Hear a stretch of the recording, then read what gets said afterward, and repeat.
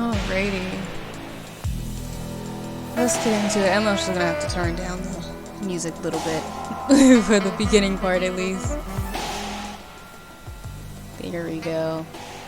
I can turn it up when we get back to it. There we go. That is much better. But hello. Hi Lenny. How are you? How goes it? I don't know why my Streamlabs is acting weird, but I mean, I still need a switch, so that's probably why. But hello. Hopefully everybody is doing good. I realized I forgot to set up my little chat bot thing so that my audio can work. That's something else I'm gonna have to fix when I go to OBS. Is I gotta figure out what other program to do to make the my little SFX stuff work. Because I have it set up through Streamlabs chatbot, because I kept seeing, before everything happened, I kept seeing so many videos about using that specifically. So that's what I ended up doing. Ended up getting that for it to work. And then, y'all know how things turned out for Streamlabs and whatnot. But yeah. But hello, happy Monday. I hope everybody had a good weekend. I hope that everybody's having a good Monday in general. My Monday has been hectic, to say the least. Because my nephew's been here, so has my weekend, since my nephew's been here. We've been babysitting. So there's that, which, by the way, I did eat before, but I will be taking a break. I mean, I should take a break anyway. Sometimes I forget to take a break if I'm not eating, but I will step away at some point because my brother is on his, well, not on his way yet, but he's going to be on his way to pick him up, I think around 8. So, I will step away when he's here because I'm going to want to, say goodbye and stuff. So that's going to happen. But until then, we'll be playing Blake. I might actually get up in a moment and open that window because it's a little hot up here and I don't want to take this hoodie off. The hoodie stays. So I may have to do that. Hey Shin, how are you? Welcome in. How was your weekend? But aside from that, the small announcements of the week are, 1, we are still raising money for RAD, or Rise Against the Disorder. So if you would like to, donate money to charity, to help a good cause, they are all about making sure and ensuring that people have access to mental health services and making sure that people are able to afford therapy. And they will pretty much make sure that they pay for it. There's no limit to how many therapy sessions you need, all that good stuff. So if you do command RAD, you will see their website. And if you do command donate, you will get the donation link for the charity. And next week, I am planning to have a couple of specific charity streams where I will be thinking of incentives and all that stuff so that all of it can be affected within whatever game I'm playing. I'm thinking I might do Dead Cells for Monday because I feel like that could be a fun one to think of incentives for with you guys for if you want to donate. And then on Thursday of next week, we'll be doing another stream tailored to the charity, and it's going to be a Stardew Valley competition between me, Pizza, Calamity Darling, and Sprinkle Theory.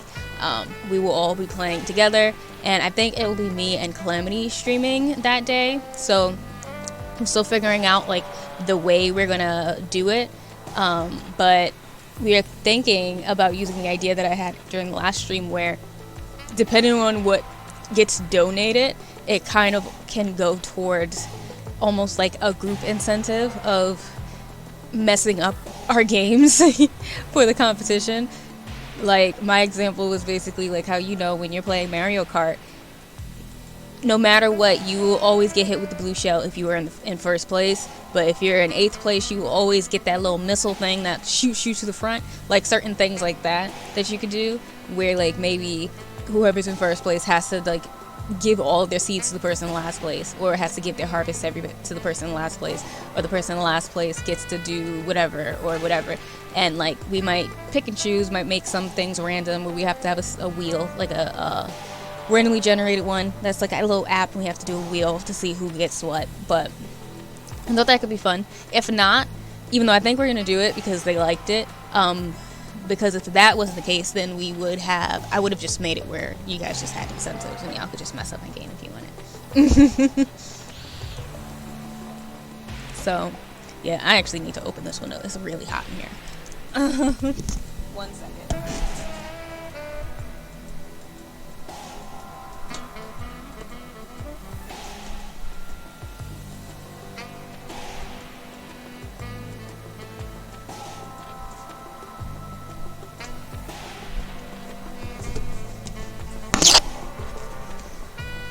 Watch, I'm really hot and then I'm gonna be really cold, but I honestly rather be cold on stream than be hot on stream, if I'm being honest. Chikara, welcome in. How are you doing? How have you been? What's up? How was your weekend? So yeah, so there's that. We have the charity. Today we are playing Blake, or I should say we are resuming Blake, because as people know, well, some of you may know, I started playing Blake the visual novel about 2 weeks ago on Monday, but wasn't really feeling the best like around that time, so I ended up having to end stream quite early. I only got to play, I think, about maybe, I want to say max 45 minutes, because I don't think I did a full hour of playing. I think I did an hour stream, which means I didn't do a full hour of playing the game, I think. So that's what we got to play the game when we played on Monday. So we're gonna play it more today. I'm honestly hoping that we'll be able to finish it tonight, because the dev who, you know, was kind enough to give me the code for this game, which is part of why we're playing it. I got the game for free, so I'm playing it for her, and she said that it should be about maybe, I think she said like two-ish hours, maybe max 4. Let me look, because I have the messages. I'm gonna look real quick. I mean, if my stuff allows me. Alright. 2 to 4 hours total. So I'm not sure if like the 4 hours is if I'm streaming it or what, but we're gonna see. So we're gonna see how long it is. We played about 45 minutes of it before, so that's what we're playing. If at any point though during the stream you're enjoying yourself and you want to play for yourself, because supposedly there's lots of different endings from what I was reading about it, so your playthrough might actually not be the same as mine. If you would like to play it, you can always do Command Blake, and it will, you know, give you a little summary of the game and will send you the Steam link. So there is also that in the chat as well, if you would like to check that out. I'm good. My weekend was spent either reading webtoons or playing games, very short intervals. That seems like a pretty good weekend, though. I'm gonna be honest. My weekend consisted of me sleeping at random times, helping to babysit my nephew, and finishing commission work. That was pretty much what my weekend was. I finished 2 different sets of commissions, basically, because I pretty much finished one commission on like Friday or Saturday, and then I did the next one on Saturday, and then I did something else. Like, I was just finished doing commission things. So, but now my commissions are finished. I finished whatever commissions I had. They are open at the moment. If anybody is interested, I do digital art, traditional art, and emotes. But happy because my commissions have finished, the ones that I'm doing, so now I can kind of do like other stuff, like other artwork that I might want to do. I'm gonna try to set up the keychains. I want to have it set so that they're good and ready, especially for next week. feel like that would be a good week to kind of post them up.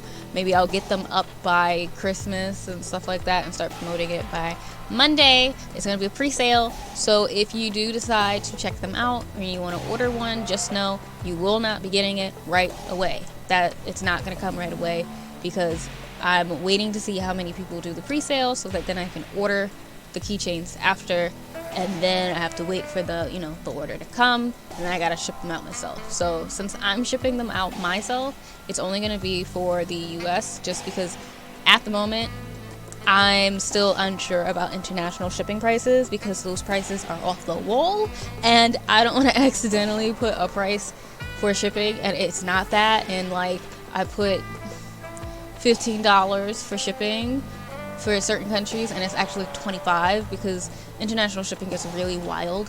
So for now, just play safe. I'm just doing US for the keychains and things like that. Also, other update, as I was saying to you guys on Friday, there will be no community game night this weekend. There will be no community game night this weekend, and there may, it's a 50-50 chance if there will be community movie night. There's more of a chance of there being community movie night, though, because at least that's the day after Christmas. I don't mind lazing around and watching a movie and, streaming it for you guys, so that's different. Community movie night, though, is just for the Discord. So if you're not part of the Discord, but let's say you want to be part of the Discord and you've been around here for a while, this is how you would join it. Pretty much subs get access automatically through your settings, as long as you have your Discord connected to your Twitch. You just go to settings, connections, and you'll see my server and you'll join it. If you're a follower here and you would like to join, then you're gonna hang out here with us till you get about 6,000 channel points, and then you are going to hit the reward to join the Discord, and I'm gonna whisper you the Discord invite link. And I mainly do that because I want to make sure I can weed out the trolls. I try to make sure I keep my Discord a pretty safe space, so figure if I do that, then the trolls will not want to join and my Discord will be safe. So that's what's going on with that. What did I miss? I feel like there's been a bunch of stream elements, and okay, as long as I get mine by next December, I'm good. See, you know what?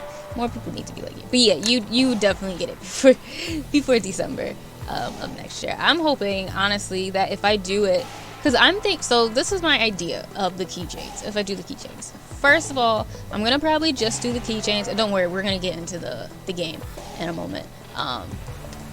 I'm thinking that I'm going to post up both of those 2 keychains that I did get already.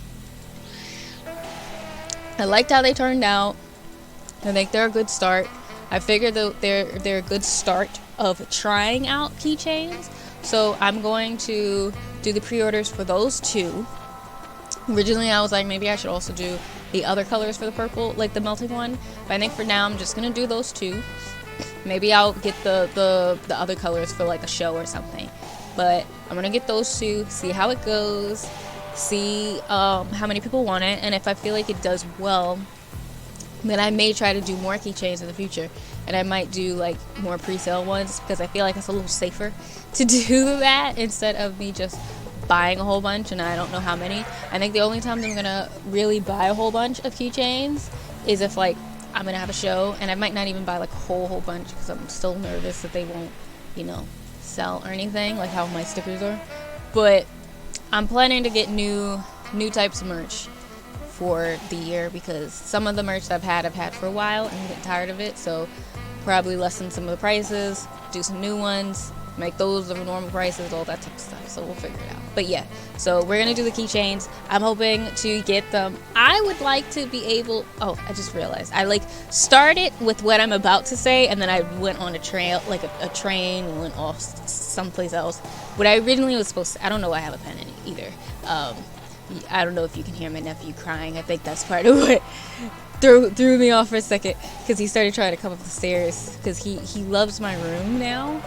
So like all he wants to do all day is come up to my room, and I'm streaming, so my mom won't let him. So he's very, very, very upset about it. But anyway, what I'm planning to do with the keychains is I want to have it where they'll be up for pre-order for about 2 weeks. And then after the second week, then I'll do the order shipment. I'm hoping that they'll come quick. It all depends really on how quickly I get the keychains, because once I get the keychains, I'm gonna send them out. So hopefully keychains will take forever. They took about 2-3 weeks, I feel like, when I ordered them originally, but I also didn't do the regular email version. Like, I just went through the site, and that could have been part of it. But we're gonna see how it goes this time. So on that note, I think we should be set to start, because I don't think there's anything else to tell you guys. And if there is, I can tell you guys as it comes up, because I don't have it planned yet. Like, they're not definite. So also, I hope everybody is excited for the holidays. I kind of can't believe that Christmas is literally this week. Like, we are super close to 2022, and it's kind of wild. Like, this year felt so unbelievably long. I'm so ready for 2022 to happen. Like, I'm over 2021. I'm over it. So but we'll see how it goes. I'm kind of excited for 2022. Don't mind me. I'm like making sure I don't have any important notifications real quick on here. Okay, I think we're good. I think we're set. Alrighty. I think we can get into it now. Keep it comfy. Yeah, like, you know. I don't know what you're saying keep it comfy for, though, but, you know, I'm always keeping it comfy. I think this is a good level, but I will turn the music up just a tad. Does that sound good to you guys, or is that still, is that too loud for you guys? I want to make sure.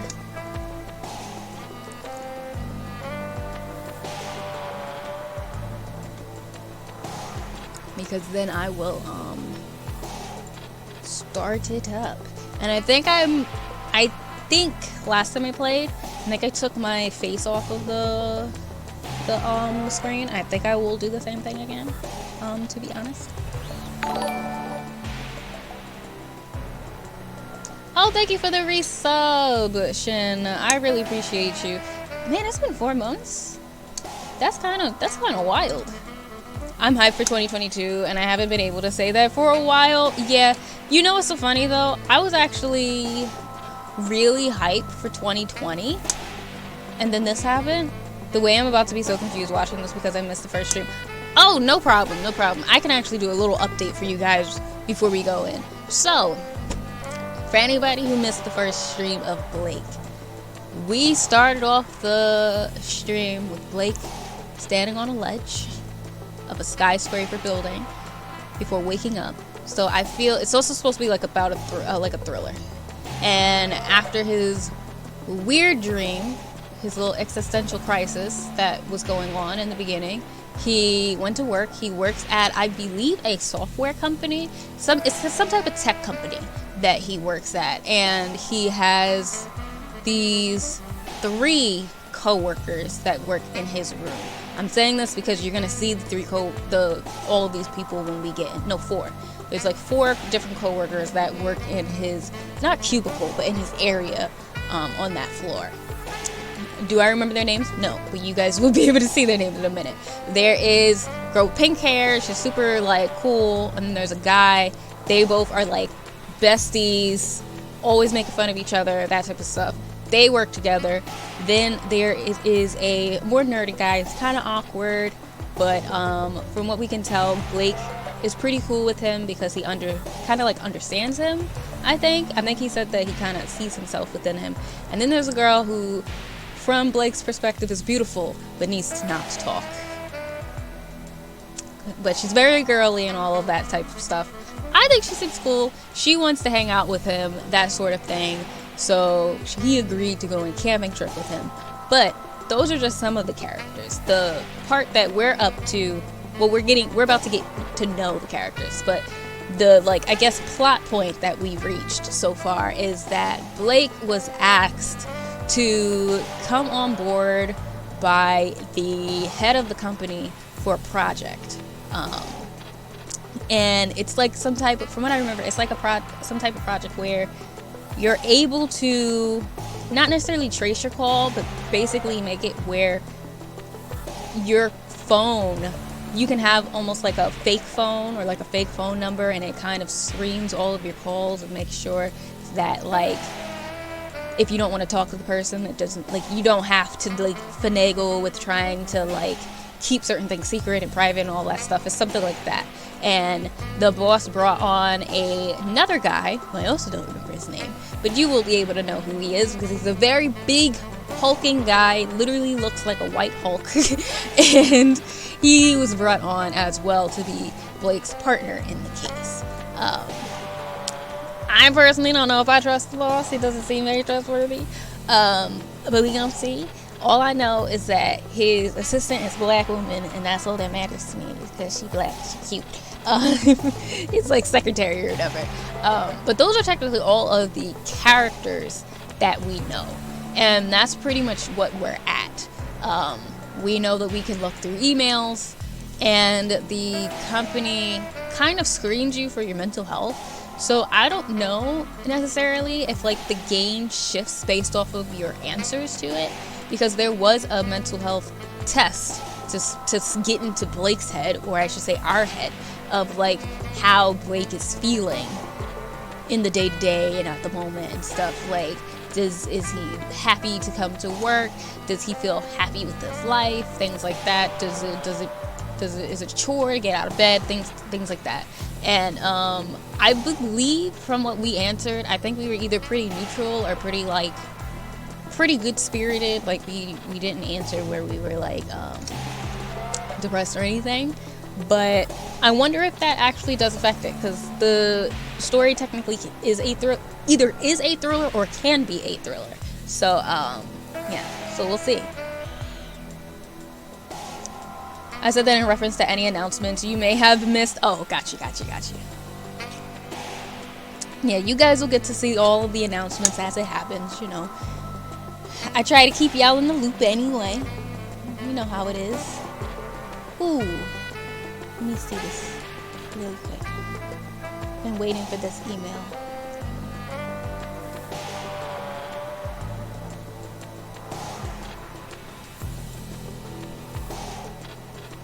BGGC had a Secret Santa, and my giftee was Valkyrie, and she responded back to my Christmas gift. So okay, but hopefully that helps paint the stage. So now we're about to go talk. I believe we already talked to one of them. And then we talked to the girl already, the one that had the pink hair, and she had glasses and stuff. I think we already talked to her. So, yeah. Hopefully, you know, it goes right back. If not, then we're going to have to redo it. I really hope not. Oh, goodness. Okay, hold on. I need to see load. Maybe it's the load one. Okay. Whew. I got scared. I was like, we are not about to do this entire thing over again. We're not about to do the whole thing over again. Okay, so now we're back to where we were. We'll have to wait to see the other girl's name, because she's gone since I talked to her the last time. But you'll see her eventually. But these are the three, the four so far. These are all of them, and this is the girl that wants to go hang out with Blake and stuff, and he's kind of indifferent, but I made him say yes to go camping, because you could tell her no. You could tell her like straight up no at all. She looked like she got abs and everything. Like, this girl definitely be doing CrossFit. She be out here working. She got the best yoga routine ever, and he's over here acting like she did. All right, Orlo, that's his name. I also don't remember if I had voices for them, so like, bear with me. Oh, I was gonna turn off my face real quick. Get rid of that ugliness. There we go. Alright. Hey Blake. Max is just gone. Oh yeah, Max was the girl's name with the pink hair. Okay, now you guys are all up to date. Hey Blake. Max is just going for some fresh air. Let's chat. Alright, what do you think of Max?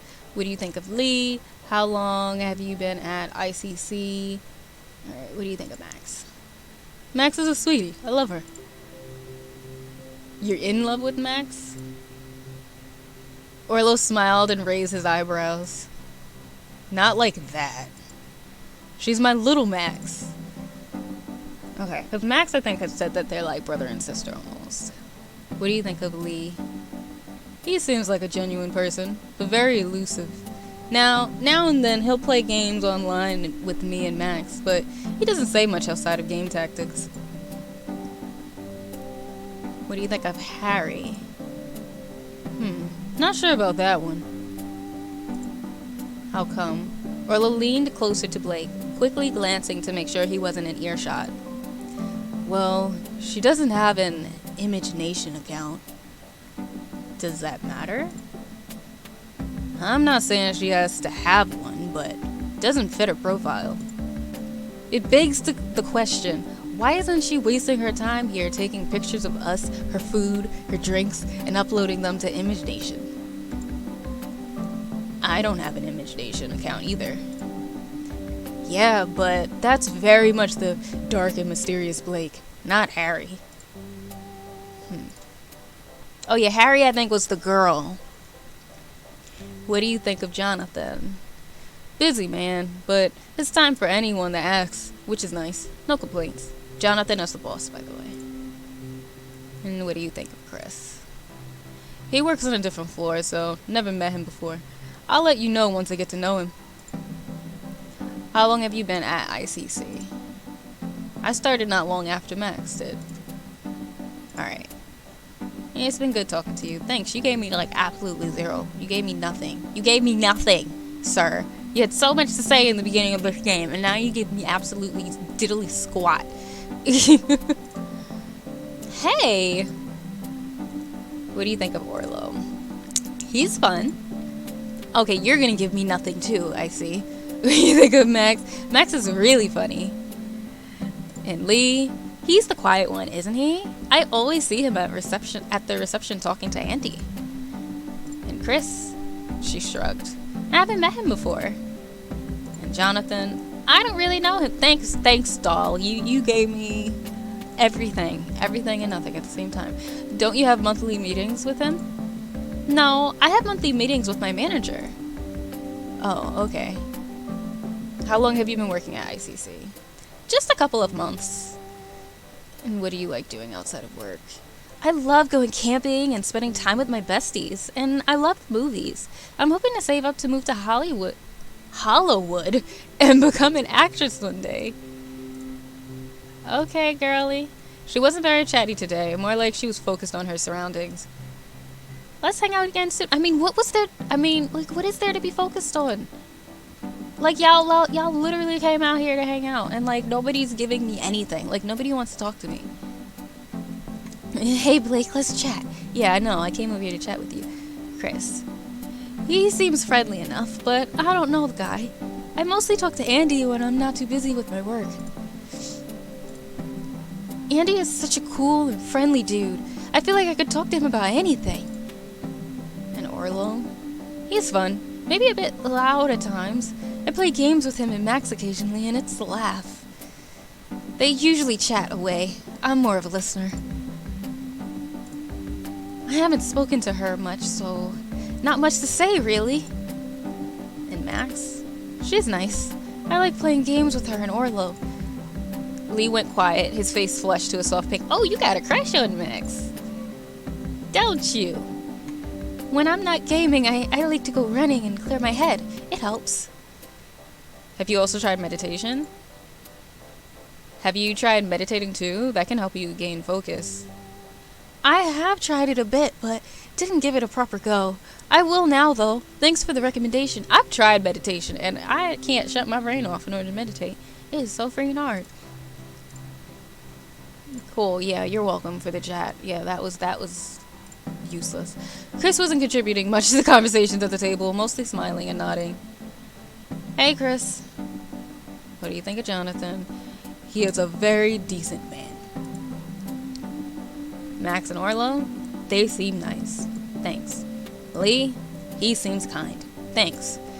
Harry, she seems happy. Thanks. You don't say much, do you? No, thanks. Fantastic. How long have you been at ICT? 4 years. Okay, you've been there for the longest, I think. What do you think? What do you like to do outside of work? So, what do you like doing outside of work? I love taking Marv for long walks. He's my dog. Do you like dogs? Do you like dogs? I love dogs. Okay. When you said a white Hulk, I thought you were exaggerating. I was not exaggerating, Jakara. I was being 100% faithful to the script. This is who he is. Blake finished talking to everyone. Yeah, I know you did. You got absolutely zero. You got diddly squat from everybody. Finally back home, Blake trudged in, now tired and a bit peckish. He rubbed his stomach and sat down on the couch.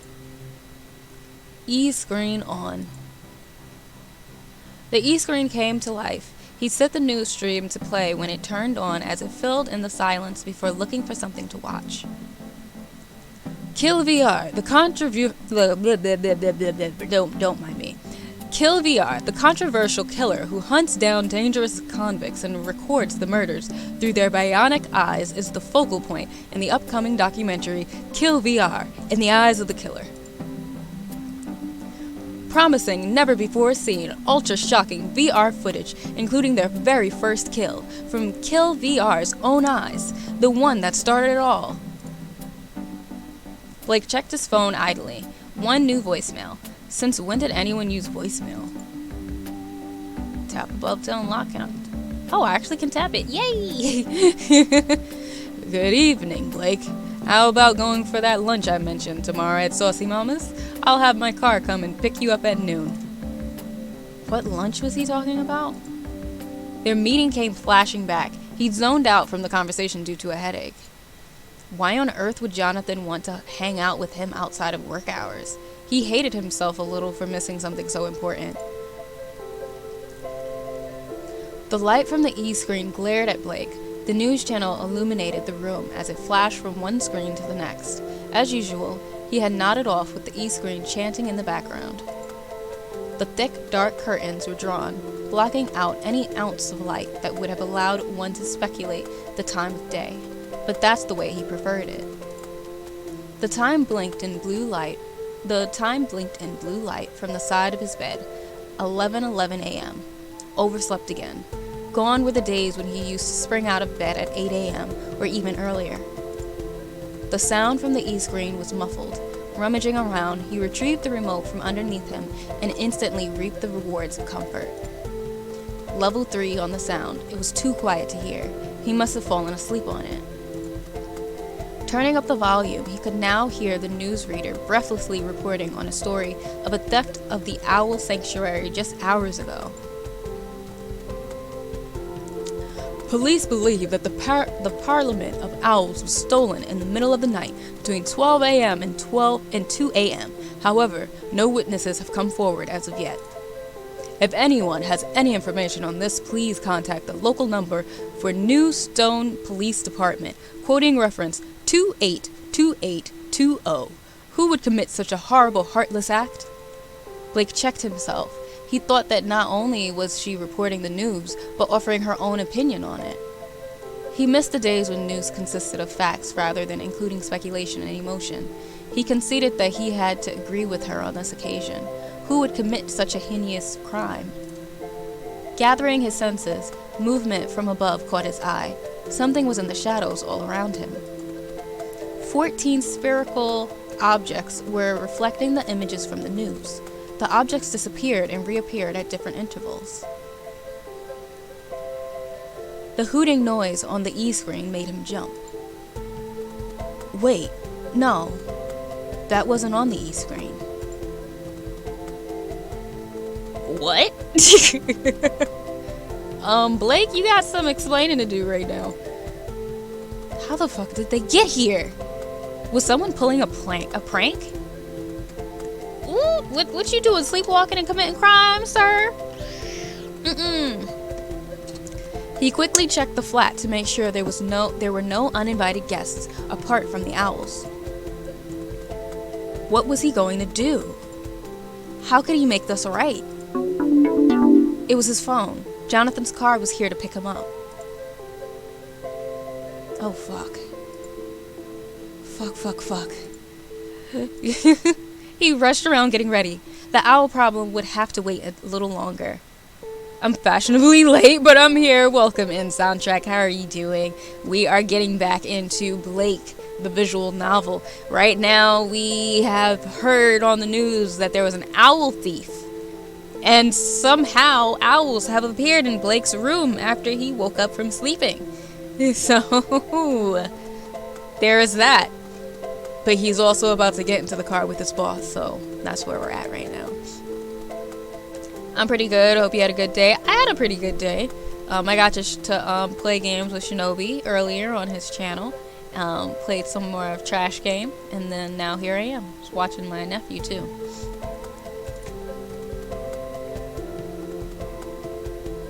Jonathan was already sitting at a table waiting for Blake. Thank you for joining me on your day off. Blake smiled and sat down. I invited you because we have something important to discuss. Something I should have made you aware of earlier. I just hadn't found the right time. Jonathan exuded a film noir aesthetic, but of course, no one but him even knew what that was. For the man who was the face of the future, he loved to live in the past. What is this, Hooters?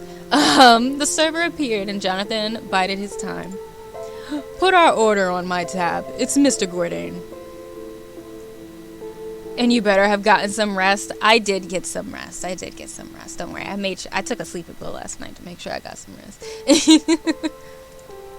Actually, is she an android? Because, like, she got a whole, like, diamond thing on her face. Like, is she a robot? Is she not real? Actually, wait, she might not be real. Because, like, look over here where her little, like, bracelet is. Like, unless those are, like, some really special gloves, those look like they are hands like she a Bratz doll. Like, she put her hands on to her body today. That'll be wild. I'll have a bottle of Bluebeard. A Bluebird? Weird. Make that too.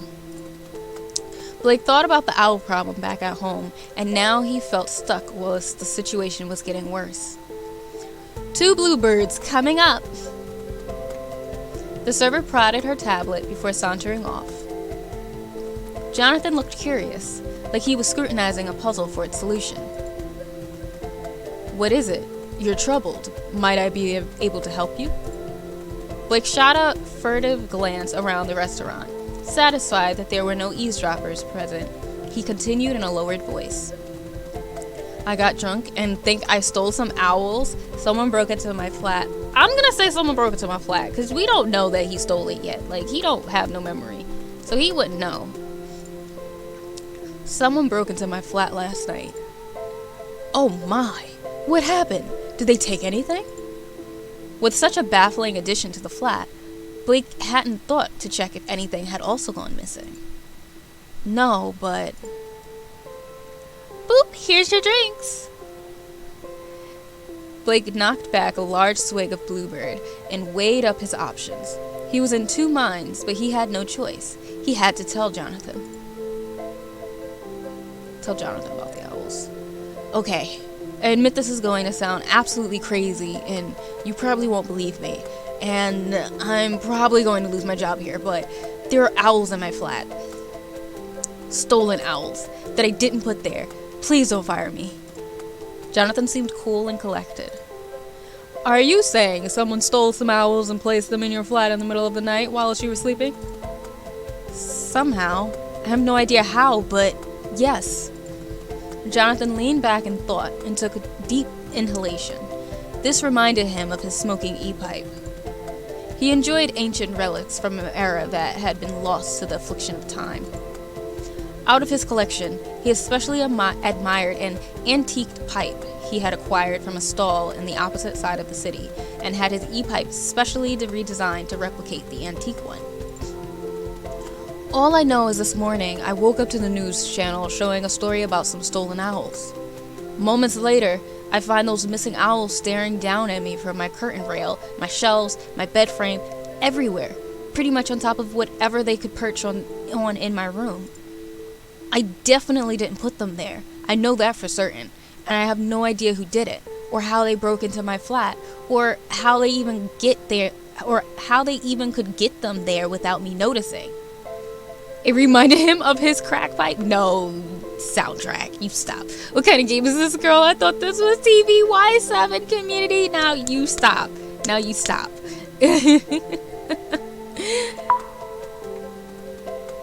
Beep, beep, beep. Oh, got another message. Someone is having a joke. The owl and the wood mouse ran away in an elegant pumpkin carriage. They journeyed wide and far under the stars. Oh, what a beautiful marriage. Oh, now you got a stalker too. What is this? He read the text out loud. The owl and the wood mouse? What's that? It's an old poem about two unlikely species.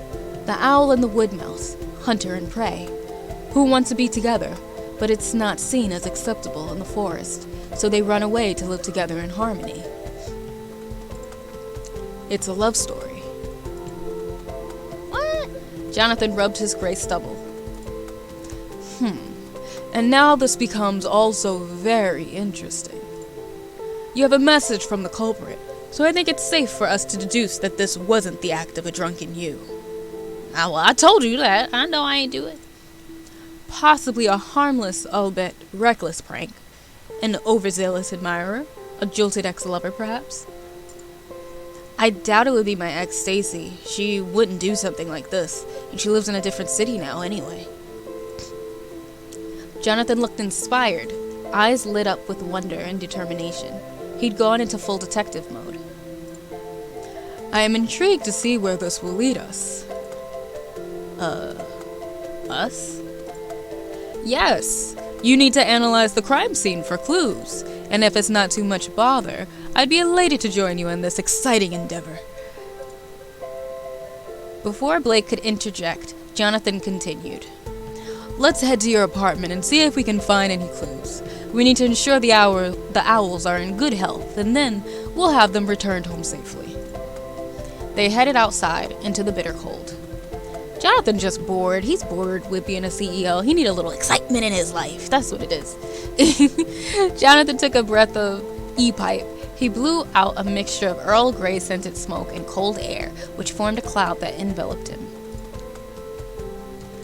Why Jonathan had wanted to meet at Saucy Mama's in the first place was still a question at the back of Blake's mind, but it would have to stay there for now. I don't know what it is about the name of this place, but it just makes me giggle so much. I swear my keycard was in here. I'll have to use my phone pass instead. Search for clues. Oh, now we get into a point-and-click adventure.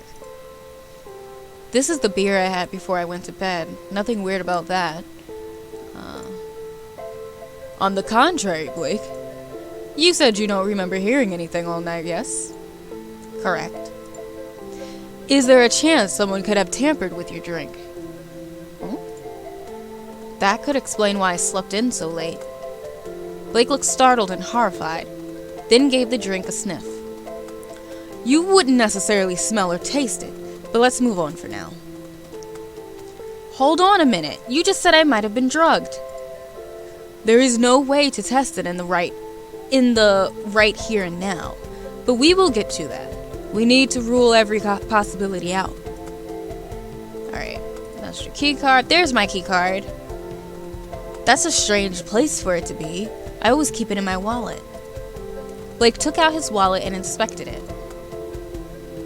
Ooh, huh? Someone has ripped a hole in the bottom of the key card, the card holder. Does anyone have access to your key card apart from you? Not normally, but I dropped it in the meeting room the other day. Chris found it and returned it to me. It's never happened before. Ooh, is it Chris? Interesting. Have you left your wallet anywhere unattended recently?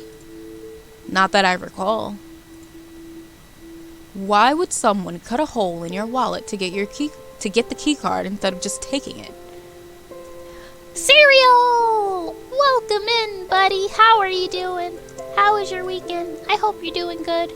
I hope you're ready to be cozy vibes as we get into this little thriller game, little visual novel narrative game going on. We're continuing with Blake, the visual novel. We had started it like 2 weeks ago on a Monday, and I didn't feel good. We only played like maybe 45 minutes, an hour of it, but now we're playing it again. So we're back to it, and to update anybody who's, just popping in, pretty much we went out with co-workers, had a very boring night because they told me absolutely diddly squat, and then we came back home, we fell asleep watching TV. We wake up and see on the news that somebody stole owls, and then what do we find when we turn on our lights? Owls in our apartment. But we had already agreed to go see Jonathan, who is our boss, so Jonathan took us out. We told Jonathan about the owls, and now we are back at our home inspecting the apartment to figure out what is happening and why there are owls in my house, and why the culprit has sent me a love poem about owls and mice. And that is where we are right now. I'm doing good. This is my last day of freedom before the man comes back to get me tomorrow. Oh no. Do you at least have the holiday off? Please tell me yes. Please tell me yes. Welcome back in, Lenny. He popped the molly, started sweating, then poof. There goes his favorite hookah pipe. I can't stand you, Soundcheck. I truly cannot stand you. Alright. Why would someone cut a hole in your wallet to get the key card instead of just taking it? To get access to the key card without looking suspicious, to make someone else look suspicious, or no idea. But I mean, I don't know how it would make anybody else look suspicious. So I'm gonna say to get access to the key card without looking suspicious, because they probably knew that it would fall out at some point, possibly. And there was nobody, I don't think there's anybody else that could be framed for it. So I'm going to go with the first one. This is a potential possibility, but a small one at that. By cutting a hole in the wallet, they wouldn't be able to guarantee when it would drop. And if they had access to your wallet, why not just simply take the key card then? Most likely someone wanted your key card to drop, so someone else would pick it up and alert you to the fact it wasn't secure. Oh, that's true. This also means that someone may have had access to your apartment since before Friday. This all sounds a little complicated and far-fetched. It does, and all the more intriguing. Alright. Yeah, Thanksgiving and Christmas are the only holidays I'm all for. Glad it's on a Saturday, so I get a 3-day weekend. That's good. I'm happy for you, Serial. I hope you enjoy your little 3-day weekend. On the floor was a tablet pen. Blake vaguely recognized it from somewhere and took a closer look. The tablet pen was a bright shade of pink with an aggressively chewed end. Blake didn't have a tendency to eat pens. It was an efficient way of getting unwanted germs. And he certainly wouldn't want to use one that someone else's mouth had been intimate with. Yuck, someone's chewed this pen. This might be a clue to who was last in possession of this pen. The word Max Hacks was in big turquoise letters down the side. Max Hacks. Let's check What's It. What's It? Okay. Jonathan opened the What's It app. It's so funny seeing all of these, very... slight variations of app names. The What's It app, and took a picture of the lettering. First image here is an Image Nation account belonging to our very own Max. It showcases some of her hacking knowledge, but it's mainly screenshots of her gaming on her Nudge stream. It's things like this that will eternally baffle me. Call me an old fuddy-duddy, but when everyone is busy streaming, what are they doing? Who's left to watch? Blake had no idea what Fuddy Duddy meant and noticed Jonathan had a tendency to use a large number of outdated words. I don't think nobody even uses that word. The store brand apps, literally off brand. He need to open up only owns. You see what they got on there? Oh man, I'm done with you. However, that is beside the point. How did it get here in your apartment? I honestly don't know. There was a piece of material stuck to the nib of the pen. There's a small piece of silk material in the end here. This is all very intriguing. Well, hello there, Ashton. Hello there, little cutie. Hi. What's up? You came here to see Auntie real quick? Does Grandma know that you're here? Grandma doesn't know that you're here. Hold on, you guys. Grandma doesn't know, huh? Hi. Yeah. Say hi, chat. Hashtag. Say hi, chat. Hashtag. I'm a sip. Oh, you want to? Okay, we're just be right here.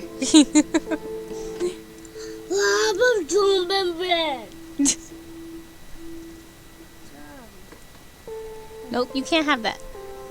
All right, you're gonna go back with Grandma. Hi. Hi.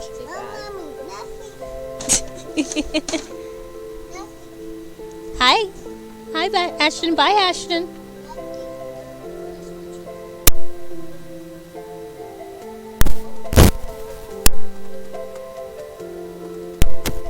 Okay, he just went downstairs with Grandmommy.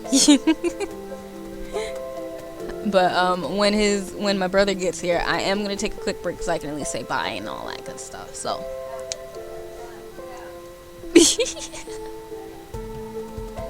Alright, so let's keep going. It looks like the material from the nib of the pen is from my wallet. So someone used the pen to rip a hole in it. This is now a co-stream. Literally, it 100% became a co-stream for a little bit. He went back downstairs. But it was definitely about to be. Because he so very much wants to just sit up here. Whoever had is this my thing? So yeah, it is. Whoever had access to the pen in your wallet is our prime suspect for now. What does this all mean? I don't know. But something isn't right. I believe there's more to this than we initially thought. I think it's Chris. I'm pinning it on Chris. So, you suspect foul play? Precisely. The next thing we can do to advance our investigation is to check this building's CCTV.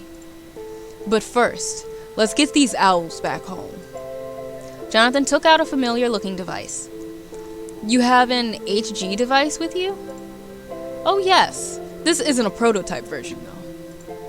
Jonathan started to message someone, and Blake thought back to the owl and the wood mouse text he'd received.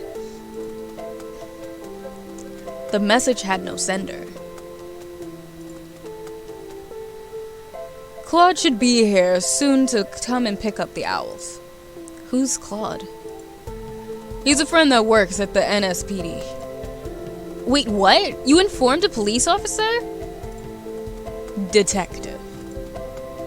And this detective will help me? Are you sure we can trust him? What were you thinking? Are you sure you can trust him? He a cop! Yes, he's a friend and we can trust him. He's my personal contact in case of emergencies. So, you're saying you can just do what you want and he'll say you're an anonymous tipper? Well, I can't do anything I want. That wouldn't be responsible. But he's always there to assist if I need a favor. Jonathan's voice softened a little. In the meantime, whilst we wait, we just sit down and talk. I still have something very pressing I need to discuss, and here is probably the best place to do it. Blake was intrigued and half expected Jonathan to swipe his hand across the air to magically reveal his pressing agenda. Go on. Firstly, I want to say that although the circumstances here with your owl situation are a little odd, to say the least. I am enjoying spending some time helping you. Jonathan was searching for the right words to continue. I'd like to direct this conversation to your past. More importantly, that you had a change in guardianship at a young age. It seemed an odd direction for the conversation, but it took a lot to faze him. You mean when I was adopted? Yes. You see, the thing is, Blake, there's no easy way for me to say this, but... What, you my dad? Jonathan looked down at the ground momentarily. How'd I call it? I was joking. I wasn't being serious. I am your biological father. I am your father. I'm so mad I did it as a joke and it was right. I'm so upset.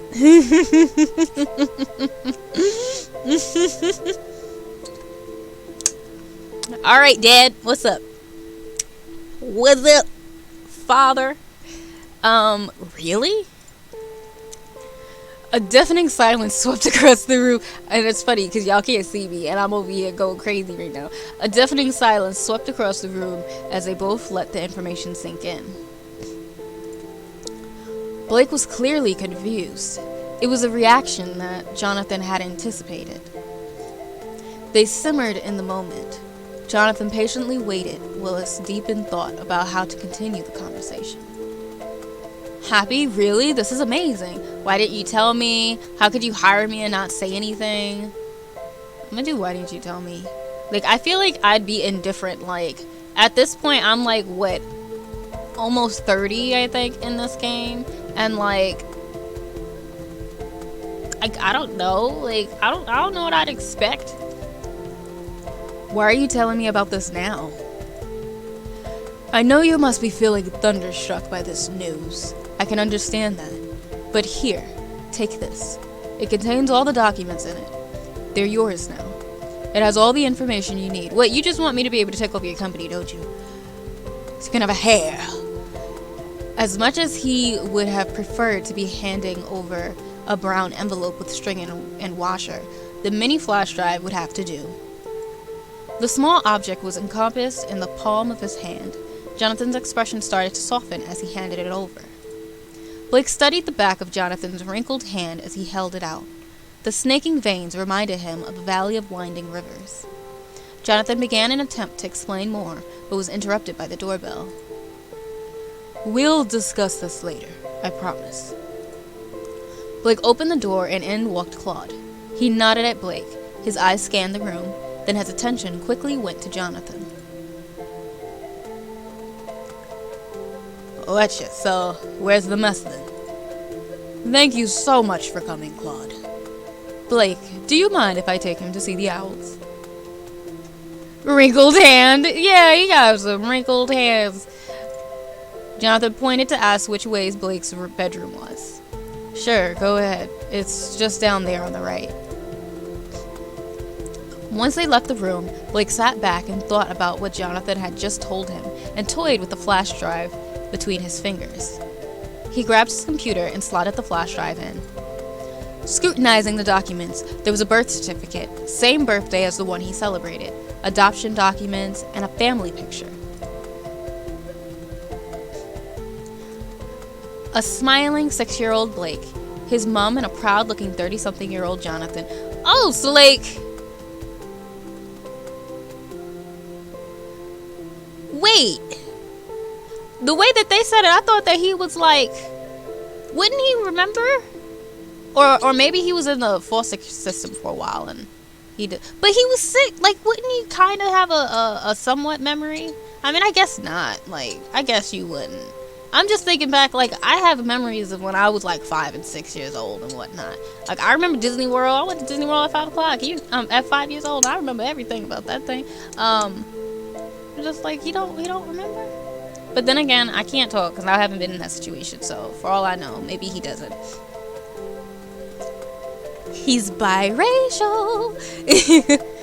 All I remember is when Nikki birthed me. Now soundtrack. I'm gonna need to block you. You're gonna have to get out. Blake had vague memories of his parents, but it was mostly a blur.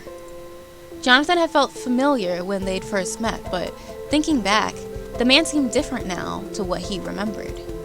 Time and success had most likely aged and shaped him into the person he'd become, and they had over 2 decades to catch up on.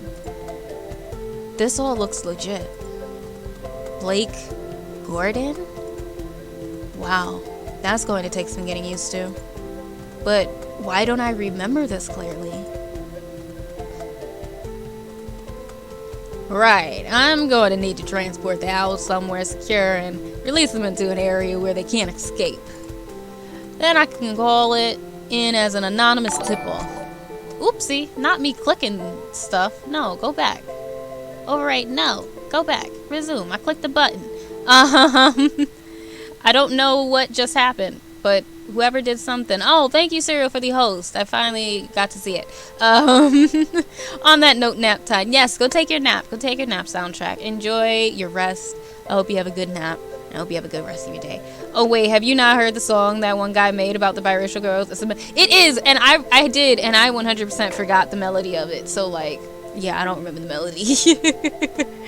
I watched it, like, I feel like so long ago. And then I could call in it as an anonymous tip-off. That way no evidence will be found. You can use the abandoned computer store. ICC, procured the building and the renovation isn't due to commence until next month. There's no CCTV, and you can use the side street for discretion. There was a normal half-assed precipitation going on outside as Blake checked out the sliding balcony doors. He imagined it would work in their favor for keeping the streets quiet. They transferred the owls to the back of the police van, concealed inside multiple cardboard boxes. It was an arduous task, done to ensure that none of the owls were harmed in the process. Again, my utmost appreciation for your assistance with this, Claude. Please let me know when it's all done. Claude tipped his hat at Jonathan and gave another nod to Blake before leaving. Jonathan noticed the family picture on Blake's computer screen and smiled. I'm very fond of that picture. The smile faded and a glint of sadness showed in his eyes. Jonathan cleared his throat and knew that Blake would also need some time for the news to sink in. Let's go back to the owl situation and how this could have happened. Let's analyze the evidence we have. Is there anything prominent that sticks out here? It seemed a meticulous and investigative nature ran in his blood. Blake took a moment to choose his words carefully. The sender's name was blank on the text. It was you, wasn't it? It was you, wasn't it? And I would have got away with it if it wasn't for you pesky kids. That's all that made me think of. Alright. The sender's name on the text I got was blank, which means it was someone with access to the HG device. Well, this is very strange, and news to me. I can imagine this may make me look like a suspect. However, I can assure you it wasn't me. For now, you will have to take my word for it. There's another way I may be able to help you shed some light on the culprit. It's Chris! I'll pick you up tomorrow, and we'll check your apartment security footage. Try to get some rest. Blake had a moment to take in his surroundings and let out a big breath. Whew. He decided to go survey the damage in the bedroom. Feathers were everywhere, and bird shit, just like he had predicted. He clicked on the news channel and started to scrub. It was more difficult to clean than anticipated. Nothing on the news about the owls yet, but it was too soon. He'd have to bag up these feathers tight, or maybe make a pillow out of them. Room cleaned, he could finally rest. The next morning felt nice and calm in Blake's apartment, just how he liked it. A new day, no concerns. If anyone has information on Sam Stevens' whereabouts, we urge you to come forward and please contact the Hive team.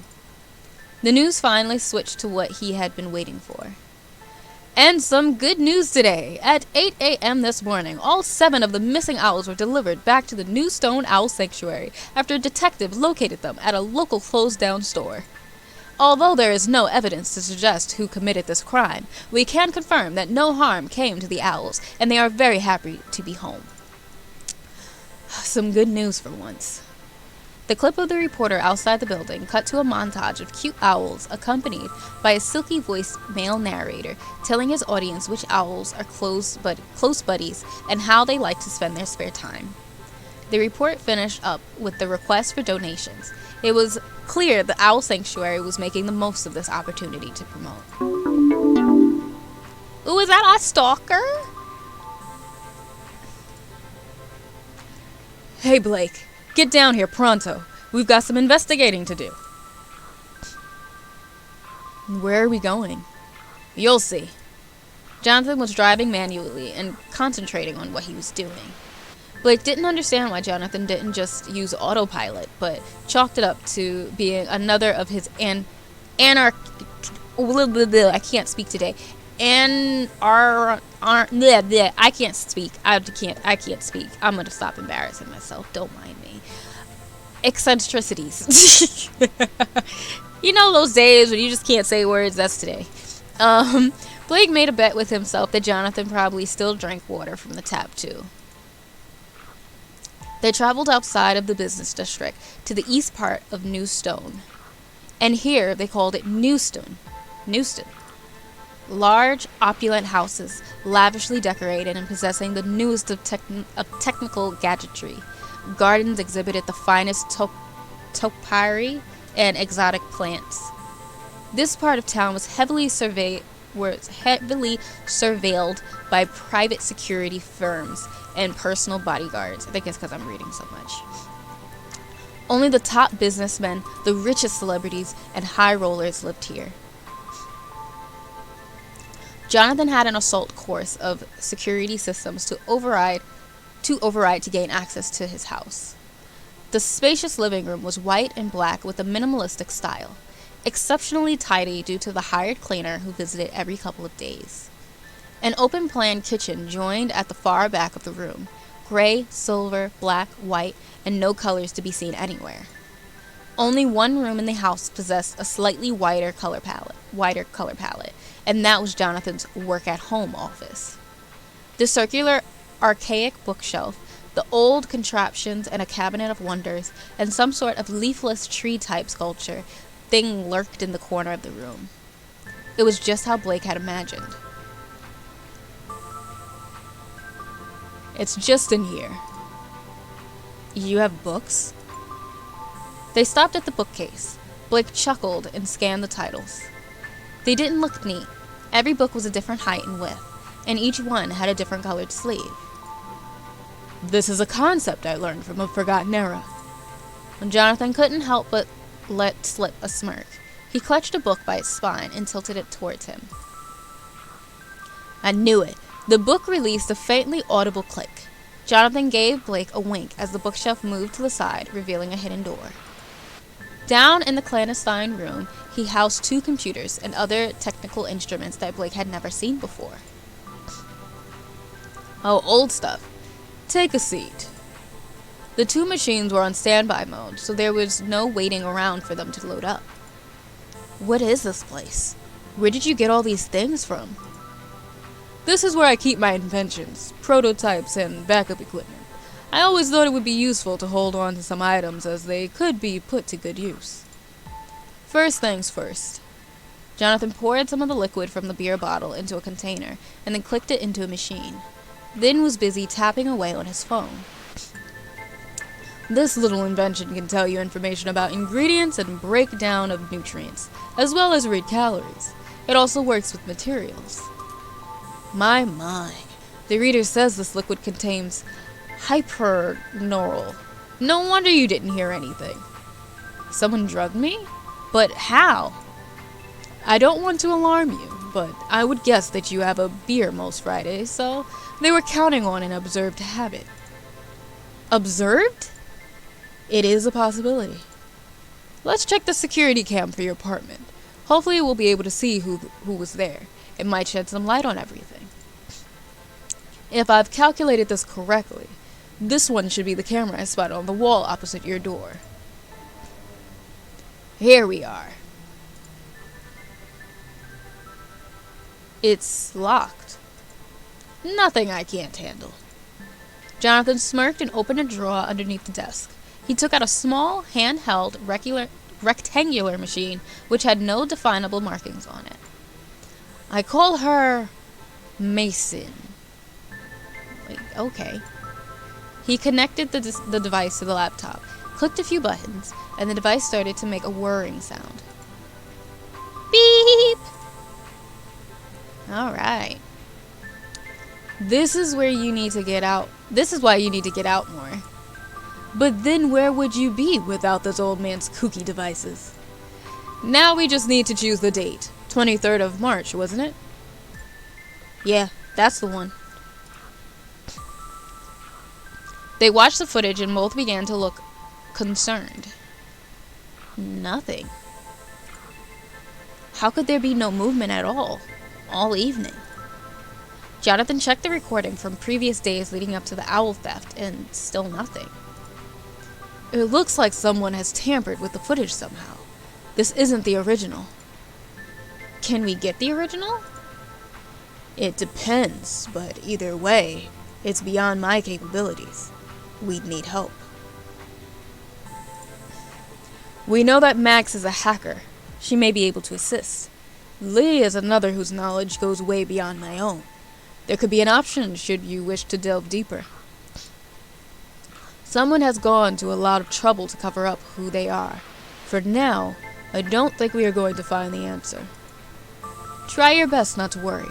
Go and get some rest. Maybe give it a few days, and then we can ask Max or Lee if they can help us. He gave Blake a reassuring squeeze of the shoulder. Word had already spread around the office that Blake could be Jonathan's long-lost son. How did everybody find out? What, is Jonathan just going all around everybody like, I found my son. I found him. He's here. I couldn't find him and I've missed him for my whole life. But now he's here. Please, please, no. It's Blake. It's Blake. Please, like what? Like, huh? I'm so confused. No one had the stones to ask Blake about the gossip. They were all treading lightly around the subject, but Blake sensed the chatter. The owl incident and the poem felt like a strange and distant memory. Looking up from his daydream, Blake noticed Chris was standing by him, just staring. How long had he been there? How did he not feel the quiver of the building structure as Chris gulped over? Blake felt a shudder down his spine. How's it going? Were you staring at me? How's it going? I have analytics for you to run through when you get a moment. Mr. Gordon said he's keen to get the ball rolling. Chris handed over the copy with care as if it were made of thin glass. More paper. The paper was crinkled as the crumpled vines of laziness on Chris's shirt. Blake considered derisively. Thanks. Mr. Gordon? Well, the other Mr. Gordon? Wait, no. Not that, I mean, there's two. Oh, I meant it. I'm sorry, I didn't mean... People said that Jonathan is your... Chris started rambling. He looked worried and panicked as he realized he slipped up. The secret was out. Chris is really bad at this, isn't he? I don't know if do I trust Chris? I don't know if I trust him. Because right now, we know that Max's pen is there. Max is a hacker. But we also know that the only other person that knows about this supposed tech that Jonathan knows about is Chris. Because he's supposed to be my partner in this thing. I'm like, I don't know. We brushed it off. It's okay, don't worry. I know there's a rumor going around right now. Jonathan also suggested you and I get together outside of work to go through our project. So, do you mind if I come over to yours? Great. I can bring Marv, my dog, with me too. I mean, I already told him I like dogs, so... Sounds great to me. Tonight it is. Oh, okay then. He really just invited himself into my house. Like, I didn't tell him yes. Like, Blake needs a backbone. Because I 100% did not tell him, yes, come to my house. Just no one, honestly though. Blake pulled a perplexed face as Chris's mountainous frame hobbled off, and he wondered whether Chris had always been a Hulk or just really into weightlifting. How many hours a day would you have to lift weights to achieve that? I can't wait for Ultra Assault. I'm going to win a medal this year. I can feel it. Can you just imagine how amazing that would be? You're going to be eating my dust at the Red Dragon course, just like last year. I won't, because you're a lizard butt. Come on then, out with the punchline. You'll be the one who's dragging behind. No, just no. Are you planning on taking part this year, Blake? I always have the best intentions to. I enjoy the events and everything in Ultra Assault Month, but tend to lose track of what's going on. Hold on, water time. Felt my voice cracking. Alright. I don't think my character has ever been higher than level 10. I prefer watching the live finals rather than taking part. You could always come to some classes with me and Orlo. Orlo had already zoned out and gone back to his work at this point. No reaction or look upwards at the sound of his name. Lee, however, looked to be listening intently as though he wanted to say something. But Lee likes Max. Lee has a crush. As in, they have dedicated workout classes for this game. Yeah, it's nice. Everyone gets together to increase their levels, and it gives it a proper community vibe rather than seeing each other just as opponents. How about you, Lee? Do you play? Me? Yeah, I will be playing this year. I came fourth 2 years ago. No way! Seriously? Lee nodded shyly. Then he tapped his touchboard and brought up an image of him with his medal. That's totally Vin! Orlo peered up from behind his computer screen. Not a real word. I'm talking to an Ultra Assault finalist. Max took the touchboard for a closer look and shrieked in delight. The loud noise brought Orlo back into the conversation. Pretty cool. Thanks, guys. How did you manage it? I mean, I bet you trained every day, right? Yeah, of course. I'm more long distance and speed training, so I went to Ultra Assault bonus running groups. I leveled up my character's speed and agility enough to be in the live finals for the desert course within 12 days. What? So mega! I made sure I practiced on the game's demo courses, so I knew what kind of obstacles my character would face. It was good fun. So you have Ultra X1 training watch. Oh, just so Vin. Girl, you and this, fetch is never going to happen. Stop making fetch happen. Please stop with this. Still not a real word.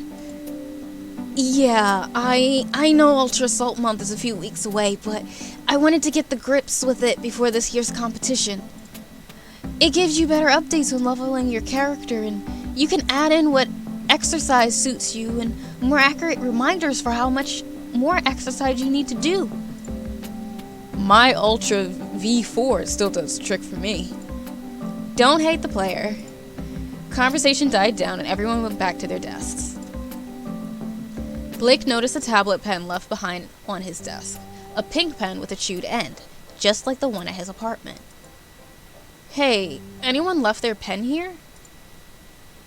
Ah, that's mine. Oh, how many times have I told you to stop chewing the ends of those, Orlo? You'll get a shock doing that. I'll be fine. Oh, so it's Orlo's pen. I just knew it was Max's. You got a minute? Come in. One hand gestured for Blake to come into the room whilst the other was pushing paper to the side of his desk. He was happy to see Blake. How's everything going? Have you heard any further from our mystery owl thief? Nothing so far, but Orlo left his pen on my desk. It's the same as the pen we found in my apartment. I see. We still need further proof before we can assume it was him. I think it's time we involve one of your colleagues in assisting us by hacking into the CCTV camera tonight. Considering you know them much better than I do, and it would be rather less intimidating, it might be best you invite them. Who would you like to invite? I mean, I could do Max, but part of me feels like, I don't know if it's necessarily is her, but there's just too much drawing it towards Max and Orlo right now, even if they're trying to, not let it be them. So I might do Lee, because he's, like, not connected to the two of them. So I'm gonna do Lee. Perfect. Let me know if Lee agrees to help us. I've been meaning to ask, how have you been doing in general? All good, thanks for asking. I'd rather not talk about it. I'm fine, but I could do with a pay raise. I guess I'll do all good, thanks for asking. Brilliant. That's what I want to hear. So, Jonathan and I want to check the CCTV at my apartment, and wondered if you might be able to help us at all. What do you need to check for? Someone broke into my apartment. Lie. I need to check a mouse problem. I'm just gonna be. I had a break-in at my apartment. Jonathan's helping me look into it. No was. Oh my goodness, these people. No wuzzers. I'm happy to help. So, how did it go? Lee is happy to help us. Great. My car will pick you both up around 20 o'clock. What time is 20 o'clock? Like,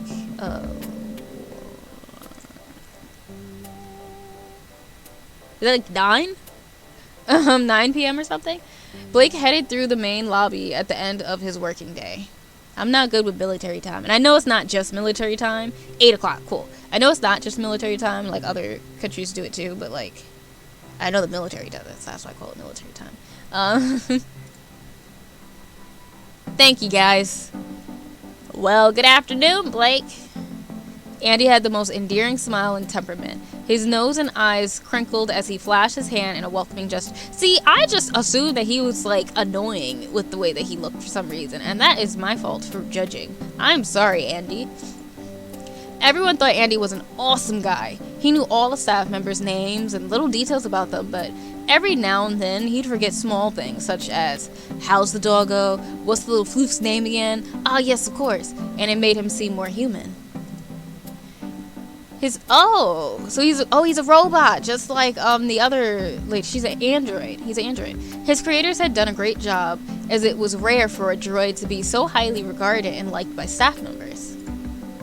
Good day? Oh yes, it's been a long one, but we're nearly there. An affable chuckle followed as Andy glanced at the time on the wall. His voice was confident, tone was pleasant, and they'd given him an accent that was from neither here nor there. Andy rested his elbows on the desk and leaned forwards in a hushed voice. I had something I wanted to ask you. What's up? If you don't mind me asking, Lee is on your floor, so you must see him sometimes, right? Whatever the time is minus 12, if it's more than 12. When it gets above 12, just subtract the number by 12, and that is the PM time.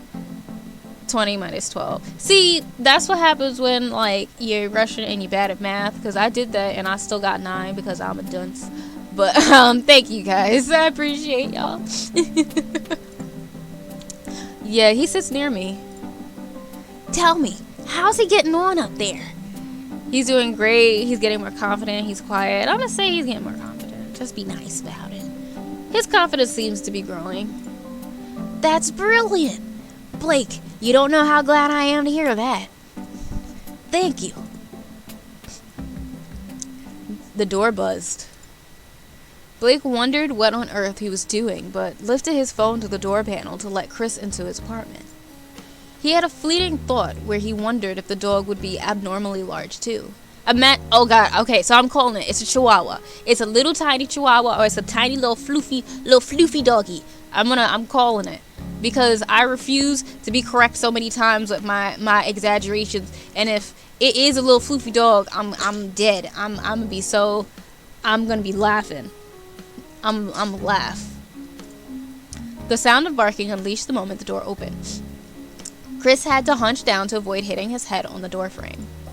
The dog came bounding into the room, his big jaw open in an excited smile, but luckily, the dog was a normal size for a French bulldog. I knew it! He got a little Frenchy. It's not as small as I thought, but that's still good enough for me. Come in, have a seat. Chris sat down on the sofa and made it look smaller than it was. He looked a little uncomfortable. Blake imagined everything was much bigger in his apartment to accommodate. This is Marv. He's very friendly. Stranger! I guess he's... Oh, maybe he has like a little like voice thing. Voice box on his collar, which is where the smile is. Is this your first visual novel? Sorta, kinda. I don't do that many... Well, sorta, kinda. I do some narrative games, not a ton. Like I did... To me... What Remains of Edith Finch was a narrative game, despite the fact that you did move and stuff. But I'll mainly do like narrative games instead of necessarily visual novels, if that makes sense. The only other one similar to a visual novel that I did was Coffee Talk, which I loved. But yeah, those are usually the ones. It's just more narrative, where you're still technically like traversing, kinda like Mutazoni, What Remains of Edith Finch, those types.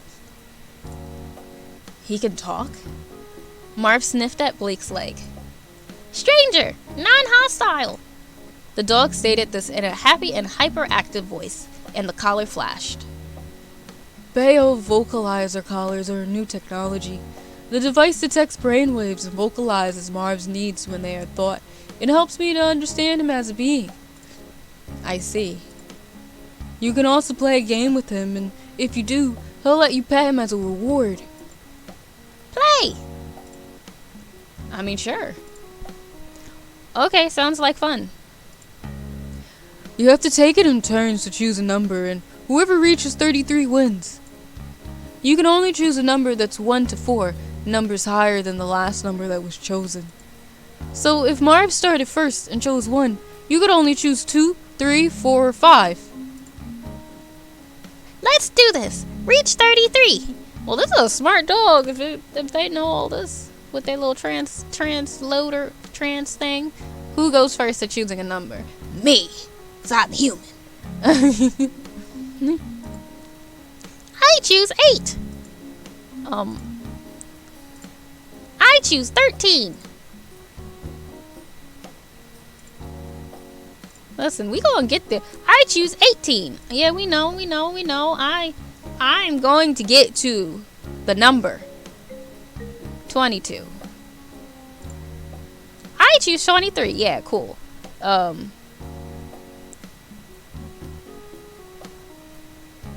Wait. 30. Don't mind me, I'm counting. If I do 27. Okay, that's still fine. So it's 28. If I do 29, will you still... I think you still get it. Yeah, you still gonna do it. Okay, cool. Marv wins. Do you want to play again? No! No worries, good try. I don't want to pet you that bad. I think he's cheating anyway. No, we're just dumb, Blake. It's okay. I didn't take you as the type to have a pet. I like the idea of caring and loving for a more dependent species as if it were part of your own family. They do not have the tools to build and create like us, but our bonds are precious. Poop! Blake nearly spat his tea out. What was that?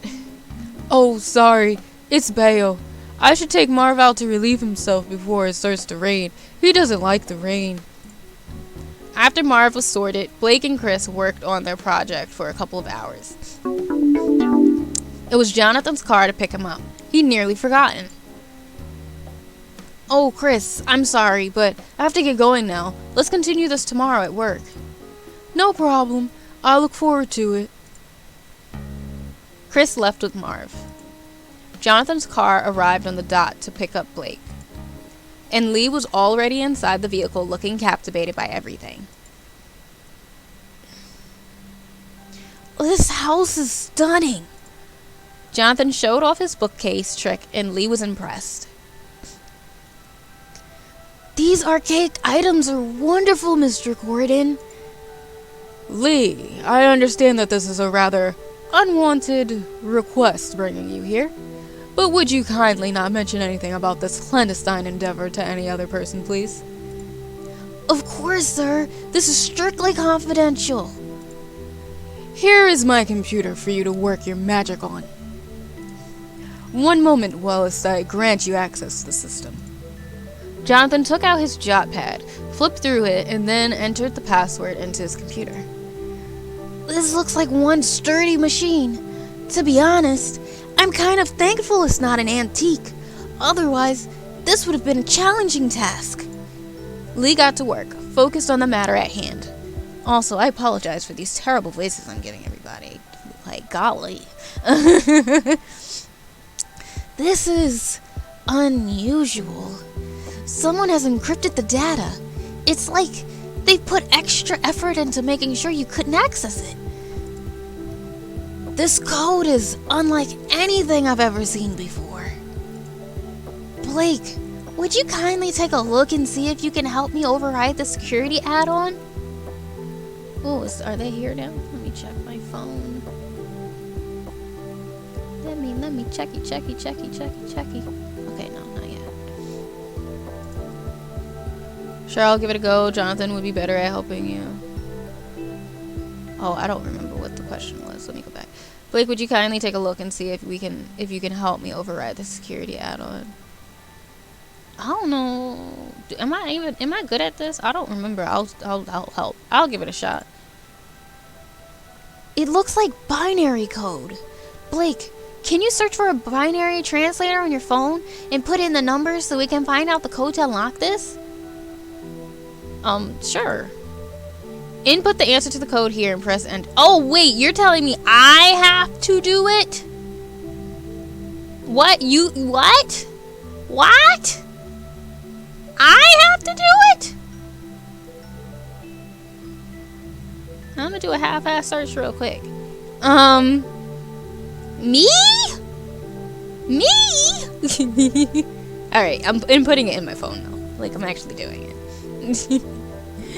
That was 00110011 space 00110010 space 001 1100001 space 101 I mean 0101 0 wait I got lost 0101 0 1 0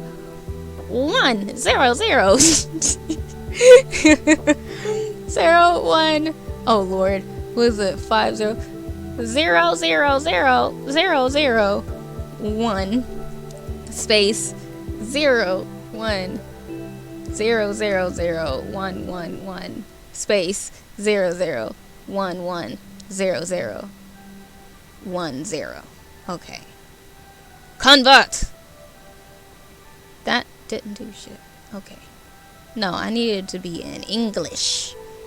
English, please. Oh, not y'all, like, not actually giving me the right. Where's American? I realized that I wasn't getting it because they didn't show me. Oh, is it Unicode? I guess, maybe? Convert? What in the absolute hell is this saying? I thought that you was gonna convert this thing to me. Hold on, I don't gotta copy this shit. I'm gonna do this now. I'm gonna do this. Very long thing for it to say, like, right. Mine's like 3, 2, 1, tag 2. I don't know what the hell that means.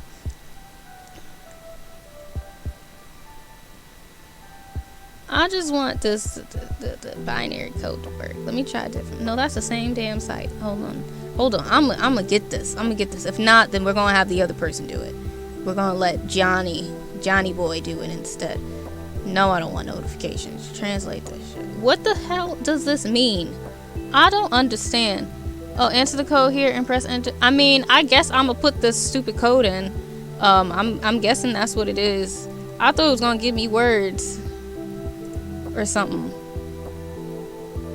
I just knew it was gonna give me like actual, like legit words. I was expecting a sentence. That's what I was expecting to see. I love how I did it, and then like because I decided to switch sites, it gave me something else. So like, okay, we're gonna redo this. Don't worry, I have it copied on the phone, so we're good. All right, copy that on there. Translate. All right, I'm gonna put the code in, and we're gonna see if this is actually correct, because I don't know what it means. I don't know binary code. I don't get it. But I'm hoping this is it. Oh, I got it. Great. I'm not that dumb. We'd love to see it. Alright. Who knew missing a zero in binary changed things that much? Right. Great. We're in. Nice job. Well, I learned something. Because I legit thought that it was like going to give me like words. Oh, I think I'm thinking of like the dot things. Like when they do the dots, whatever what's called, I forget the name of it. Morse code. Thinking of Morse code. The footage unlocked and started to play. Yeah, Morse code. Forward to the evening. All three were closely leaning towards the screen, eager to see what would appear. Oh wait, I got another message. Is this DM?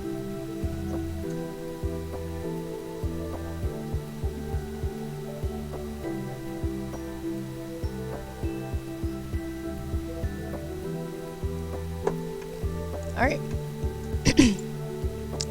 The footage showed Chris standing outside Blake's door. Huh? This can't be. Chris took out his phone and stared down at it. The image went black. Someone has wiped the rest of the footage. All of it. Both Blake and Jonathan were quiet. This isn't what I had expected to see. I've been saying this, Chris. Thank Lee for his help. Remind Lee not to tell anyone. I'm gonna remind Lee not to tell anybody. Do not tell anyone about this, okay? I promise I won't tell anyone. Thank you again for your assistance here. You've done a fine job. Nick is out the front and we'll take you home safely now. Wait, who's Nick? Oh, sorry. That's the name of my car. You named your car? What, is that not normal in this time? In this day and age? In the future? Well, I've had him for a few years now, and he's very reliable. I suppose I could attach to things that are around for a while. They said their goodbyes, and Lee left, leaving Blake and Jonathan.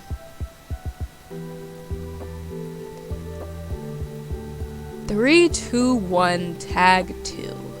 It's gotta be a code for something. It's been put there on purpose. But a code for what? Maybe a city code? No. A lock somewhere, perhaps. Blake shrugged with no answer to give. Jonathan pointed up to the sky in a determined gesture. No matter. We will figure this out in time. So, what do we do about Chris? Well, I can't say I'm too happy with the results. We must tread carefully here. It greatly disappoints me so to find Chris has somehow been mixed up in this. Sounds like a license plate, right? I didn't expect it to be him. I did! It isn't. Never settle for the first answer you receive. We cannot presume that the puzzle is complete when we don't know how many pieces there are. I must recall your HD devices and postpone the project until further notice, whilst this is under our investigation. It is a baneful irony that even once I possess Chris's HG device, we will not be able to check the activity due to the secure demeanor of the machinery. I think it would be best I talk to Chris about what we've just witnessed and find out what he was doing. Cool. Good idea. I'd like to see what he has to say about this. The day had dragged and felt longer than ever. Time to relax.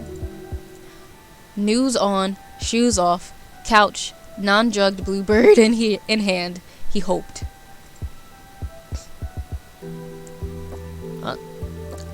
Adjusting himself slowly towards the screen, Blake felt a pang of horror slither through his veins.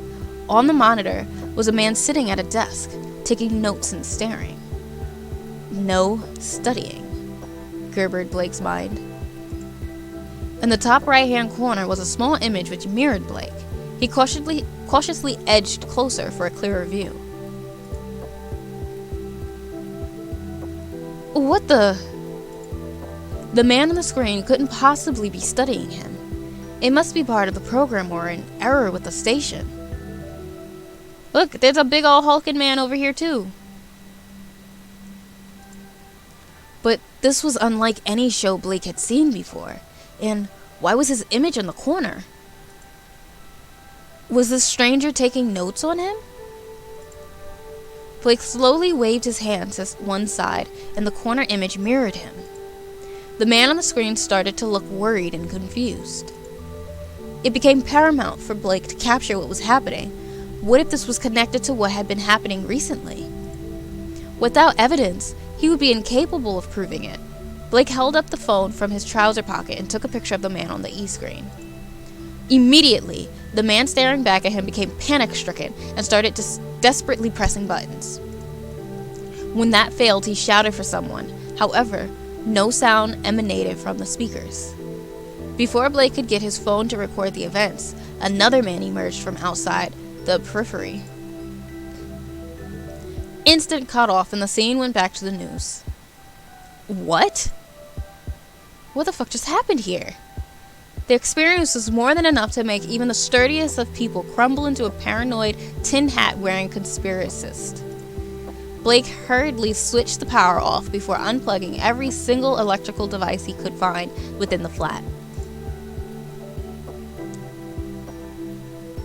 Ooh, it was a license plate. I don't know if you guys saw, but I love how I'm pointing at the screen as if you guys could see me. But there was a license plate underneath the little captions. You'll see it probably in a minute. Shirt buttoned, fly done up, sunglasses and headphones on, blood pumping music to start the day. There was nothing better. The sky was a fresh blue with no clouds in sight. This was a rare luxury in the city of Newstone. Blake walked around the outside of the park, and it was a great day for it. To the right, a silver car was sat waiting. The car plate, 321 tag 2. He recognized it from somewhere. It was the code they had got from the CCTV camera. He had to know if they were connected. Blake peered into the car to catch a glimpse of the driver.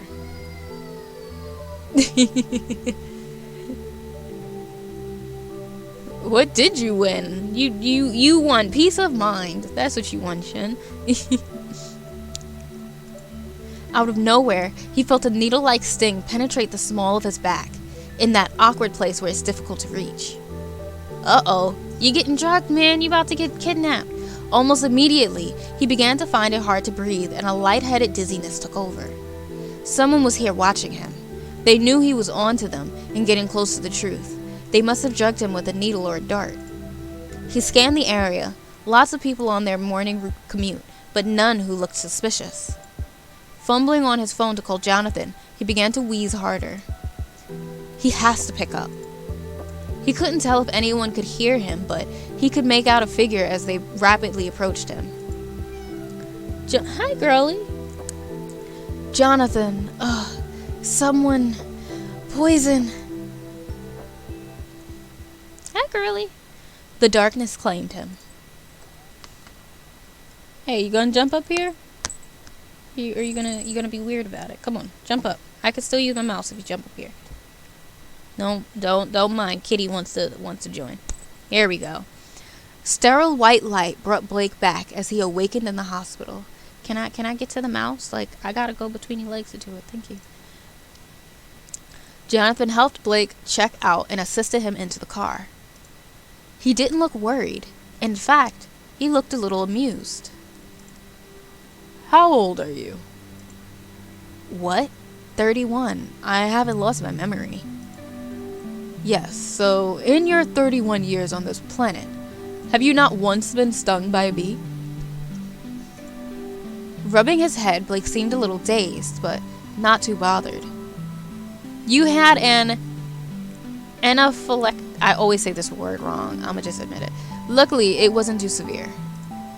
The hospital said a first aid officer at the park found you just as you passed out and administered an immunization vaccine. You'll be completely dandy from here on out. Hi, girlie. You happy now? She's happy now. No wonder I'm buzzing, huh? Well, apart from the cheesy jokes, you seem back to normal. Starting to feel more with it, Blake remembered what he had been doing before the sting. Now, this just seems like too much of a big coincidence. That was not no bee. The car. There was a silver car on my way to work. The plate was 321 tag 2. It can't have just been a coincidence. You're right. We knew it had to mean something. And I caught a glimpse of the driver. He looked pretty rough, big scar down on the side of his face. We should wait in the same location and time tomorrow. I was about to suggest the same thing.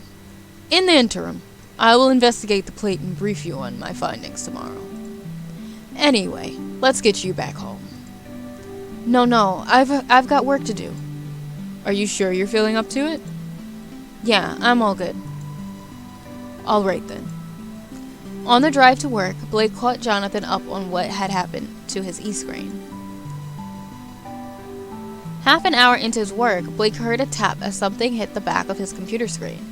He peered behind it. Orlo was peeping out from the side of his desk, and his manky chewed pen was on the ground by Blake's desk, reminding him of the madness that had been following him around lately. Is it true you were late because you were stung by a bee? He chose to ignore Orlo's question. Orlo continued to stare at him until he couldn't take it anymore. Why does it matter? Have you seriously never been immunized before? Ooh, 3 questions in a row? You know what that means. Question match. Oh, what's the question match? You know, when you have to keep asking questions. Whoever breaks the chain loses. Sounds easy. Wanna bet? Let's go. Do you wanna go first? It's okay. You go first. Ugh, she got you there, buddy. Oldest trick of the book. Better luck next time, sweets. But I didn't know we'd started. Look, Max over here being a bully. Max gave a cheeky wink and Lee laughed a little. A hint of nervousness was there, but he did well to try and hide it. Lee hurriedly looked back down at his computer, hoping no one would notice his face going a light shade of red. Blake, Orlo, your turn. No rules. No one-word answers, no repeating, no statements posing as questions. Example, I don't know. Judge, me, gets the final say. Blake thought carefully about his choice of words. Hold on. Got a text message. Oh, great. It's 5 minutes away. Cool. I am rubber, you are glue. Is nothing ever kept secret in this office? Why, what else are you hiding from us, mystery guy? Are you sure you'd want to know if I was? Any reason I wouldn't? Are you sure? You gave that a great try, but you lose. No one ever wins against me. Orlo flexed his bicep and winked. You two are insanely competitive. But fun. Anyway, You could have taken my eye out with that germ-riddled pen of yours. Doesn't matter. You got a spare one. Blake couldn't help let a smile escape the corner of his lip as he shook his head at the two jokesters. Max and Orlo chuckled and snorted, escalating each other's laughter until they were all laughed out. Blake checked his phone. Dear customer, please accept this email as a formal apology from Evidin Corp regarding the tech issue on 30th of March. We would like to clarify to our customers that a researcher calculating viewer figures inadvertently streamed a live feed. This launched a visual connection on all affected Tronic e-screens in the New Stone vicinity. We're offering a 10% discount on all Tronic products to those affected as compensation. I don't believe this. It's like those spam emails that you get from Amazon that ain't really Amazon because like it's got a fake N in the name or something like that, and it's not like a real letter. Like that's what this feels like to me. The rest included small print which advised the puny offer was available for the next 10 days. Not that Blake was remotely roped in by it. Now there was proof that this random event was unrelated to the real problems at hand.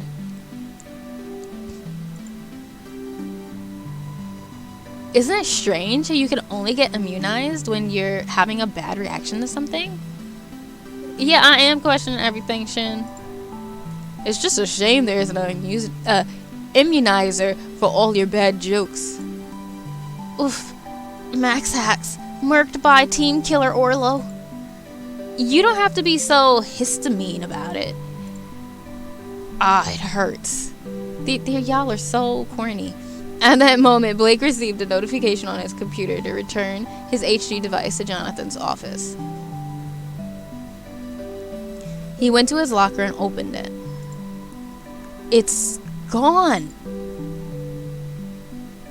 Blake peered into the room from the side of the door to check if Jonathan was alone and not on a call. He saw Chris and Jonathan talking. Alright, I think that this is where I'm going to do a pause. I'm going to do a little break because my brother is about to be here probably in like 2 minutes. So I'm going to take like a quick little 10-minute break so I can, say goodbye, all that stuff, probably use the bathroom, feet, make sure my cat has food, all that good stuff. And then we will be back. It might not even be 10 minutes, who knows, but that's what I'm going to do real quick. So we will be back.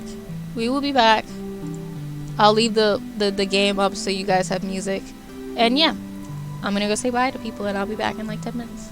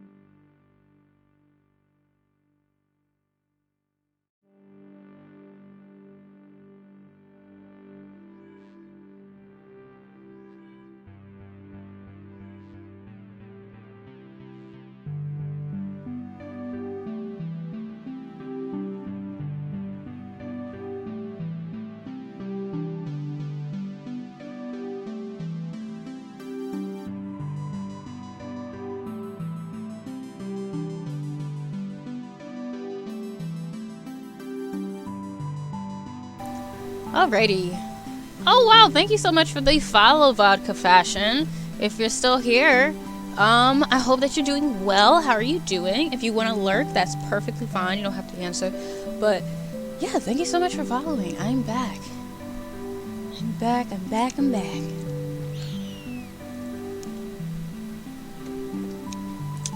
Oh, I think we need to either re-clean our purifier filter, or we need a new one now. Because this water ain't tasting as crispy clean as it usually does. Oh, not that one. I meant to do this. There we go. There we go. You're well? That's good. Welcome in. I'm hoping that you're doing good. I went down there to say goodbye to my nephew. And to say hi and bye to my brother, since he was on a trip during the week. And they're still here. They're about to leave. But my nephew is so ready. He is so ready to leave that I was like, say bye to Auntie. And he just looked at me and just waved and was like, bye. It's like, can I get a hug? He's just like, bye. And like, rushed to the door. Waited for his dad because my brother is, like transferring things to the car. And he's just waiting, making sure that he doesn't leave him. Like, he loves Grandma's house, but he also is very much ready to go home. But anyway, we're gonna get back into the game. Hold on, did I miss something? Okay, cool. We're back up to date with with everything with Blake. He saw Chris and Jonathan talking. I am so sorry, Jonathan. I don't know where it is. You swear? Oh no, that was Chris. You swear you have no idea, Cal? Who's Cal? Blake thought. My whole life is indebted to you. I have no reason to upset that balance. Gotta make a quick run. No problem. Enjoy your lurk, Vodka. What about last week? What were you doing at my son's flat in the early hours of the morning? Last week after the work drinks, I got a weird message from him asking if I could come over and help him. When I got there, he messaged me saying that he'd sorted it, whatever it was. I see. Blake stepped into the room, pulling the handle to purposely make noise and get their attention as he walked in. Blake, do you have the HG device? I don't. It's not in my locker. So that makes the both of you. Jonathan sighed and then smiled and nodded to Chris. Chris, that's all I wanted to ask you, and I apologize if I seemed intrusive. It's not a problem. If there's anything I can do to help, let me know. Thank you. Jonathan walked Chris to the office door, closing it once the gargantuan figure had left. It was only you and I who knew my intentions to remove the HG devices, or so I thought. Whoopsie, I double-clicked. But to take both? This is rather troublesome indeed. This could mean we're possibly dealing with more than one person here. For now, finding some evidence of the perpetrator or perpetrators is most pertinent. I'm going to need Lee to help me with this. Would you mind kindly retrieving Lee from the reception area for me? How do you know he's not at his desk? Jonathan chuckled. It's only a hunch, but most likely one. I often find him down there talking to Andy at reception. I have no idea what they need to talk about, but if you find out, I'd love to know. Andy was sat at the front desk, unexpectedly alone. Hey man, have you seen Lee around here? I've got Jonathan looking for him. Oh, no problem. He's just in my quarters. I'll go and get him. Blake raised a brow as Andy disappeared into the small room behind the desk. The door opened a few moments later, and Lee came rushing out. Hey, I hear Jonathan is asking for me. Blake looked at Lee curiously and then at the door. What's happening in there? Oh, yeah. I was just trying to help Andy with fixing his e-screen. If it's broken, I'm sure Jonathan will get him a new one. No, It's okay. Lee scratched the back of his neck and looked uncomfortable. Ask him what's really going on. I don't buy it. What's really going on? Okay, look. I was connecting my tablet to his e-screen so he could watch me stream on Nudge. Andy lives in that tiny room behind his desk when he's not working, and like us, he gets bored sometimes. He's not allowed the internet outside of work hours, and even then it's mega restricted. I hacked my tablet so he could just access Nudge. I'd be more worried he might start a channel and get Nudge famous. Then you'd be caught. Lee laughed. True. I hadn't thought of that. You're not going to say anything to Jonathan, are you? It's safe with me. Tell me why I shouldn't. I don't really care. Thanks, dude. I appreciate it. Not feeling up to cooking, Blake decided to stop by Saucy Mama's and pick up something to eat. Blake spotted Max sitting alone. Pretend not to see her, go and say hi. I'm gonna go say hi. Blake leaned to the side and put his hand up to catch Max's eye.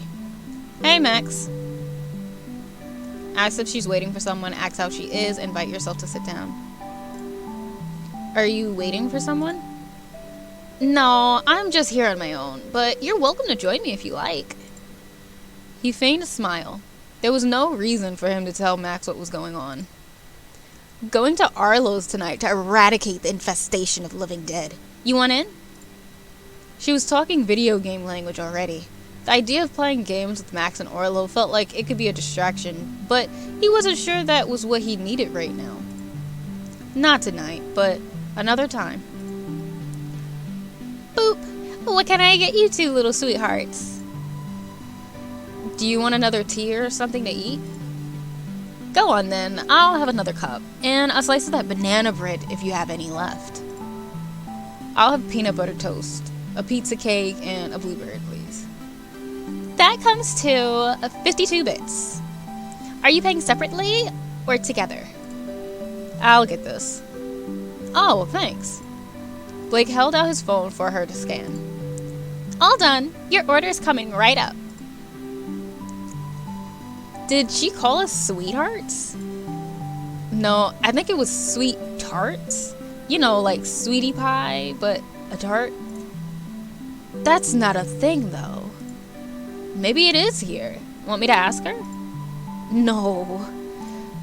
Max leaned in and touched Blake's forearm. Don't do it.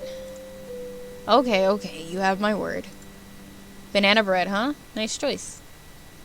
I think it might be a bit like banana bread. Easy to digest, not too sickly. Some people love it, some people think it's gross. Sweet enough, and bananas. She pulled a silly face and then smiled. I like banana bread a lot. No one thinks you're gross. Banana bread is gross. Wait, what did she say? She's like that? Oh, she said I think I might be a bit like banana bread. Got you. I missed that first couple words, apparently.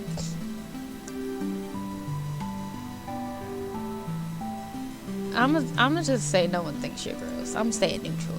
No one thinks you're gross though. Cheesy, yeah, but not gross. Maybe you're more like cheese bread. You got me there. But seriously, you're not gross. Why, thank you, Blake Gordon. For a moment, she pulled a horrified face. Blake imagined it was the kind of face she'd pull if she walked in on Orlo naked. I'm sorry, I didn't think there... Are you planning to go by that name? I'm guessing everyone knows then, huh? I haven't really thought about it, but if I want in on the inheritance, I suppose I might have to. He pulled a playfully menacing face, which made Max chuckle. You kill me, Blake. You're a funny guy. She beamed and smiled softly. You've changed. Yeah? In a good way, I mean. It must have turned your world upside down when Jonathan told you he's your dad. I can't imagine what that's like. Yeah, things have been a little crazy. How did he tell you? I don't imagine he invited you to a meeting and then just announced it to you in his office. No, he knew the office wasn't the right place. I met up with him here, actually. He was going to tell me, but something came up and he helped me out. Now, when I think back, it makes sense why he was so eager to help. Later that day, he was all, "Blake, I am your father," or something to that effect. I can't remember the exact words he used. Meg smiled. "That's a great impression." Blake chuckled as the server arrived doing an impressive balancing act of cups and plates. We'll be nice, we'll help him. Thank you, honey cake, but I've got this. Just press the button if you need anything, lovelies. That was kind of you to offer to help her. Conversation died down as Max's eyes transfixed on the banana bread. Is something wrong with it? No, it's just like that. I'm watching what I eat at the moment. It was hard for Blake not to choke on the bluebird he'd sipped one moment before, but he managed to force it down his gullet without it going down the wrong way. His chest bobbed up and down as he laughed without audio and shook his head. You got me. How do you come up with them so fast? I don't. I guess there's just something very addictive about seeing people smile. Buttered toast with a healthy slather of peanut butter on it, slightly burnt underneath but still hot, sat on a warm plate in front of Blake. He took the knife and cut it down the middle as his company observed. That's an unusual way to do it. Picking up one half of the toast and eyeing it, Blake gave his reasoning for the precision. Perfect symmetry. I've always thought that cutting it the other way would be cutting it from the side. That, to me, is weird. Both enjoyed their food. Blake observed the people sitting nearby and noted their nuances. Max shot out her phone to get her fix. Mouthful of food, she rushedly chewed to say something. Someone on the archives has claimed that KillVR killed an innocent and they have proof. Well, it could be true.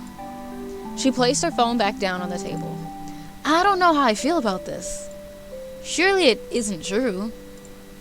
I guess it depends on what the proof is. Then again, if you're not given the full story, you can have proof of something and still not have the truth.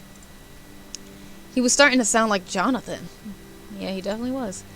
I saw the new documentary last night, and I just can't imagine KillVR deviating from their morals. So you think your documentary is reliable? Let's have a look. A few searches later, and Blake had found out the name of the production company on his phone. It says here, the production company Evident Entertainments are the largest stakeholders of Close X, and we all know Close X are the primary sponsors for the KillVR brand image. Their job is to make KillVR look good. Great, if not awesome. You're right. I guess only time will tell. They talked some more, then headed their separate ways for the night. The next morning, Jonathan and Blake had an early morning stakeout. I've done a little digging into this car plate. Really? Did you find anything? Jonathan took out the jot pad from his breast pocket and flipped a few pages. The car is registered to a... Flip. Mr. Trout. And the registered address is in this town. However, I checked the address and the property belongs to a Mr. and Mrs. Brown in a highly affluent part of Newston. Admittedly, I could be wrong, but this looks more like a fake address.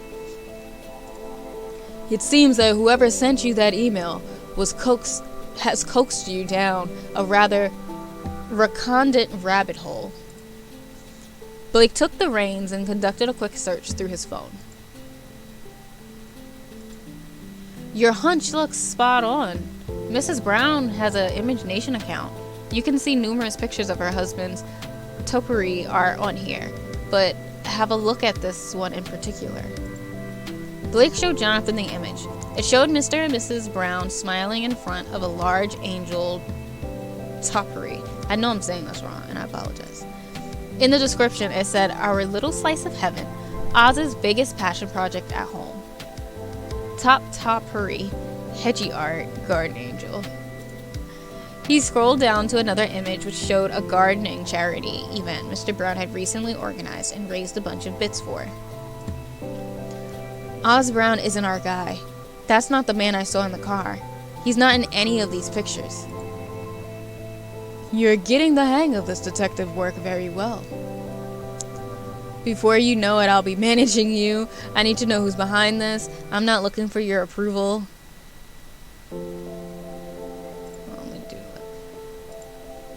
Blake's cheeky remark was softened by the admiring smile he presented. But in all seriousness, not my cat over here howling like something wrong. What is going on down there? I can't help but feel like there's something we've overlooked. Well, the truth cannot hide forever. So, I guess this means this guy doesn't always take the same route. Or maybe works alternating hours. Or yesterday was just a complete coincidence. It might not have even been a car plate. So, I dragged you out this morning. Sorry I dragged you out this morning. It's fine. It was great sitting in the car just watching the world go by, like a real stakeout. We'll both just have to be vigilant. Is something on your mind? I didn't tell anyone, but it seems that some people in the office might know I'm your son. I suppose that was always likely to happen. I'm rather segregated from most of the office, but I imagine your colleagues knowing that I'm your father affects you. I'm kind of glad people know. I don't mind people knowing. I don't want people to know. I don't really care. I'm not bothered by it. I'm not hiding anything. Jonathan let slip a smile. Neither am I, son. Oh, I got approval. I got an achievement for approval for him, I guess. Blake checked his phone. Uh-oh, is this our stalker? From Blake, he showed the message to Jonathan.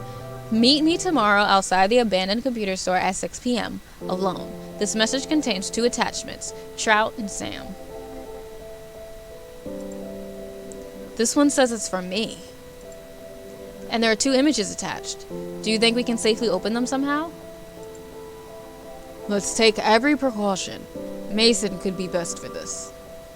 Maxine, I guess? He took out Maxine and plugged it directly into the charging port of Blake's phone and extracted the file. It took minutes for Jonathan to open the images that had been attached to the email. The first image. A square-faced, thin-lipped, middle-aged man who wore a scruffy-looking, dirty brown jacket. He looked like a dodgy market tech trader who sold faulty 3D printers. Blake studied his face. I was expecting a picture of cranite, gill-bearing freshwater fish. Right? He is not thin-lipped, Pop. The artist got that a little messed up. If those lips are thin, I don't know what thin lips are. Hi, Pop. Welcome in. How are you doing? How are you doing, friend? I hope you are well. Hopefully your weekend was good. Hopefully your Monday's doing well as well. It is kind of like a story time day. I got a free code for Blake the Visual Novel by the dev. So that is what we're playing today. We had started it about 2 weeks ago, but I wasn't really feeling that good. So we are now like back into it, finishing it. Hopefully we'll finish it today. We'll see. She said that it should be about 2 to 4 hours. I'm not sure if the 4 hours is if you're streaming or if it's just 2 to 4 hours in general, and then it's going to be longer if we're streaming it. But we'll see. Also, don't pay any mind to my terrible voices. So, just be warned. I'm good. Applying stuff to my eye. How are you? Oh, hopefully your eye is okay. But I'm doing pretty good, actually. My nephew is actually about to leave. We've had him over for the last 5 days or so we are tired. But besides that, we're pretty good. He just was starting to miss being home. He loves being at grandma's and stuff, but and with auntie, but he misses his house. But yeah, so hopefully you're nice and cozy. Feel free to lurk if you want, because we're just going to be reading, because it is a visual novel today. Yeah, just super irritated now. I think most of the swelling is gone. Oh, okay, that's good. I'm sorry that you had to deal with all of that, but I'm happy that it seems like it's getting better now. That's always good. That's him. The guy I saw in the car. He doesn't look like good news if you ask me. Well, I wouldn't think so either. I'm just not over them saying he was thin-lipped and he got the biggest freaking juiciest lips ever in the world. He could be a Bratz doll. Oh, the second image. The man in the second attachment looked familiar, but Blake couldn't think where from. Taking out his phone, he started up the What's It app, took a picture of the image from Jonathan's computer screen, and waited for the app to load with results from the web. A news article came up with a face recognition match. It was Sam Stevens, the man who had been on the news as a missing person last week. He hadn't recognized him in the attachment due to the stubble and bedraggled look compared to the picture shown in news reports. Nerves suddenly bolted down through Blake's body as the idea of someone trying to frame him for this lit up in his mind. He seriously hoped that the owl incident was an unparalleled occurrence, and maybe this person wanted Blake to help them find Sam. Do you think this ruffian Trout is the man who kidnapped Sam Stevens? Do people just say ruffian in like normal casual conversation? Like, is that just like a word that people use normally? He caught himself using one of Jonathan's weird words and cringed. Okay, that part, that makes sense. There's a picture on the wall in both images, and they match. This Trout fellow is certainly involved somehow. What has all this got to do with me? I've never met either of these people before. Yes, why tell you this information, and why not? And why now? It is with a deep-seated feeling of unrest when I say this. But I think whoever is behind this is inviting you to partake in their mind games. So far, they have coerced you into the involvement of their misdeeds, trespassed onto your online ID, and taunted you through the means of poetry. None of the aforementioned events resemble any, I always get this word wrong, iota of benevolent impulsion. You're right, I think. But I can't just ignore the fact that someone knows where Sam Stevens is. Then I'll go with you. You can't. It says I have to go alone, and I can't let you put yourself in danger. Let him hide in the bushes or something. Don't go by yourself. Let Mr. Old Man and his little weird old gadgets that you don't understand go with you, and he just hides or something. You're gonna get yourself killed, Blake. We don't know how many people are involved. It's a public place. I'll be okay, I'm sure. Acknowledged. But any worries of a misadventure, you message me right away and I'll be there.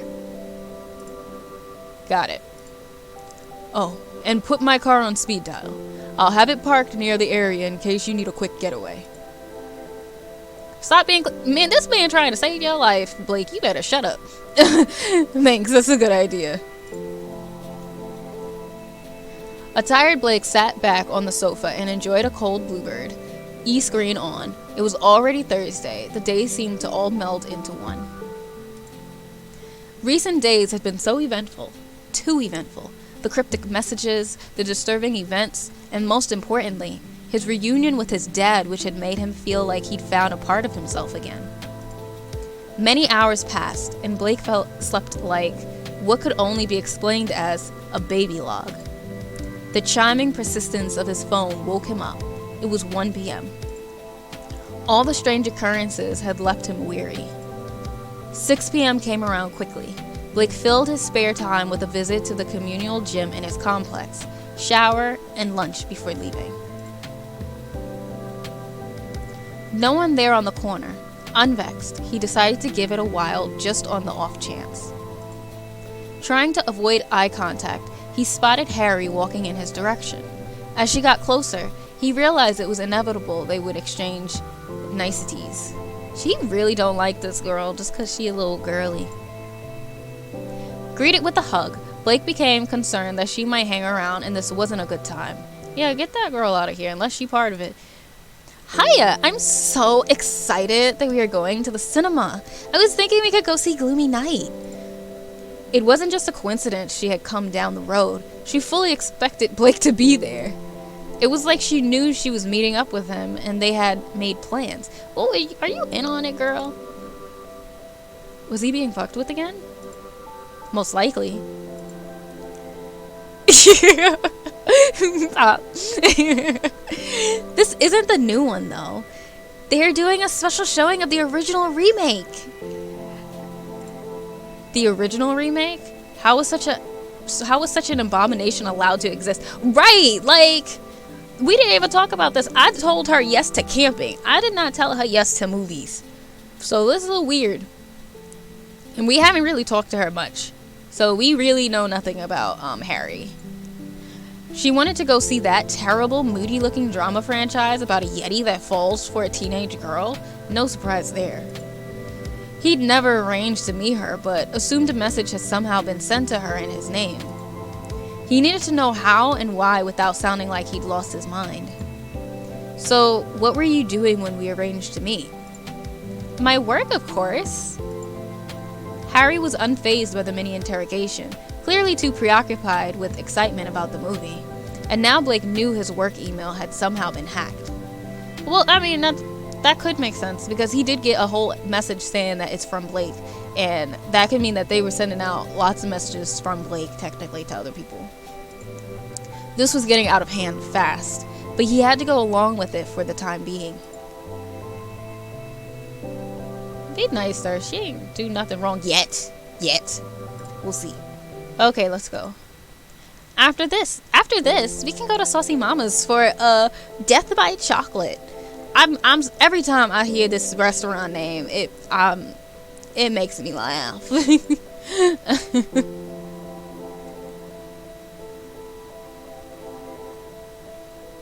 I mean, what am I supposed to be meeting people right now?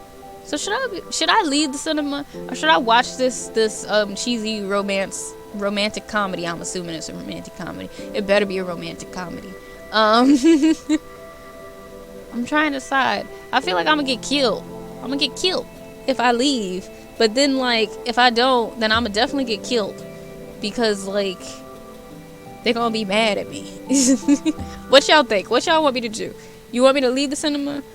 Or y'all want me to watch the gloomy night? Pick your poison. We will see which one it is. Because I don't know. I have zero clue of which one I'm trying to do. Like, I don't know why, but both of them don't seem like good ideas. like, I feel like we screwed no matter what we choose. We go out back, we're gonna get punched in the face. We don't go out back, we're gonna get punched in the face, but delayed by like a day or two, probably. Leave, I guess. Let's leave. Let's let him get punched in the face. Let's do it. I'm going to the plumber. Is that what y'all call the bathroom in the future? Oh, would you mind getting me some Sparkle Nova candy when you're out there? Sure. They don't have it here, though. You'll have to go over the road to get some. Oh, girl, what? Why are you asking me to come out of the movie theater?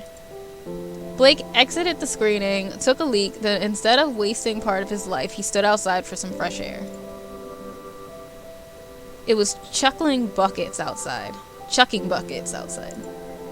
Blake stood undercover from the rain so he could check his phone.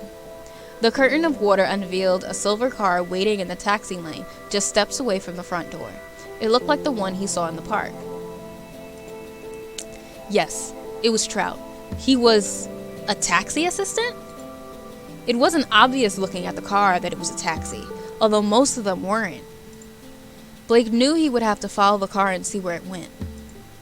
He shared his location to Jonathan's car and summoned it. Text Harry to let her know you have to go. Leave immediately and don't message Harry. I'm gonna let her know. Blake decided it would be best to let Harry know an emergency came up and that he needed to leave immediately. As he was writing his message, Harry stepped outside. Blake, are you okay? Harry, look, something has come up and I need to go now. I'll come with you. Where are you going? Oh, I shouldn't have texted. No, you can't come with me. Why not? You didn't tell me where you're going. I mean, because it's an emergency and it's private and it's personal, girl. Like... Blake watched as a woman ran up to the taxi and jumped in. They were about to leave. He had to act now. Jonathan's car showed up moments later. He shielded himself from the rain with his coat and made a run for the car's shelter. Harry followed. So, I can come with you? No. He jumped in the car and Harry got in the back. I won't be any trouble. Trout's car started to pull away. Harry, you can't come with me. This isn't... I'm not getting out unless you tell me why you're leaving and where to. I have to follow someone. Blake couldn't leave it any longer, otherwise the car would go out of sight. He released a sigh of adrenaline. Right? Am I really going to do this? Do what? Look, just be quiet and try not to touch anything. What is this, some spy movie or something? Well, that's not very welcoming. Girl, I told you don't come with me, and now you're mad that I'm not welcoming? Like, sis, please, please, chill. I didn't ask you to come along. Blake selected rain mode, and the water on the car windows instantly dispersed into tiny droplets before evaporating into nothing. Manual mode selected. That way, he could keep a car in between them for the whole journey, and tail behind without being seen. Following the car for half an hour, they headed into Newston. The car stopped outside a large house, and the woman jumped out. She'd been let out of the car. That was a good sign. Ejectocito! Shin. Who's she? I don't know. Then why did we follow her here? We're following the driver. Oh. Are you an undercover cop or something? No, it's a long story. I just need to know where he's going. The car started on its way again. The sun had retreated, so Blake was hoping Trout would finish his shift. Otherwise, this could go on all night. All the anticipation and waiting was giving him a headache, but it didn't deter him. Patience paid off after another 45 minutes. They had ended up west, in the decrepit part of the Newstone, or as they called it here, Newstown. Crime was rife, femme fatales and prostitutes aplenty, and the tech was behind the times. Blake considered that Jonathan probably acquired some of his more vintage contraptions and items from this part of town, but couldn't imagine him having any connection to this area. They arrived at the entrance of the docks. When Trout exited his car, Blake found a hill behind the docks to park on and peered down to observe. Trout made his way to the entrance of a warehouse. This is where he was residing. Initially, Blake's instinct was to scope out the area, take his time and carefully plan his next move, but time was of the essence. Maybe Sam was in there. Stay here. I need to go check this out. I won't be long. Okay. I mean it. This could be dangerous. If I'm not back in 30 minutes, call the police and don't leave the car. Got it? Got it. Blake clenched his fists. His heart was pounding just as hard as he envisioned knocking on that door.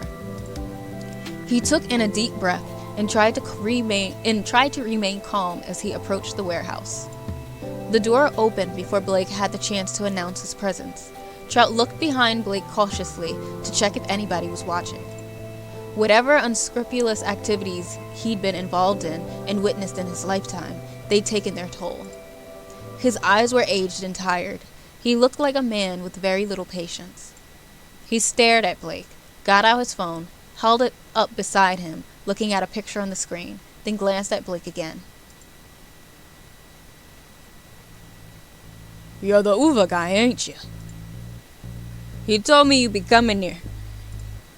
His voice reminded Blake of the crunching noise of gravel underneath a slow-moving truck. Trout gave an eyes-lowered, knowing look. prodded his temple and then pointed at Blake. What? None of this made sense. With his mouth slightly agape, Trout's tongue ran slowly across the back of his lower teeth, and like a cobra enticing its prey to the snake pit, he uttered, "Come in." The back of Blake's neck tensed up. Taking in a deep breath, he tried to zen as much as he could.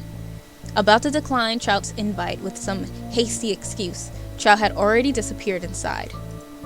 Careful of walking into a trap, Blake peered inside the warehouse. He contemplated his choice of going in unarmed. It was stupid. He couldn't take Trout even if he wanted to. He was all muscle, no fat. But he had no choice now. Alert, Blake inspected and scrutinized the area and followed the clinking noises coming from the corner of the room. Trout pushed a mug of tea into Blake's hand as he entered, and then leaned against the counter in a relaxed manner. Blake stared at the tea. At least he was armed with boiling water. "Have you been sending me the messages?" "What messages? Why would I be sending you messages?" "Are you fucking with me?" Trout's face contorted and screwed up as he spoke in a sloth-like manner. It was as if every word was a heavy boulder being pushed out the way in order to get to the next. Blake was lost. Where's Sam Stevens?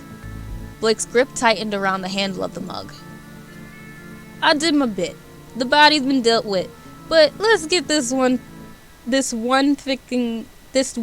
thing straight. You do your bit, and I do mine. If I see you telling me again, the deal is off. Now let's stop all this fucking around. You got my moolah?" I'm like, who is this man? I don't know this man. Visibly agitated, Trout tensed his shoulder and tilted his head to the side, releasing a disconcertingly loud crack in his neck. Blake placed his cup down on the table. If things were about to escalate, he might need both hands. "What are you gonna do, Blake? What are you gonna do against this man? What you gonna do? You gonna toss your drink in his face like you a part of Real Housewives? Basketball Wives or something? That we gonna do? Make a run for it? You just gonna grab your neck?" "Where is Sam Stevens? Take me to him now." "Mate, I can't take you to the body. It's gone. I got rid of it just like I told you. I did my bit as asked. What do you think you're playing with?" The way that they wrote it, I feel like I can't read. "Why the fuck would I give you money? Who told you to kill him?" "What?"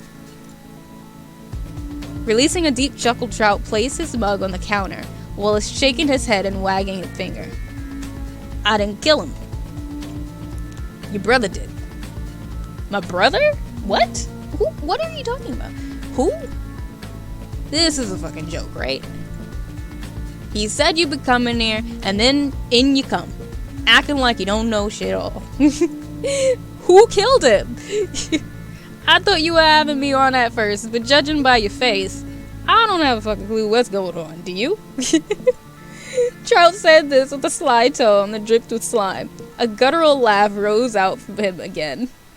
Who is this man? Trout snatched his phone from the counter and prodded the screen a bit.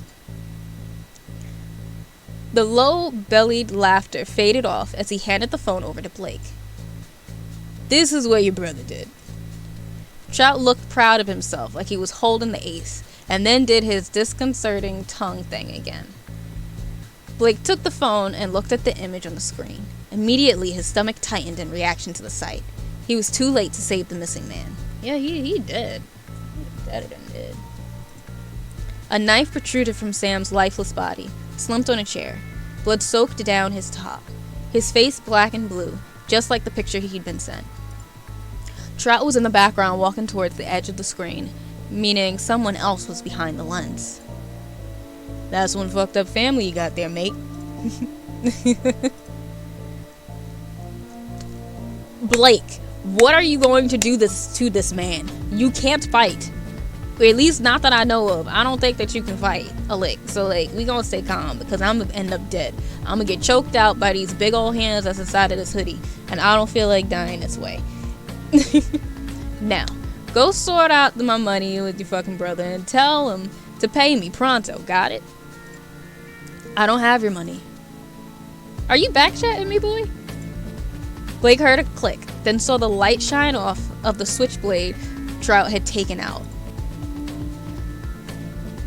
I don't really want to go back to the Bly, but you answer me back again, and I fucking swear I'll cut your fucking tongue out and stick it up between your meat pouches.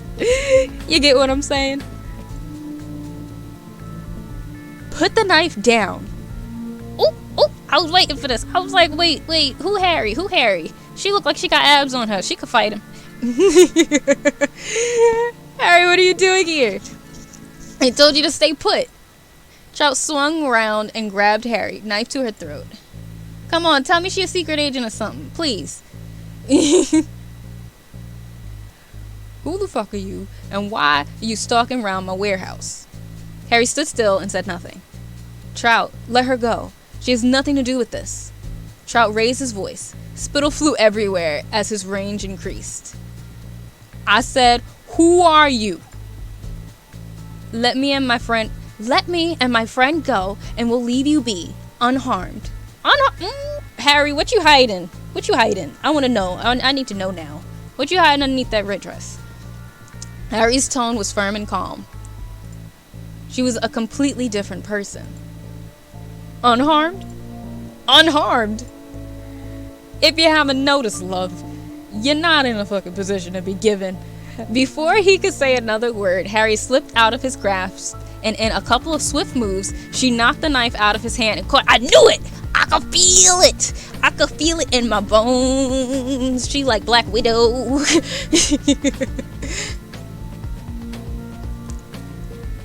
Twirling round behind him faster than he could process, she hit him on the back of the head with the knife handle. Oh, my girl is secret agent. I love it. I feel like I'm sorry for anybody in here that's never experienced watching a movie with a bunch of black people inside of a movie theater, because I'm sure this is how this whole narrative game feels right now with y'all. Because every other word, every other dialogue sentence, I keep interjecting. I apologize. But I can't help myself. He fell into a pile onto the ground.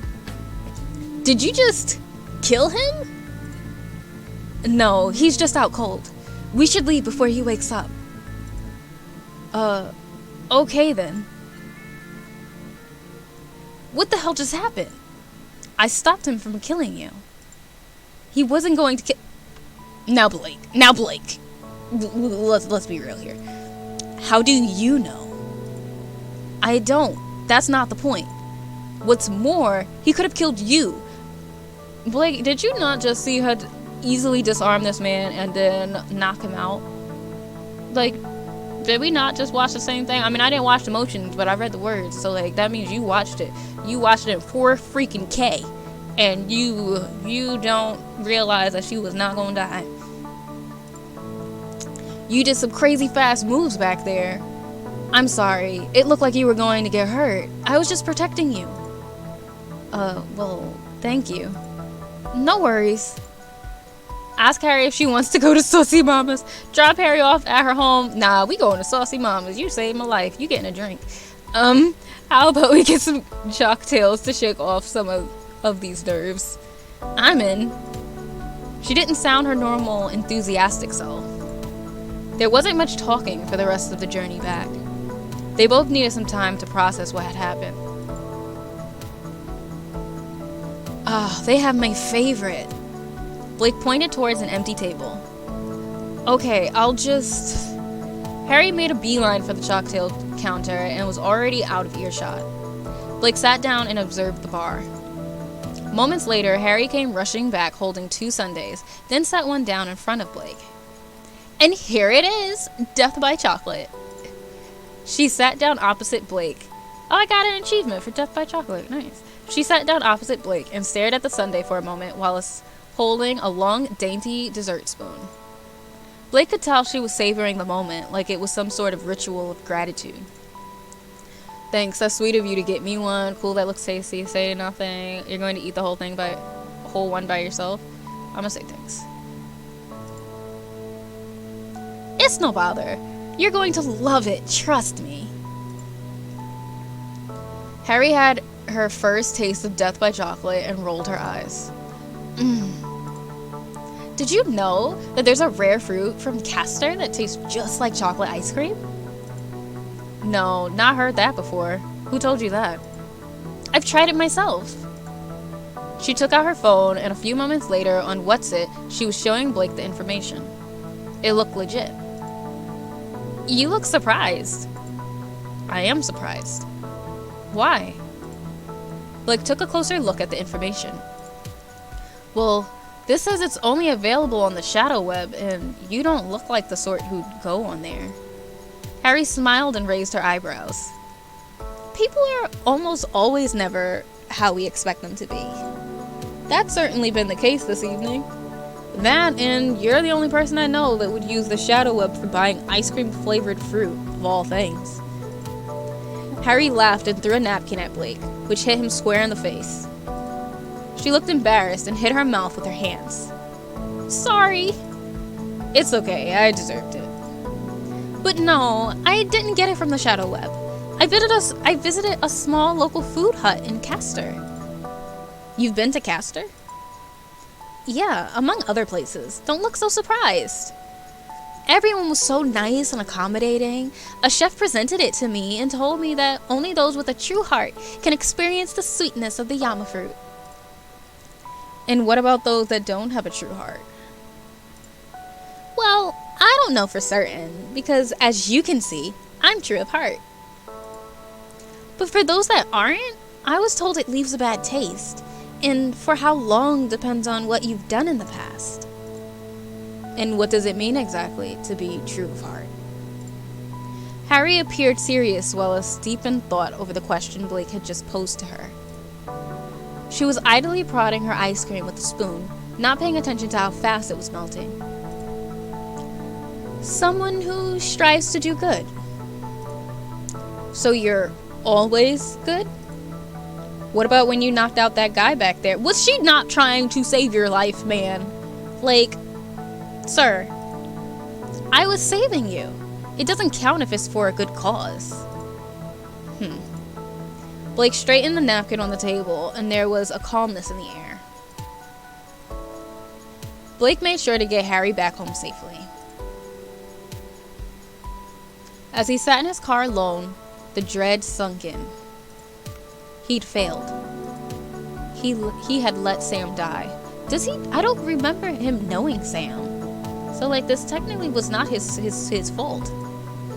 Not only that, but apparently by the hands of his flesh and blood. The revelation that he had a brother was too much to comprehend. Ooh, we gotta go talk to Jonathan then and find out if we got a sibling. The burning question was it all a big misunderstanding? Or had Jonathan kept a secret from him? Did he have a brother that Jonathan failed to mention? The picture Jonathan had given him on the USB didn't show a brother. Would Jonathan have gone to the trouble of editing him out? That didn't seem right. Unless, at that time, his brother hadn't been born yet. The rain tapped at the windows as Blake pulled up to Jonathan's house. He'd intended to go home, but this couldn't wait. He had to know. Blake's phone started ringing and no number showed. Due to the most recent events, he worked up the courage to answer. Hello? Hello. You may be eligible to claim for a recent accident. Oh, illegible. I can read. Blake suspected from the robotic intonations of the voice it was a primitive call center droid. Who programmed you? I was created by the MBI Sherlock program. I will now assist you with your claim. Please, can I take your full name? It's pronounced illegible, not illegible. Thank you, illegible. Your claim reference number is... Blake hung up and shook his head angrily. As much as he preferred droids to act more human than robotic, the programmers could at least get such a small grammatical detail correct. He shuddered at the thought of how many times a day the electronic voice would say that line. Blake, there you are. Is everything okay? What happened? Is there anything you want to tell me? Jonathan looked confused and worried, but didn't offer any dialogue. A minor detail you forgot to mention when you told me you're my dad? Jonathan still looked mystified and shook his head, shrugging slightly. Ooh, unless like Jonathan and the mom divorced and the mom had a son that Jonathan don't know about. That could be a thing. I don't know what you're asking me, son. You look like you could do with a drink. Jonathan moved over to the drinks cabinet and poured 2 glasses of neat whiskey, handing one over to Blake. The calmness that exuded from Jonathan started to ease Blake out of his tense state. How about that I have a brother? You don't have a brother. Why would you think that? I found Trout and confronted him. He told me that my brother killed Sam Stevens. Blake took a sip of the whiskey. The liquor was bitter and made him shake his head involuntarily. He seemed pretty certain of it, and I know I don't have a brother with my adopted family, so what was he talking about? I don't know. Could he have confused you with someone else? Did he ask your name or identify you in any way? So you swear I don't have any siblings? I swear. Blake sighed, partly out of relief and partly out of feeling like he was back to square one.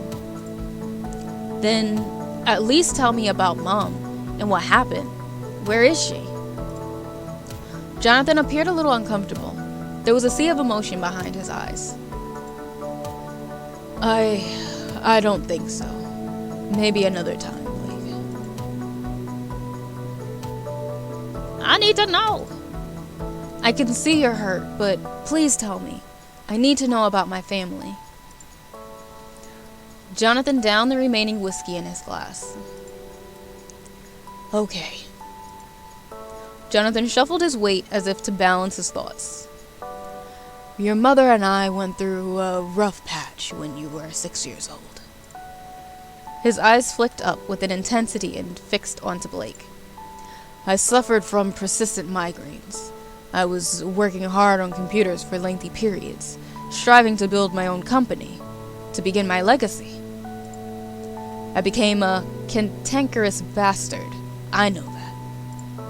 And your mother, she was lovely and had the patience of a saint. I worked so hard that it felt like someone was slowly sticking pins into my back, and each time it made me flinch. It felt like I was a fucking hedgehog.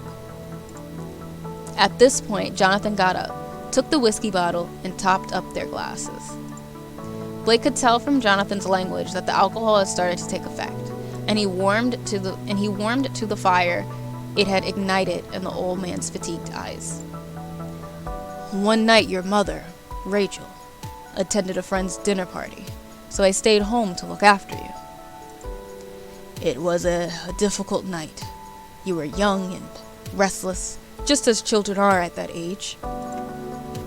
Blake was amused by Jonathan's use of archaic words. Hardly anyone said children or What? What do you call your kids? What do you call your mom? Blake was intrigued to hear more about Rachel. I finally got you settled down and I watched you fall asleep.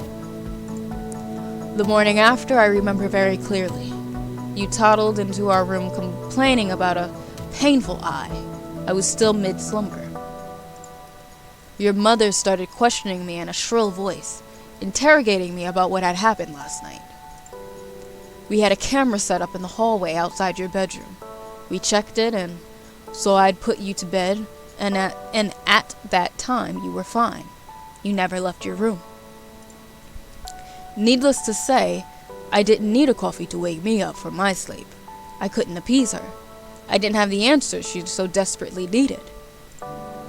You were a hyper whippersnapper, I assumed you must have woken up in the middle of the night and knocked into something. She thought the worst. And what else could she think? Rachel feared that I'd raised a hand to you when I put you to bed. But I would never, ever harm you, so I was hurt that she would even consider such an idea. Blake didn't bother to ask what a whippersnapper was. He could take a guess. Jonathan avoided the use of old terms at work wherever possible, but around Blake he could be himself. You were upset and confused, and so was I. The accusations flew back and forth, and our relationship deteriorated between myself and your mother. Over the next few days, you had unexplained bruises appear on your body and around your neck. We'd ask you what happened, and you would tell us that you didn't remember. Your memory problems got worse, and the relationship between myself and your mother became I can feel myself not being able to speak tonight. Irreconcilable. After a rather acrimonious exchange of words, your mother decided to go and stay with her parents up in Hollywood, a good 3-hour drive away. The atmosphere had changed. Jonathan looked glum as he gathered his thoughts. A stillness disrupted the flow of conversation. Downing his drink, Blake offered to break the quiet and get Jonathan a top-up. On his return, Jonathan had had enough time to muster up the courage to continue his story. She, of course, took you with her, but you didn't arrive at her parents' house that day. Her parents contacted me, and I contacted the police. No one had heard from her. A search party was rolled out that evening. A few hours later, within the early hours of the morning, the car was found parked on the side of the main road leading to Hollywood, with you curled up in the back, fast asleep. The car had broken down, so they think she must have gotten out to flag down help. Then, well, who knows? She was nowhere to be seen. It was a blessing that they found you. Relief doesn't even begin to explain how I felt when they told me you were safe. But they never found her. The authorities advised that it was highly likely that she'd been abducted or murdered. My poor, poor Rachel. Yeah, he got a brother by his mom on his mama's side. That's where his brother's coming from. As his eyes welled up with tears, he quickly looked to the side and blinked them away. I'm so sorry that you'll never get to see her again. It was a lot for Blake to process. He felt like he had gained so much and lost it all in one go. Why don't I remember all of this clearly? 'Cause you got memory problems, child. Part of me thought you might recognize me when you first joined ICC. But now I can see a lot of this information is new to you. I've put it down to the memory issues you were having around that time. Blake took out his phone and loaded up the family picture. They both looked at it. Those were happier times. I just wish I remembered more. I'm certain the memories will come back to you with time. Yeah, I guess. I'm sure some of your stories will jog my memory. Jonathan didn't seem ready to open up more about Rachel at this time. Blake attempted to lighten the mood. I look pretty old for a 6-year-old, don't you think? What can I say? You were a fast grower. I suppose it didn't help that I wanted to dress you in old-fashioned outfits. When your mother let me, of course. They both smiled through melancholic eyes. Blake didn't ask for any more information that night. As much as he wanted to pry every detail out of Jonathan, he would have to wait. They still had plenty to discuss. They stayed up late. Oop, water time.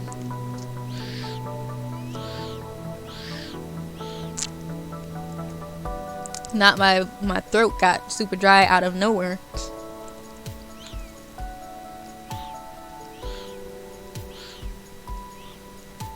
Okay. Whew. They had plenty to discuss. They stayed up late and caught up on the missed years. The things they hadn't done together, their likes and dislikes, their travels. Finally, they mused on life's mysteries in the early hours of the morning. Time slipped away quickly.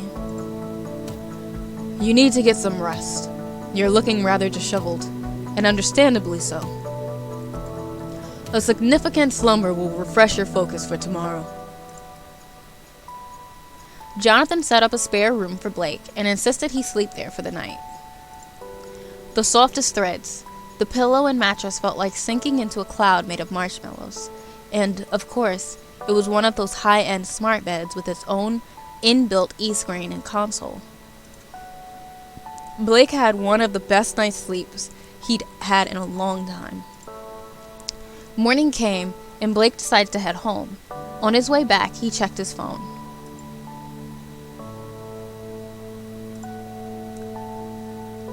Hey Blake, fancy going for a drink with me tonight at SM's?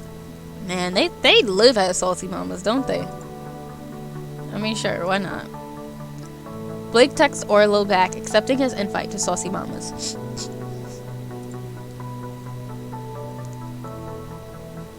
The best table. Why's that? When you look at the building as a floor plan, this seat right here, it's almost the perfect equal distance between the bar and the plumbers. That and with where the speakers are placed. Orlo pointed to the 6 small boxes dotted around the room. The music is at an ideal level here, so we won't have to shout. He smiled and gave a cheeky eyebrow raise, then went back to his relaxed manner, sitting back, comfortable and confident. Anyway, enough about the aesthetic in here. What do you think of ICC so far? I like it. I mean, it's ICC.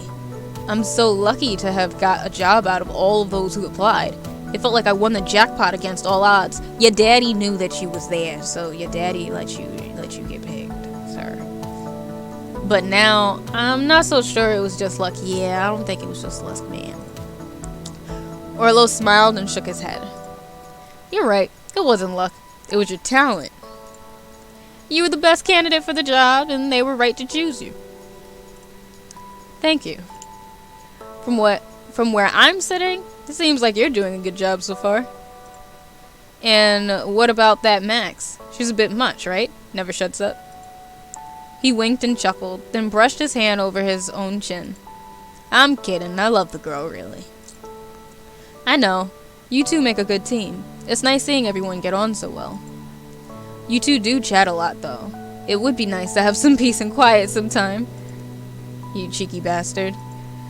The remark made Blake laugh as his eyes scanned the drinks behind the bar. What would you like to drink? Orlo looked up to the side with his hand cupping his chin. His eyes lit up in what seemed to be a light bulb moment. You see the cocktail maker over there? He twitched his head in the direction towards the end of the bar.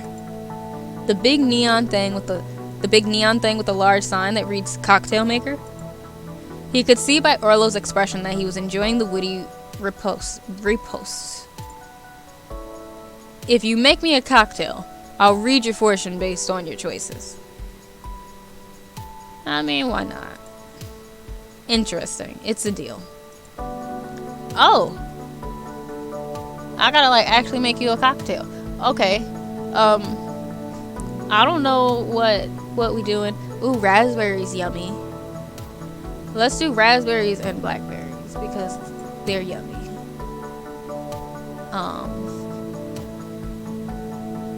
Oh, there's different glasses too. Oh, that looks delish.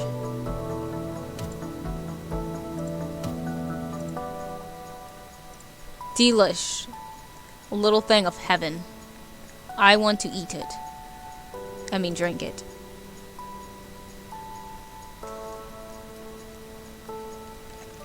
Candy cloud. Because I'm innovative.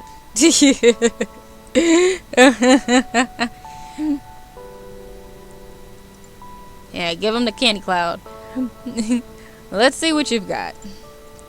Orlo inspected the drink, hovered his hands over it, and wiggled his fingers. Orlo pointed to the colors of the cocktail. An exciting opportunity will present itself soon. I see. A scientist. Oh, an umbrella? You've been spending too much time in the rain. That, or you long for a nice warm bath? You're just making this up as you go along, aren't you? Shh, you're interfering with the energy. And this drink suggests you have a playful and daring side. The best type of people, if you ask me.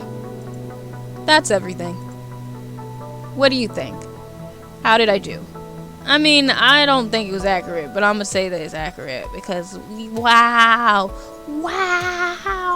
you're amazing. You were very accurate, spot on with your reading. Spooky, actually. Arlo looked pleased and very proud of himself. Knew it. Told you I have a talent. Mind if I try your drink? Go ahead. Orlo took a sip. Nope. Candy Cloud is not for me. Oh well, more for me. Monday came around too quickly. Blake's mood was as gray as the sky above him. There was a rumble in the distance. Thunder. Lee and Andy were talking in a hushed tone. Morning. Hey. Good morning, Blake. What's going on? Maybe Blake could help. Lee smiled shyly and his eyes darted away. You can tell me if you want. It's okay, you don't need to tell me. You can tell me if you want. What's up? Well, I'm asking people to sign a petition to get Andy bigger living quarters. I wondered if you might want to sign the petition and, well, I mean, sure, I'd be happy to. Why not? Sure, of course. I'd be happy to help. Oh, that's fantastic. Thank you. I really appreciate it.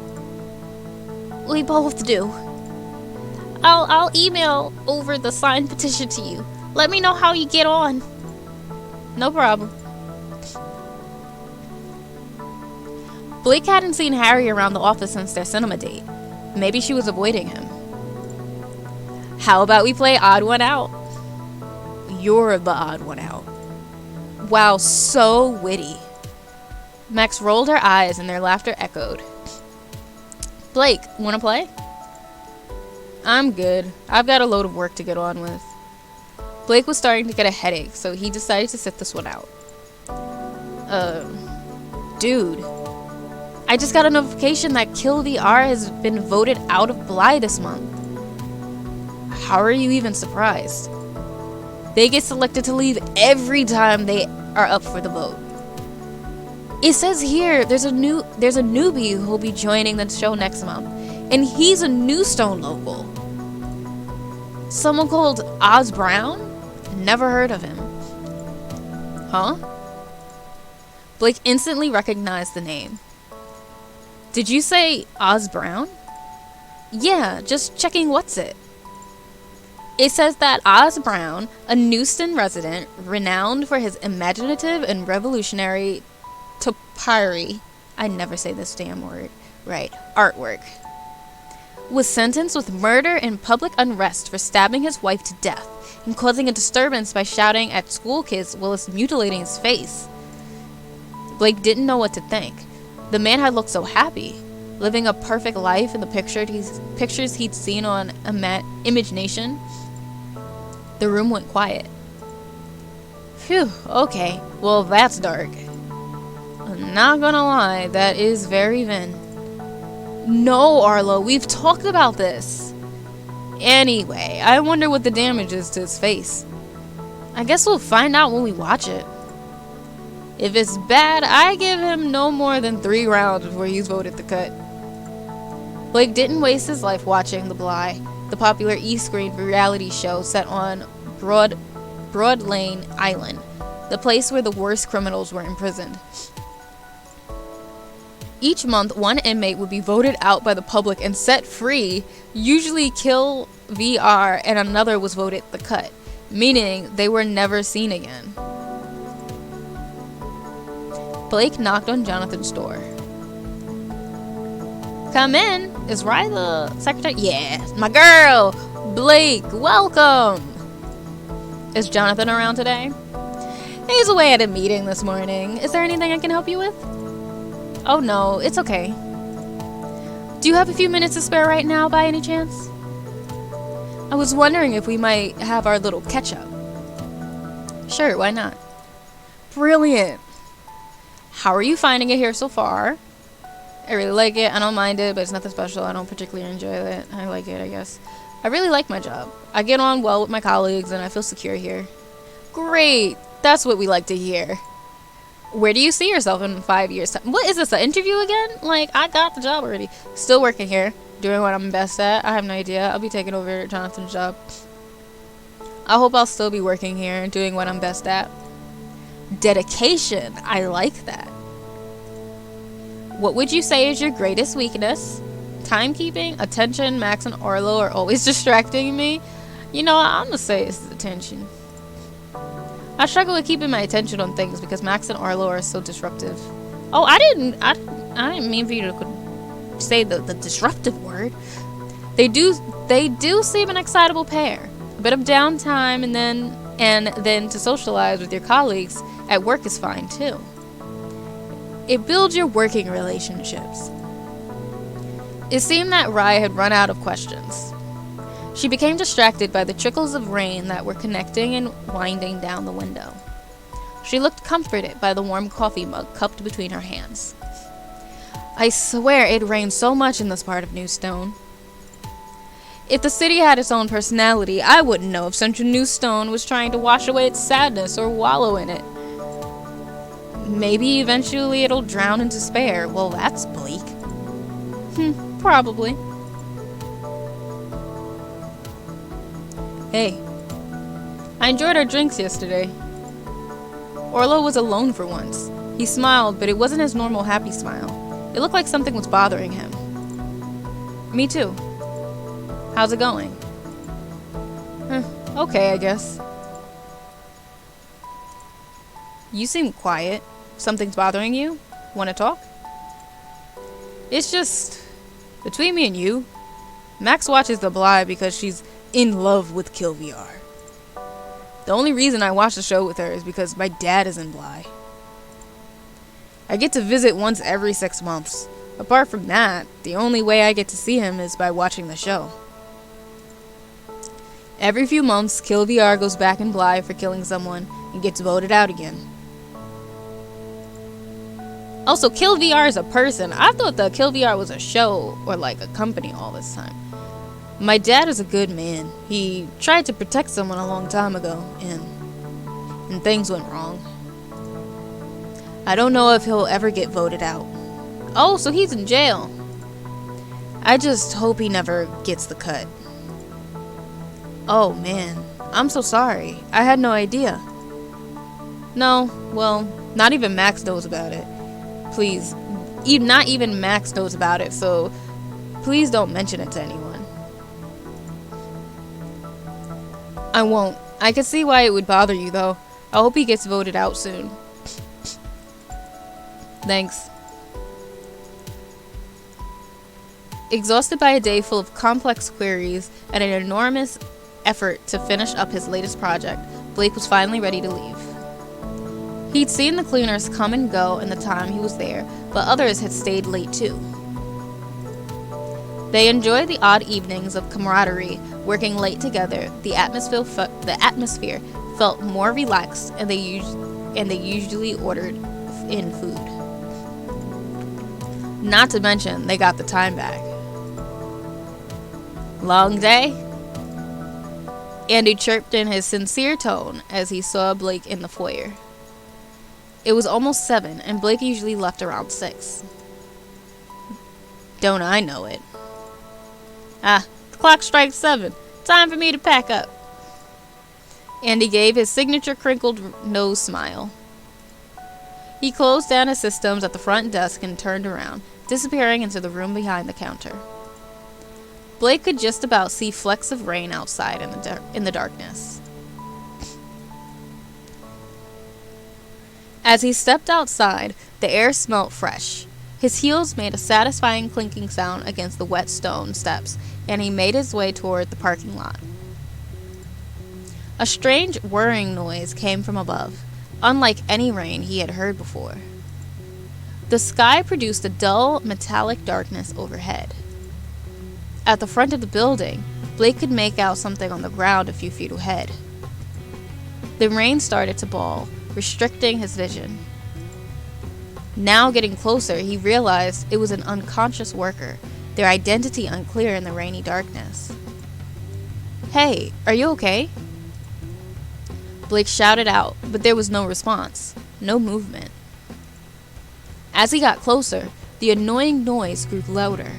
It was coming from above. When Blake looked up, he couldn't make it out at first. That was until 7 blinding red lights beamed down on him. Hold on, I'm putting chapstick on real quick, 'cause my lips is getting dry. Ooh, much better. Handy dandy lip bliss sticks coming in clutch. He immediately backed away and raised his arm to shield his eyes as he attempted to assess the situation. Bullets and rain came flooding down around him. Ooh! Not the droids are coming after him, too. Wait, Blake got a fresh fade in the back? Okay, sir, you are biracial. He patted down his chest to be sure they hadn't hit him. No. But the bullets had hit the person on the ground. If they hadn't been dead already, it was certain they'd given up the ghost now. Oh shit. Instinct punched through his limbs, forcing him to catapult towards the office, and a patter of bullets followed him. Blake took refuge under the first ledge he found protruding from the building's structure, and not one moment too soon. How many other victims were there? Fuck. Before he could react, the spotlight was on him. He'd miscalculated where it was safe. There was no point in taking chances. Blake sprinted and slipped back inside the building, then ducked out of sight, staying away from the windows. He had to warn the others. There was no time to wake up Andy.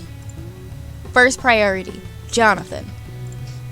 Jonathan's office was separated from the main floor, which meant that Blake hadn't seen whether Jonathan had stayed late or not. He made his way to Jonathan's office door and opened it. Blake caught his breath as he saw Jonathan. "Jonathan, you're okay. There's been an armed drone attack outside the building." "Drone attack? How many?" Jonathan peered over at the window. "I don't know. I only saw one and it shot at me, but there could be more. There's an employee outside, dead. I didn't get to see who they were." "What? This is terrible. We need to warn the others immediately." "Of course." As Jonathan got up from his seat, a red light shone into the room and the drone appeared on the other side of the glass. I'm glad the artist can draw black hair. Same! "Quick, move!" Blake couldn't help but imagine the next moment as an action film. Everything felt like it was in slow motion.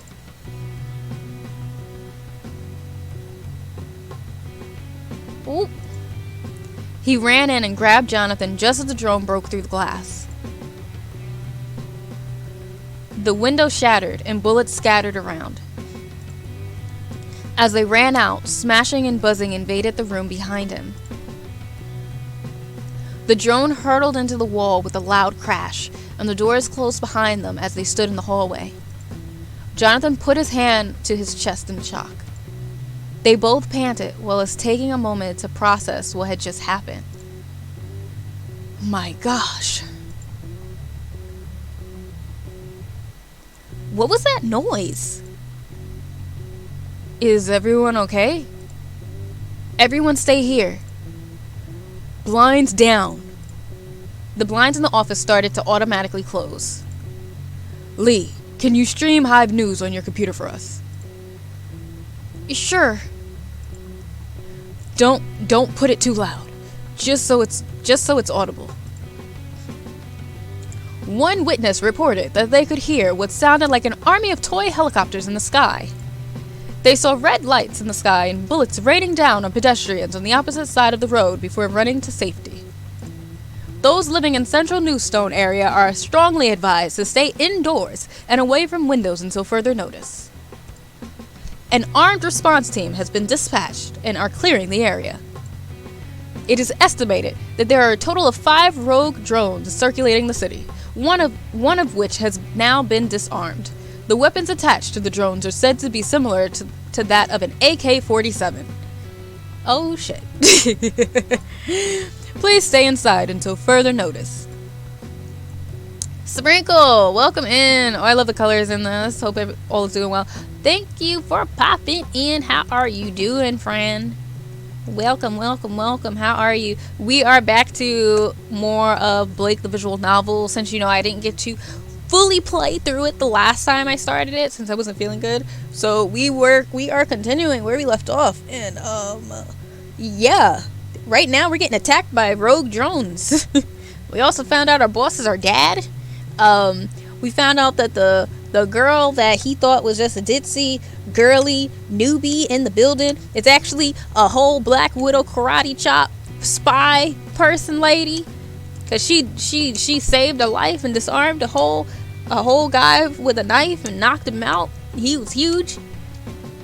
A whole bunch of stuff happening. But welcome in. Oh, you just got home? That's good. Yeah, it's a comfy stream. It's very comfy. It's a visual novel, so get comfy. If you need to lurk while you get yourself together after coming home, feel free. But we will just be here, chilling out and reading. A close-up shot of a bullet-riddled heap of metal was shown, which must have been the disarmed drone. Jonathan let out a worried but suppressed gasp as he recognized it instantly. Good grief. How could this have happened? ICC drone units deployed? No one has clearance to dispatch and test them. We must stop this. You can use my computer to access the control panel. Jonathan started to access the master admin controls without a thank you. It was understandable that pleasantries were not the priority. The screen changed and showed a red loading box, then lagged and froze. Black people have proper fades and twist outs. It's an exciting time. See, his twist out ain't that proper to me. But that fade is proper. That fade is proper. So I will give him that.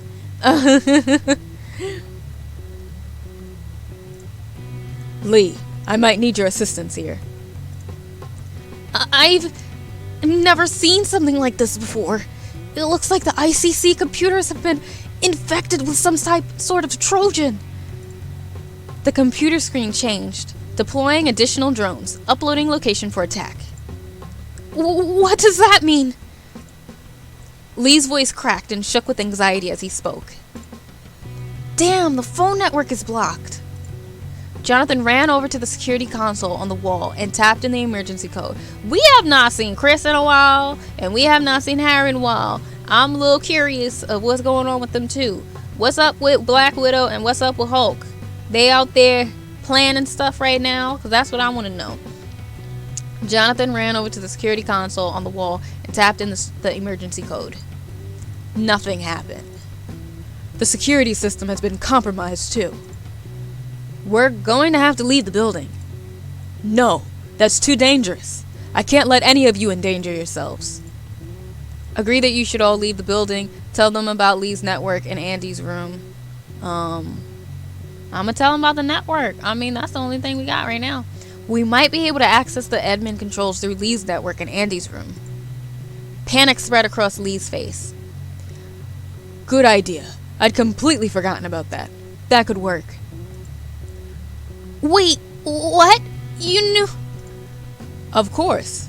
You didn't think you could set up a network in here without it notifying the system, did you?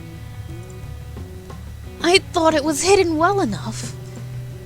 Lee, go to locker CQRT for me and type in the code 505. Fetch me the gun from in there. Oop, he getting the manual gun. Because they don't do nothing manually in this future time, it seems. Gun? It's there in case of extreme emergencies, and I'd say this is one of those times. A few moments later, Lee came back carefully holding the gun and handed it over to Blake, who was the person nearest to him. Here, you take it. I don't want to take my gun. I mean, I guess I'll take... Can I give it to my daddy? Okay, I'll look after it for now, I suppose. Lee, do what you need to do, and we'll keep a lookout for any drones. Andy, what are you doing out of your station? Good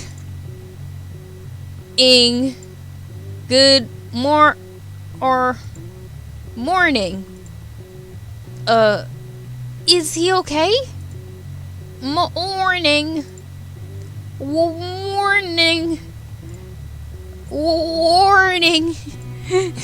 It became immediately apparent that something was wrong with Andy. Andy grabbed Max, took out a gun, and held it to her head. Andy! Wait! What are you doing? A security threat. Oh! That guy Andy looking real crazy right now. Shoot Andy, distract Andy. I mean, he's a droid. I mean... Do the droids in this world feel? do they feel? I mean, if I just distract him, he might shoot her. Like, but then what if I shoot him and it don't actually kill him because he's a droid?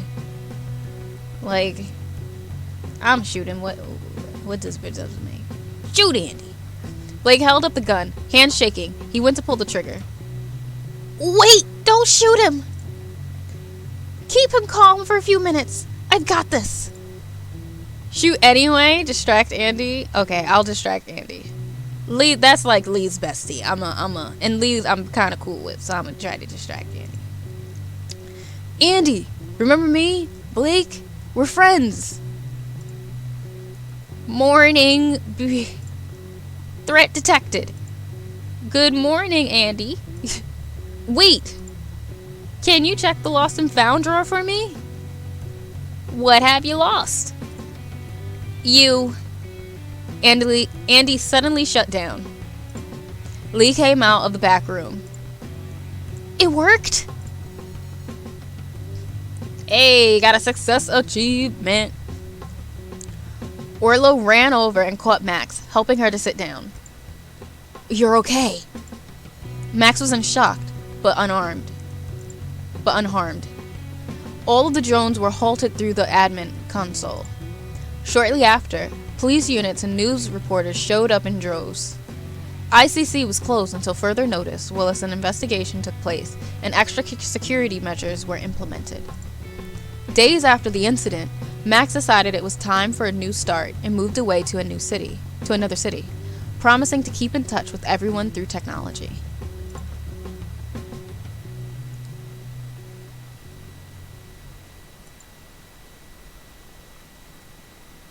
Blake, what are you doing? Huh? Blake opened his eyes and felt the cold air rush against his face. There was a tug on his arm as Jonathan pulled him away from the ledge. By the way, for anybody who doesn't know, this is not exactly, but this is how the beginning of the game started as well. It started also with asking you whether to step forward or to open your eyes. The only difference was that Jonathan wasn't talking to him because it was a dream. I'm assuming this is not a dream. There was a tug on his arm as Jonathan pulled him away from the ledge. It felt real. This isn't a dream? What are you doing up here? Not the Spider-Man shot. I must have sleepwalked. I came to talk to you. You sent me a text saying to meet you here urgently. No, I didn't. Blake. Since the investigation took place after the drone attack, the investigators have whittled it down to someone from ICC, who also has access to my home system. They said the system was first accessed in the middle of the night, a couple of nights before the attack, Is it all Blake? Is Blake doing it while he's like sleepwalking? Like as Blake is asleep, like he almost turns into a different person? The same night you stayed over. I'd never hurt someone, let alone murder someone. I couldn't do those things. The owls, the HG devices, kidnapping, and killing an innocent man? I couldn't suspect you solely based on the investigators' findings. But then, today I received this video. Jonathan took out his phone and pressed play. The video was sent to me through the 4 Reels app, so it hasn't been edited and can't be manipulated. It was the video of Trout with Sam Stevens. I've seen this before at Trout's. He showed me what he'd done. The video continued playing as the camera panned around to a hooded figure. It's still going? I haven't seen this part before. It's you, sir. Blake watched in disbelief as the figure removed their hood and the face stared back at him. It's you. Ooh, it's angry Blake. What? What is this? It can't be real. It looked like him. But it wasn't him. There was so much hate and evil in those eyes. Hi, Blake. I guess you're wondering what the fuck is going on. Let me explain. Those days that just melded into one. The moments you can't seem to remember. The items you misplaced. Nigga Blake!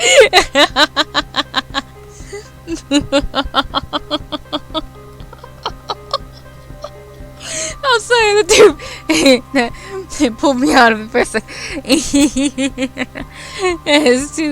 That's perfect. That was perfect. The items you misplaced. The conversations that you've forgotten. That's me. That's when I had my time. My fun.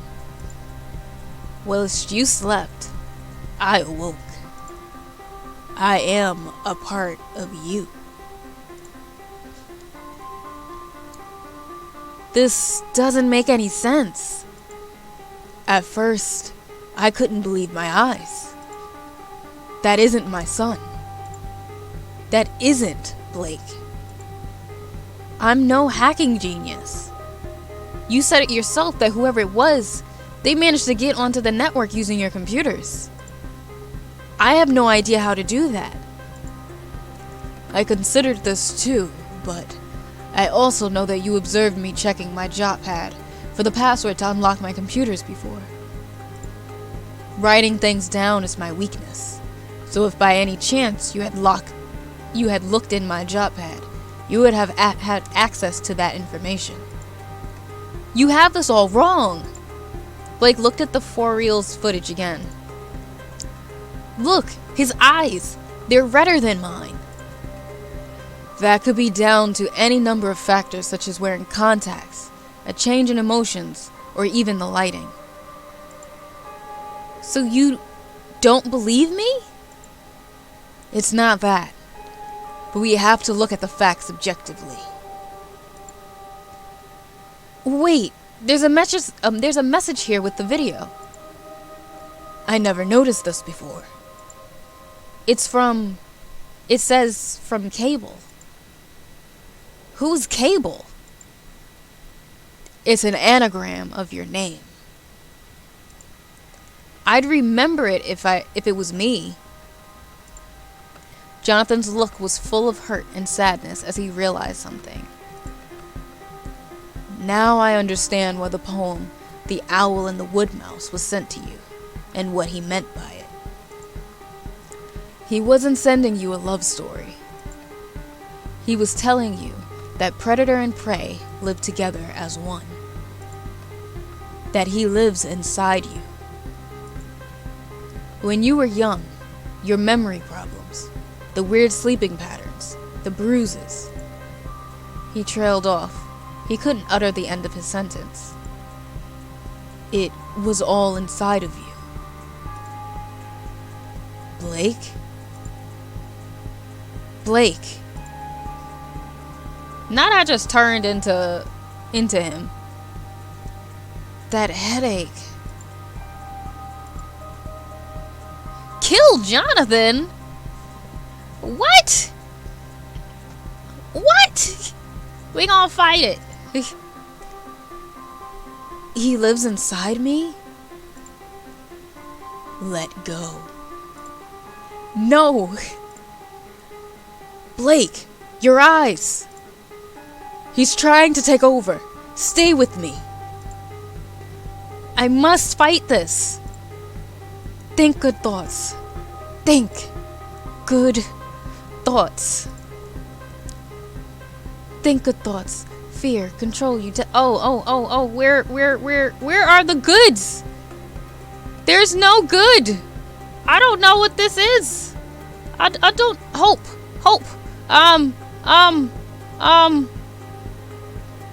Where's the good? Where's the bravery? Blake, are you okay? Blake is busy right now. Blake's demeanor changed. His presence felt cold and calculated. I see. And you are? You know who I am. You panic! I've been looking forward to this moment for quite some time. Let him go. It's not that simple now, is it? What is it you want? To have fun. And all those things you did were fun? Cable leered at Jonathan. You're pure evil. Oh, come on now, Jonathan. Cut the act. I saw how much you enjoyed playing detective. Cable pointed to his head. And he put up a fight. He tried to shut me out, but ultimately, he gave up on you and let me in. Enough chit-chat. I want you to know what it feels like every time I lose control, and he gets to live instead of me. To feel the ground slipping from beneath you. You asked me who I am. Well, I'm the rip in your parachute, Jonathan. Cable shoved Jonathan. Jonathan's eyes widened as he stumbled back, losing his footing off the ledge. Blake tried to grab Jonathan, but it was too late. No! No, Jonathan! I love how I did like the weakest freaking scream. Blake let out a yell of pure pain and frustration into the sky. Tension gripped and squeezed at every muscle in his body. His muscles shook, then his knees buckled onto the hard concrete ledge. The sky was a vivid mix of mauve and magenta as the sun was setting, then gradually faded into a gray teal. Neon blues and purples caught in the attention of the eye. They originated from glaring city signs that reflected off the damp black streets. Blake looked down and saw the vast nothingness between the ledge he was on and the city street down below.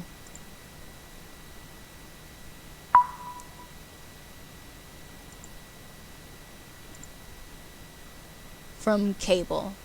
Email from For Reals. This email is to confirm that your For Reals video titled Kill VR Come and Get Me has been uploaded to the public channel.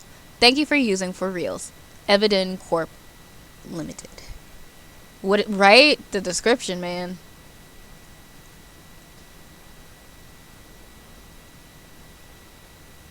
Oh, and that's the end? We finished it? Okay. We finished it. And I was not quick enough with being able to find the good words. So, we lost our dad. I wonder what would have happened if I was actually able to get more words within that time frame. If I was able to find more. But yeah, so that's the game. Actually, I'm gonna bring my face back.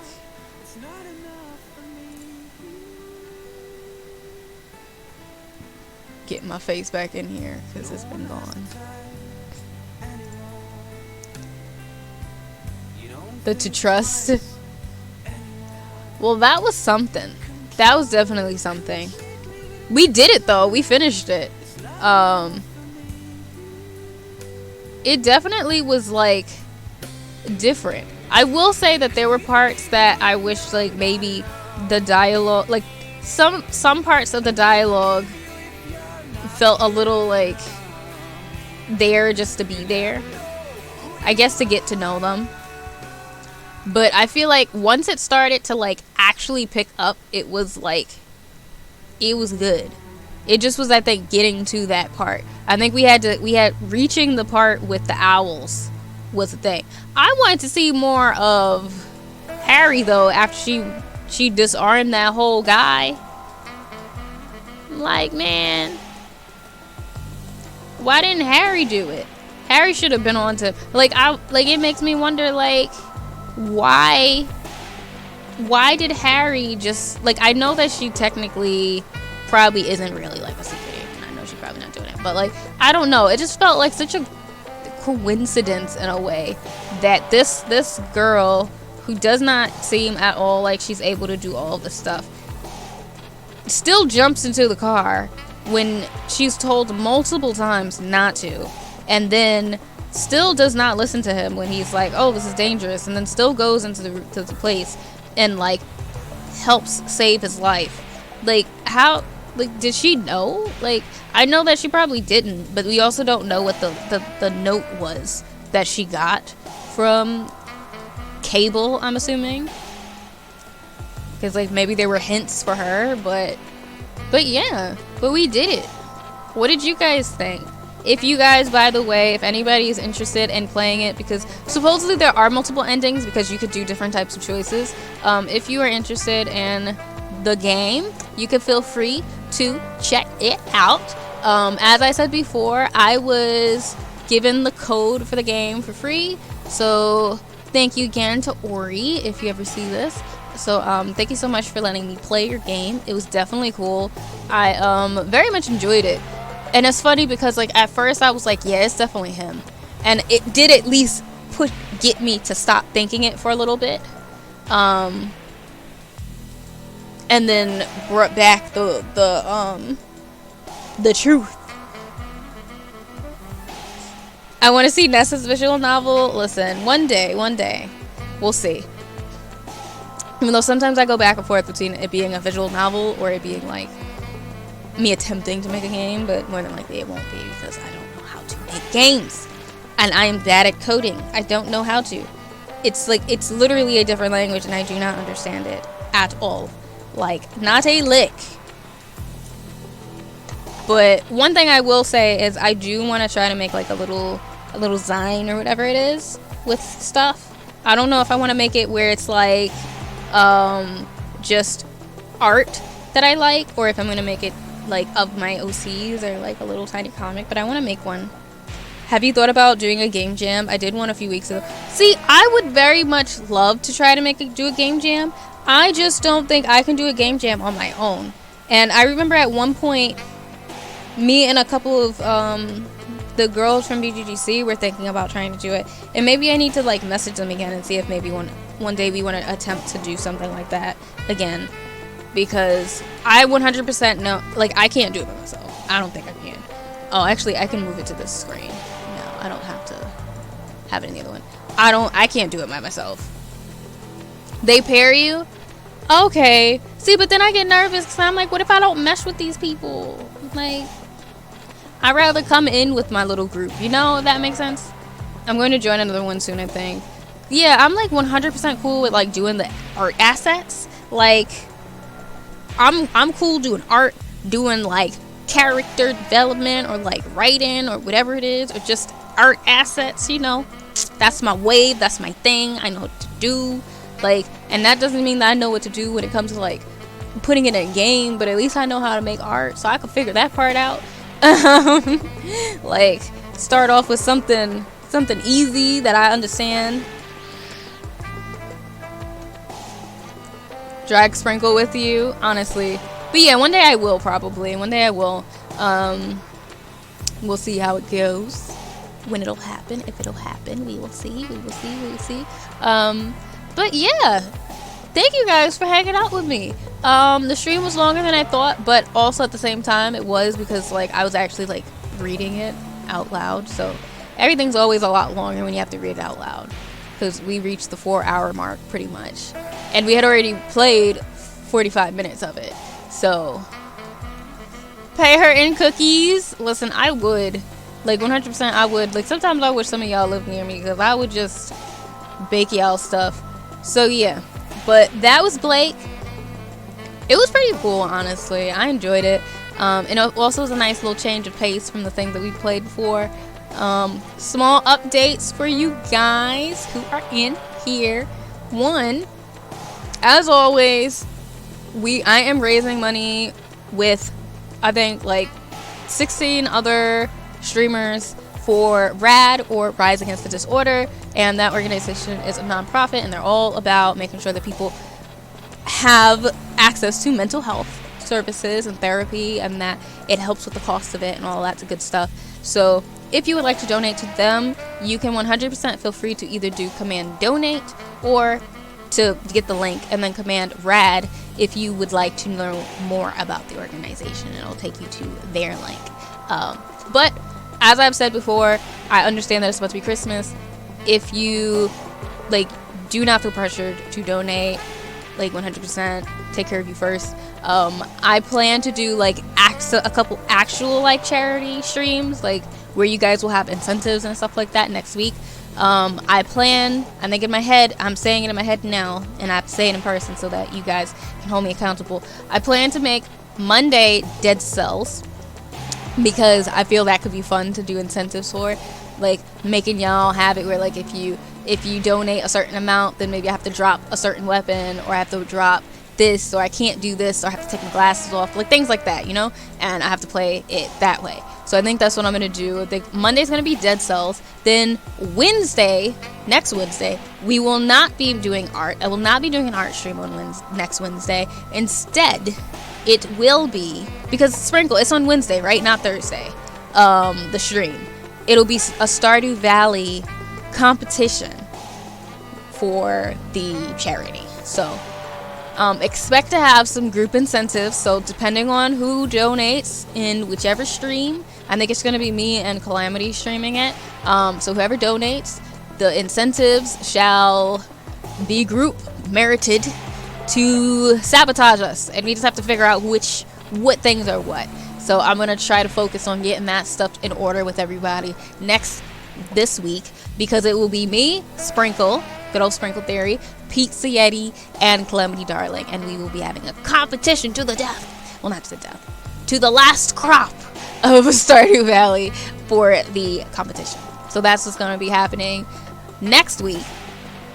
I, at the moment, plan to stream on Friday. Also, don't worry, Wednesday will be an art stream. I know I've been a little lacking on the art streams lately because I keep either getting sick, having anxiety, all this stuff. I will have an art stream on Wednesday. It will happen. We will have a chill art stream. But I'm planning to stream on Friday, which is Christmas Eve, because I technically don't think I have anything planned to do, so I don't mind streaming it. But we will see, because if, let's say, I end up doing something, then I won't be streaming on Friday, just as a heads up. And as you all know, there will be no community game night this Saturday like it usually is, because it is Christmas, and I will not be here. So we can't do community game night if I ain't here. So I will let you guys know if we will be pushing it to the 1st of January instead. I will let you guys know about that. What else? I think that's it for the streaming announcements. I think that's it. Art announcements, just to let you guys know, I plan to start setting up the pre-orders this week, so that you guys, if you would like keychains, because I have these 2 keychains, if you guys would like keychains of art, I'm gonna have it so that it's truly good and set and good on my shop for next week. Whoopsie, dropped it. So yeah, so if you're interested in keychains, definitely keep an eye out, because I am going to start putting it up. I may even put it up early and just not necessarily advertise it until next week. So keep an eye out if you want to, you know, snatch these things up. But it's going to be a pre-order, so don't expect them to come in the mail within like a week. It's going to take a little bit, because I'm going to keep the pre-orders open for 2 weeks, like from the time that I tell you guys, and then 2 weeks later I'll close it up, and then I will order them. I will get them shipped to me, and then I will ship them to you guys. I joined a game jam with you. Oh, thank you, Sprinkle. Glad you liked the game. Yeah, I did enjoy it. It was very good. Interesting, a little predictable, but interesting. Yeah, it was. I won't sit here and say it wasn't predictable. It did have some parts where, I mean, I called the dad thing by joking, and I'm still mad that happened. But despite it, it was still a pretty fun ride. Like, sometimes I don't mind things being predictable too much if it's still at least fun while you're doing it. And it was an entertaining ride to go through. So I'm interested to see, like, maybe what some of the other endings might be. Like, I'm assuming if you're able to get the good words, like a certain amount of good words picked, then Blake can take over instead of Cable, and Jonathan probably can survive, and Kill VR doesn't come and take him, maybe. I'd imagine, at least. I don't know. But I wonder if there's even other endings that don't actually have Jonathan on the ledge, like, trying to get me. Like, what if... I wonder if there's another option where Blake ends up not being on the ledge. Or if it's always him on the ledge, but it depends on the people, or, like, who you befriended the most or something, and that's who has to come and get you. I wonder. I'm interested to see. So if anybody does end up playing, you can feel free to let me know what happens in your playthrough. Time for the limited edition merch. Yes. Well, not necessarily limited edition. I will probably, because this is going to be the first time I do the keychains. So we're going to see how the keychains do. If they do okay and they turn out pretty well, then I may, you know, order more for, like, shows and stuff. I might do other pre-orders for other art as keychains in the future. If in 2022, because I'm not expecting, I don't think it's going to happen. I don't expect you guys to want it, but I feel it would be wrong of me not to ask you guys sometimes. If you ever at some point want to have, like, actual streaming merch, like Twitch merch for me, like for the mono stuff, because this is all, like, just my art. This is for like my nostalgia stuff, so it's not necessarily, well, it's related to my stream because I do art, but you know what I mean. Like, it's not, like, stream related.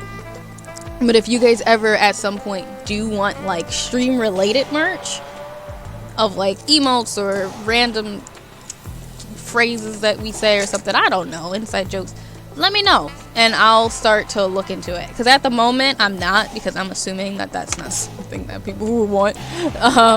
But yeah, y'all just have to let me know about that type of stuff, because that sort of stuff, then I can set it up. And then if you guys want, like, a hoodie or, like, a sticker, I don't really know. Like, what do you guys want? I don't know. I'm still surprised y'all like to listen to me. But anyway. So we got the keychains I told you guys about. Oh, and then update.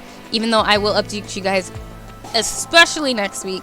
But for those that don't know, I will be taking a 2-week break from streaming when January starts. So first full week of January will be my break. First 2 weeks of full weeks of January will be my break from streaming. You will not see me in Twitch. You may see me, like, in chats of other streamers that I watch. You may see me on Twitter and Discord, but you will not see me streaming on Twitch. And even on Discord, I may slightly not be as around as usual. But you also might want to check it, because if I decide to just play games for fun and stuff, I might ask you guys if you want to play, you know? So keep an eye out, because that's the thing. That is a viable option of what I might do. Won't say that it won't happen, but yeah. And that's how I think that's it. Anything else that gets updated, y'all will learn about when it comes, pretty much. It's about to be 2022. I'm trying not to give myself too many like milestones and goals to finish because it's about to be the end of the year, and I'm just happy and glad because these little bad boys was actually a goal of mine for the year, and I kept putting it off because I was like, nobody's gonna win it, that's gonna cost too much money, I'm not gonna be able to do it, blah blah blah blah blah. And like in November I said, you know what, screw it, we gonna order these things, we gonna do it, we gonna figure this out finally. And I did it, so I'm proud of myself, and I'm gonna get this stuff set up so that I can actually say that I attempted to do keychains and put that under my belt, and I can feel good about myself and feel proud about myself. So that's what we're doing. I'm still waiting for Sprinkle to stream. She does stream occasionally. Are you not following Sprinkle Shin? Are you not following? Do you not have notifications on for Sprinkle Theory? Is that what it is? Is that what it is that you're telling me? 2022, let's just finish. Yeah, I'm glad they came out how you wanted them. Yeah, we just need to finish it. But like I was telling Shin earlier, I'm honestly very ready for 2022. 2021 was too long. This year felt like 2 years in one. Like, I 100% keep forgetting that the insurrectionists and stuff happened this year. It happened this year. It feels like it happened last year, but it happened this year. That's how damn long it is. Biden has not even had a full year yet as president. That's how freaking long this year has been. Like, it's been too long. Like, it's been too long. It's only been a year, and it feels like Biden's been president for 2 years already, and he has not. He has not. So I need to be 2022. I needed to. 2021 was too much. There was too much stuff going on. There was too much. I won't necessarily say it was a bad year, but it was too much going on. It was too much. I'm over it. I'm done with it. It's bye. I'm not gonna miss you. I'll kick it on the way out. Punch it. They get out of my house. So I'm done. I'm tired of it. I'm sure I'm following the spring. Yeah, it's been so. Yeah, Apex Academy. Exactly. Apex Academy happened this year. Like, I feel like I've had my mug for 2 years already, and I just got that thing in like May. Which, by the way, I feel like now I can probably mention it, but like, I never got my Elgato prize for winning that art contest with Apex Academy. Elgato never sent me it, and I was quite disappointed. I was waiting for my artwork on that Elgato. I was like, ooh, I'm gonna be a real streamer. I'm gonna get an Elgato. Where was I gonna put it on this tiny desk? I don't know. I have literally no space for it. But I just was like, yo, I'm gonna get an Elgato. Never got it. Ain't never came in the mail. Never got it. I was quite sad. I was very sad about it. I won though. I at least got money, so I was proud. I was happy because I'm broke. So I was I was happy about that. I want free stuff. But the Apex Academy was fantastic though. In the tournament, because I think it was for the tournament that I did the art and stuff. This year zoomed by, but I feel like these last few days really stretching it. It is. Also, hi Calamity. How you doing, friend? How's it going? How are you? How you been? Hope you've been good. You came at the end. We finished the stream. I just talked too much, so we still here. So I need to go raid, but I don't shut up. So there's that. Apex Academy is this year. Yep. Yeah, it's kind of monovision now. Listen, I'm tired of it. I'm tired of 2021. I'm so tired of it. I've been tired of 2021 since 2020. Like, I still remember all of us naive during 2020. I remember bringing in the new year, like, oh, it's a new decade. I'ma change stuff. I'ma be the person I wanna be. 2020 is gonna be my year. It's gonna be so good. Like, this ain't nobody gonna stop me for this year. Like, it's gonna be amazing. Trying to stunt, bought new clothes for the spring. I'm like, yo, I'm gonna show out. Say So had came out from Doja Cat, so I was feeling myself. I was like, oh, it's gonna be a 70s summer. It's gonna be a 70s summer. Got myself some flares, and then what happened? We in lockdown. That's what happened. We on lockdown. I'm broke. Ain't got a job. That's what's happening. That's what happened. And I'm still pissed about it. But I started streaming, so I mean, can't get too mad. Did more art. Can't get too mad. But I'm still mad. You know, still salty. But, but man, 2020, 2021, they can go. They can go. I'm tired. And now Marion out here making people sick. Again. Omicron sounding like a freaking transformer. Tired of it. Freaking tired of it. Now, before we know it, we're gonna get a Decepticon, and it's gonna be even worse. Like, I'm tired. I'm tired of the panoramic. I'm tired of it. I'm tired. I'm exhausted. I'm exhausted. And I'm ready for them to do a new lockdown. I'm sorry. I'm honestly ready for a lockdown. Lock me down in my house. Let me just paint and stream and just watch movies. Like, at this point, that's the vibe. It's wintertime. It's cold. I don't want to leave my house anyway. Like, just lock it down. Lock it down. I don't really care. I don't really care. Christmas is about to be done. Like, once Christmas is over, I don't want to leave my house. I don't need to leave my house. I could play Monopoly on New Year's. Like, I don't need to go outside. What am I gonna do? What am I gonna do? I'm gonna get COVID. What am I gonna do? Why I need to leave? I can stay in the house. I can have fun in the house. I can drink my own bottle of wine, not have to have everybody else try to drink it, and not have everybody else drink my wine, so that then I don't have anything else to drink, and I gotta drink something I don't want, and then feel terrible. Okay, now I'm just rambling and ranting. I'm sorry, y'all. You're doing all right. That's good, Chloe. I'm happy you're doing good. You better get your prizes. I subbed for extra Nessa. Listen, I'm not getting my prize for that. I've accepted it. I've come to grips with it. I'm okay. I have the fact I won, and that is enough for me. I just like to win. I can get competitive, so I won, so that's good for me. That's good. I know I won. That made me happy. I don't win stuff often, so I feel very good. COVID ruined my college experience. Had one full semester of college, then the next semester you went on spring break and just never came back. Oh my gosh. Listen, like, I said this all the time. I'm so happy that I was out of school by the time COVID came, because I felt so bad for everybody in college and everybody in school, especially, oh my gosh, because my sister, she's a guidance counselor in high school, and I felt so bad for the seniors of high school that never got to come back from like spring break and never got to experience their senior trip, their prom, all of their senior activities that they did, like spirit weeks, and all. They didn't get to have none of it. I felt so bad. No graduation.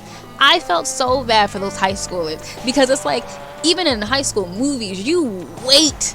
You are waiting those 4 years for those last like 4 months of school. Those like last 4 months of the years you're at school are the years you wait for. Like that's the time you wait for, so that you can do that. And they couldn't do none of it. And I felt so bad. I felt so bad for them. I don't feel too bad for my nephew, the older one, who's in high school now, because he actually never got a chance to experience going physically into a high school, so he doesn't know what he's missing. Like, he doesn't understand what he's missing. He started high school with Zoom, but the people who got to experience going into it first and then having it ripped away, I felt so bad for them. I felt more bad for them than the people who had to go in first with the Zoom. No, Marion. What's the move for New Year's Eve? The move for New Year's Eve? Me and my sister try and get my mom and dad to play Monopoly again, because we played Monopoly last year for New Year's Eve, and it was fantastic. Because I didn't realize that my parents are very competitive Monopoly players. I did not know that, because when I was a kid, I used to always want to play Monopoly and like Life. And like, the excuse was always, you gotta have a lot of time to play Monopoly. That's what my mom's, you gotta have a lot of time to play it. I didn't realize that she said that, because she is treacherous. Her and my dad, they won It was hard. My mom, because they both do it two ways. My mom is the Monopoly player where she makes sure, I mean, and I'm also generally describing any Monopoly player in a way. But my mom, she focuses on those top places. She gets the expensive ones and she gets them all. She lands on anything that's expensive, she's gonna buy it. It's gonna be gone. You can't buy it at all. Then my dad, he's like Samuel L. Jackson, where he's like, I never said no to a movie. My dad never says no to any square on the Monopoly table. He will buy everything. If is it in the slums, doesn't matter. He's gonna buy it. Is it in the rich part? Doesn't matter. Mid, doesn't matter. He's gonna buy them all. I'm over here trying to collect collections so I can make houses. Couldn't do not one house because they had so many. And then trying to do the bidding process to get a house from them. Trying to get a spot so I can get a house so I can have my collection. It was impossible. It was freaking impossible. That was a rough game. I didn't know what I was in for. I did not know what I was in for when I played Monopoly with my parents. It was fun. But they're savages. They are straight savages. Also turning 21 and not being able to go anywhere. Oh no. I feel that though, Jakara. Hey, maybe you can have it where like your family or like super close friends, y'all can, buy some liquor. Buy something and have like a little thing in your home, at home or something, or at a friend's house to like celebrate you drinking legally. I want the lockdown. So use your clout to make it happen. What clout? I ain't got no clout. I ain't got that nary a clout. Nothing. Ain't nobody know me. I am unknown, sir. Nobody know who I am, sir. Damn, now I feel real bad for all the people that went to my old high school who couldn't go to Universal for their senior trip. Universal after hours was like, yo, I didn't get to. Look, one, I'm very, very, very jealous of you for that. But my senior trip, we went on a ski trip. So I couldn't ski, so I didn't do it. But I went sledding. I almost died. It was fantastic. It was the freaking highest mountain, and like nobody went to go sledding, so it was just me and my friends. And like when we'd find other friends that went to go, he was like, yo, you should come with us to the hill. The hill's mad lit. And we went up, and I'm talking about archaic, like the little plastic sleds, the ones that like if you happen to like put your weight down, you're gonna smash your whole face in. Fantastic. 10 out of 10. We went first, we started off like real low, and then it was like, nah, we doing our last sledding, we can handle this. We went all the way up to the top of the little hill, to the point where there was like the trees. I got on that thing, I'm zooming. Everybody else, like they went up top, they had already fallen off halfway, like 3/4. I'm still going, because I don't know if y'all know this, but I like being very active when I can. So I'm going, but then I don't realize that I lost control of my sled. And I can't control where it's going. And there is a whole tractor trailer type thing, like some sort of land equipment that probably shovels the snow in the corner, out of range.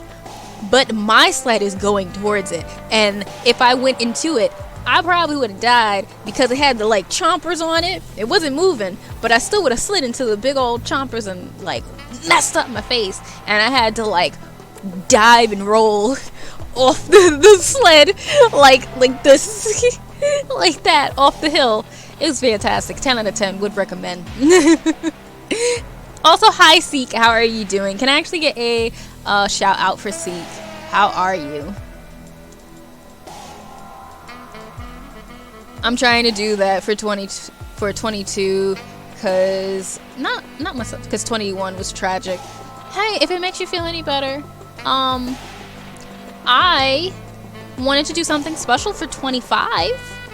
I wanted to go on a trip, because 25, the fives, like straight up mid-20s. I was going to do that, and then 2020 hit, and I couldn't do it. I was very, very disappointed. It was very sad. I mean, I probably wasn't going to get to do it anyway, because I couldn't figure out what friends to bring with me, because I don't have friends. So I don't know who I was going to go on a trip with. But I was like, ooh, it'd be so cool if I went on like a trip for 25, because like I've never been on a trip with like friends that's not like family. It's like, ooh, it's going to be good. But I was over here stressing for a year before, like, I really want to go on a trip for 25, but I ain't got no friends, so who am I gonna bring? I don't know who I'm gonna bring with me. So that didn't happen. One day though, it's gonna happen. Hold on. Trying to scroll back up. And every time I do, I'll type. I felt that I like to see the wholesome New Year's Eve events. Yeah, I usually don't go to many New Year's Eve events, to be honest. Honestly, I didn't start doing anything on New Year's Eve until like right before COVID. The 2022, I went to my friend's party. I went to my friend's New Year's Eve party, like a little house party. Man, was I drunk. Man, was I drunk. Yeah. And then the year before that, I went to a different friend's party, and I was not bad at all. But it was fun. But yeah, 2020 was gonna be the year. Did not become the year.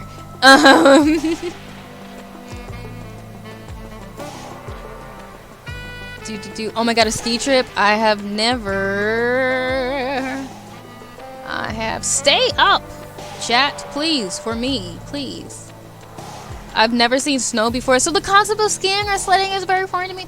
Oh my god, Jakara, where are you from? That makes me sad. You need to go on a ski trip or something at some point. Like, go to Colorado or something. I don't know. I mean, back before global warming, New York City used to be cold. We used to get snow every year. But, you know, since global warming happened, we don't. It's probably going to rain on Christmas. We used to have white Christmases. That used to be a thing in New York. It used to be so cold that you couldn't feel your fingers. But, you know, now it's like 60 degrees. We're definitely all going to become like the dinosaurs or something at some point. Because why? That doesn't make sense. That doesn't make sense. Let me see. Let me scroll back up. Scroll. 10 out of 10 would put myself in danger again. You know the vibes, Calamity. You know the vibes. That's what it was. Almost killed myself. It was fantastic. Super fun. Recommend it. Y'all should do it. But you also gotta be like, you know, agile. Like, you gotta roll out the way. You can't like go into the danger. You gotta roll out, you know. I'd love to go skiing. I want to go skiing as well. I want to learn how to ski and I want to learn how to snowboard.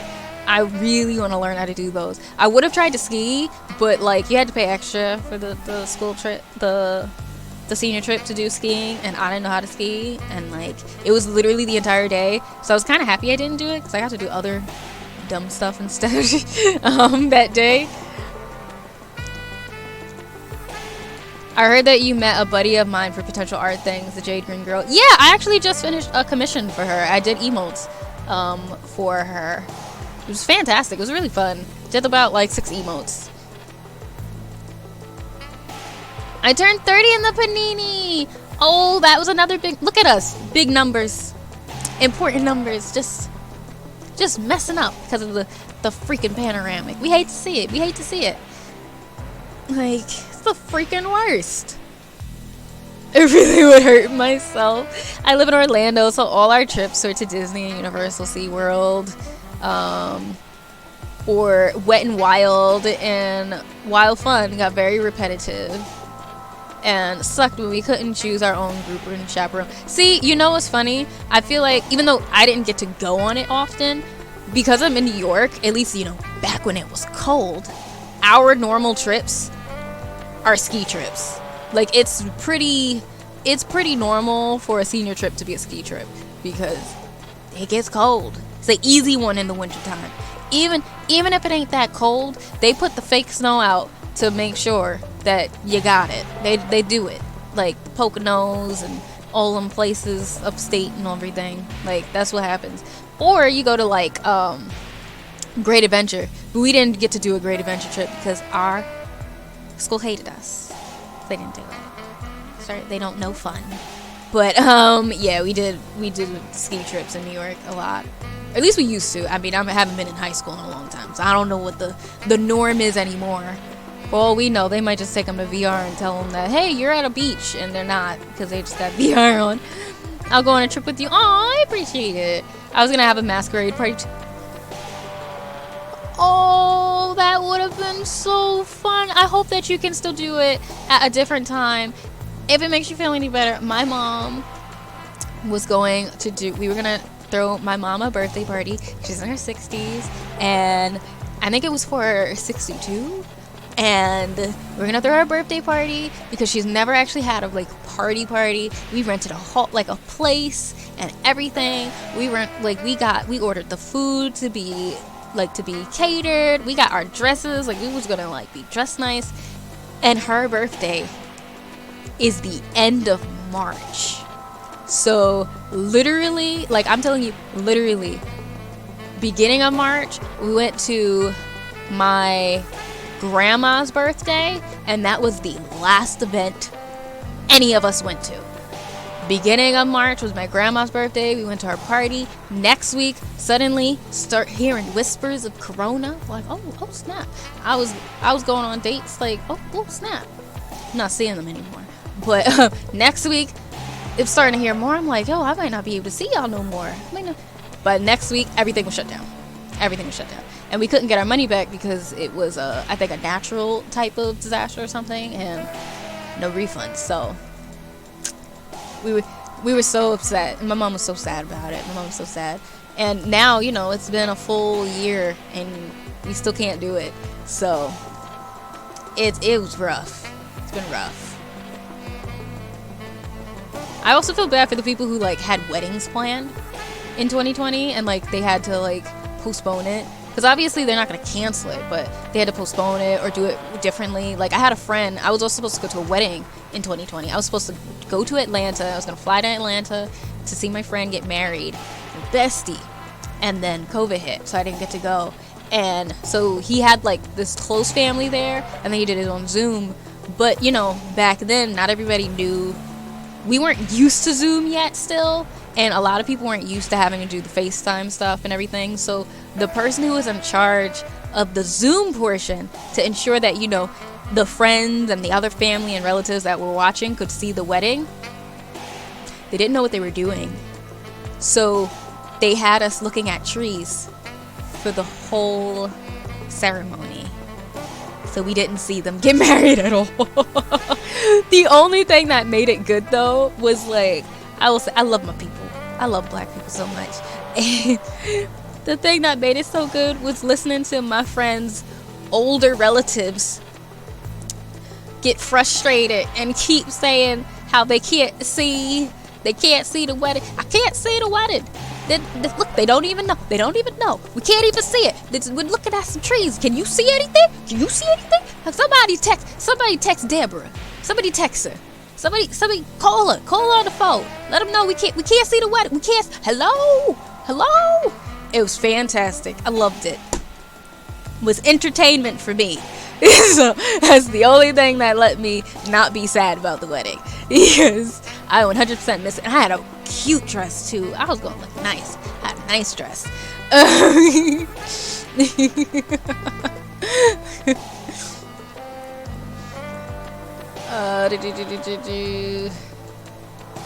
Field trips, friend trips are fun. Yeah, I really want to go on one day.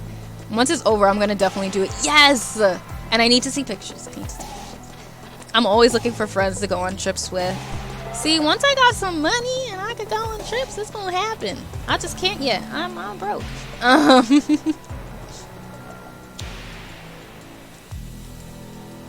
love going to trips. She's a delight and had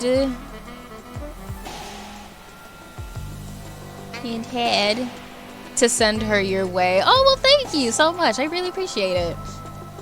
I almost set myself to one of those retreats. Ooh, I'm actually trying to see. I've been looking into, like, now I forget the word, but like those artists. Oh my god, I can't believe I forgot the word for it.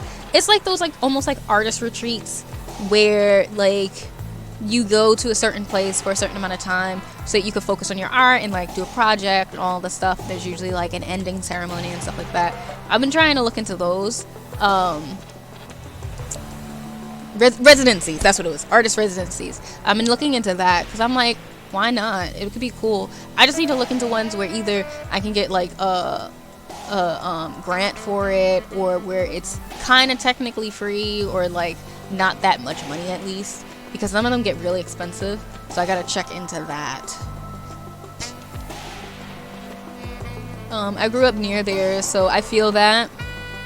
Oh yeah, feel free to check out my commission Seek. I have my commissions open at the moment. They're open for digital art, traditional art, and emotes. So for anybody who's interested, that's what I got open right now. Oh no, your poor mom. Yeah, she was sad about it, especially since it was gonna be like the first party she's done for her birthday.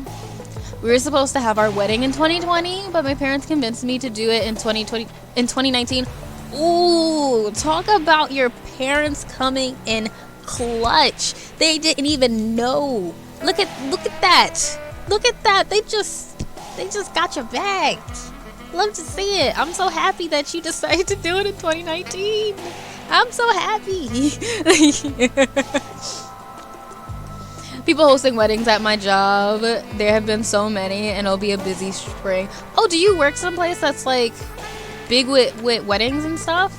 Oh, I think I knew that, but may have forgot. Calamity. The marriage license is the most important part. What you mean, money? I am. Oh, that's so sweet. I'm so happy. That makes me so happy. I feel bad for the people that did postpone and something happened to their. Oh yes. Oh, I didn't even think about. Oh, talk about rough. Like, this has been such a hard year, and you know, I don't mean to get onto the sad part, but it was such a hard year. Hard years, I should say, and that's why I'm like so ready for this stuff to be over. And I know it's not, but we gotta be cautious and do as much as we can to make sure we keep everybody safe and ourselves safe, because so many people lost so much. And just because some people haven't doesn't mean that others have not, you know. Oh, I will definitely be coming to you. It's already been decided. Hey, we love to see it. I appreciate it. I do. Alright. But I did finally catch up with the chat. And I have kept you guys for what, 30 extra minutes than I'm supposed to? Because why? Because Nessa, because Mono can't shut up ever, because she just keeps talking all the time. That's what she does. But I'm gonna see, let's see, who should we raid? Who should we go bring the vibes to? I can do my tried and true. Oh, I would. Where is she in Spiritfarer? I would raid her for Spiritfarer, but like I also don't want to accidentally go to her and like she's really far in. People host weddings at my job. There have been so many, and oh wait, I read that already. I'm not up to date. Why my chat like just suddenly decide to go back up top? Like, why would you do that? Why would you disrespect me like that, chat? Like, not you, chat, but like Twitch chat. Twitch, why would you disrespect me? Alright. What is Happy doing?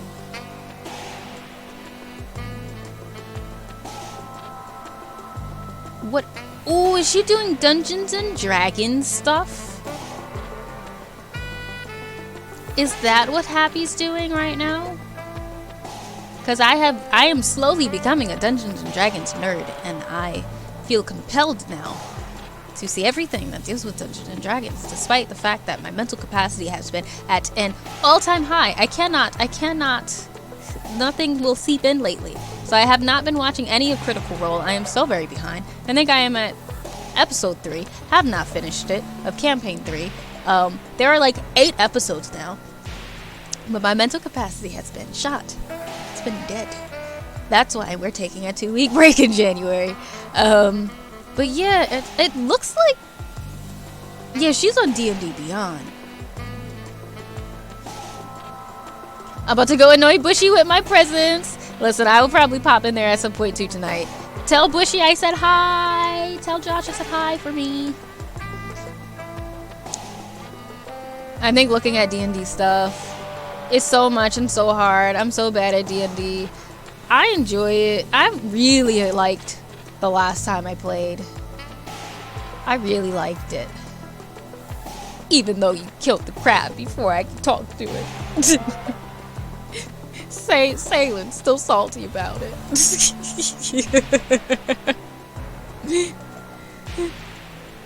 Alright, who else is there's where is she in Spiritfarer? Summer's still there in her playthrough. Oh, she still has Summer. Is it just the 3 of them, I think, in here? Okay. We gotta see. We gotta figure it out. I think rules get to me, but I'm glad I started with the TTRPGs. What you mean, like the things that like you can't do, like having to do the guidelines, because I would be really bad at D&D.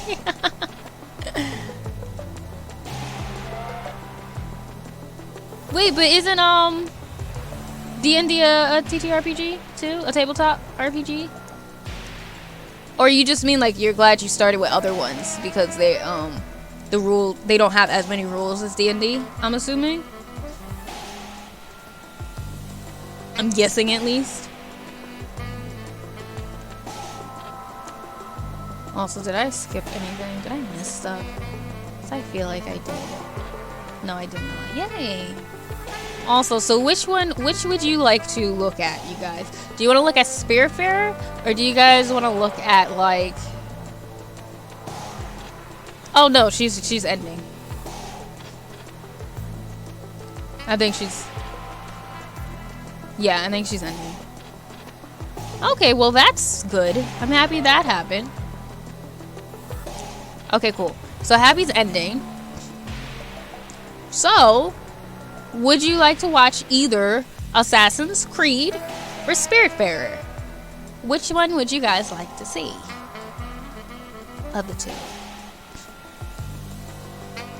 Yeah, I think so, but yeah, that's what I'm saying. Okay, cool, cool. Yeah, I get that. I get that. I think the only thing that helped me out with the D&D was that one, I have been eyeing D&D Beyond for the freaking longest before I started, and as you already know, I have all of my fantasy characters anyway, and I RP with my friends in Discord. So the RP part, I get.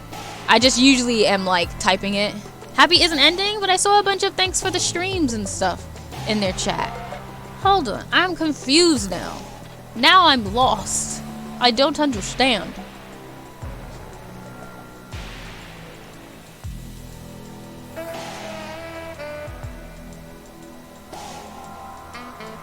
I don't understand.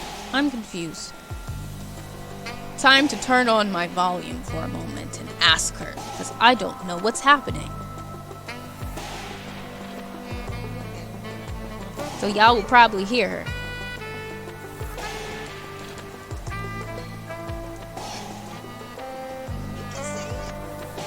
But also, would you guys rather just chatting D&D stuff or Spiritfarer or Assassin's Creed? That'll be the big one.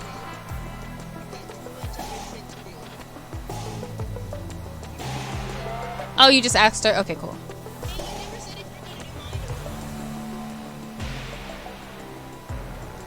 So yeah, so you can let me know which one, Spiritfarer, Assassin's Creed, or D&D stuffs.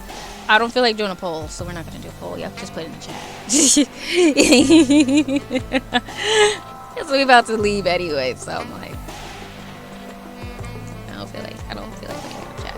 So, but also for context, Happy is doing D&D stuff. I'd prefer the stream archive. Now Shin. I mean, but for anybody who does want to know, I do have my stream archive up on YouTube. So yeah. But Happy is doing D&D. Joy Infinity is doing Spiritfarer, and she is still early in the game. She's not as far as I am yet.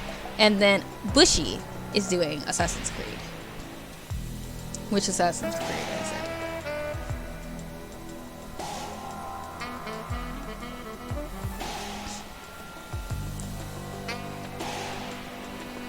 Oh, freaking ad. We love to see it. Brotherhood. Okay.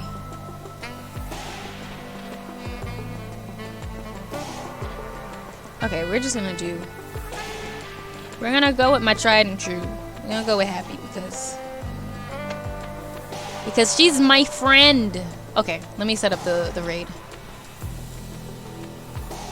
Alright, so we're gonna go in and raid Happy because I have a compulsion to always raid Happy every time I see her on, and I have to stop myself each time from raiding Happy so often.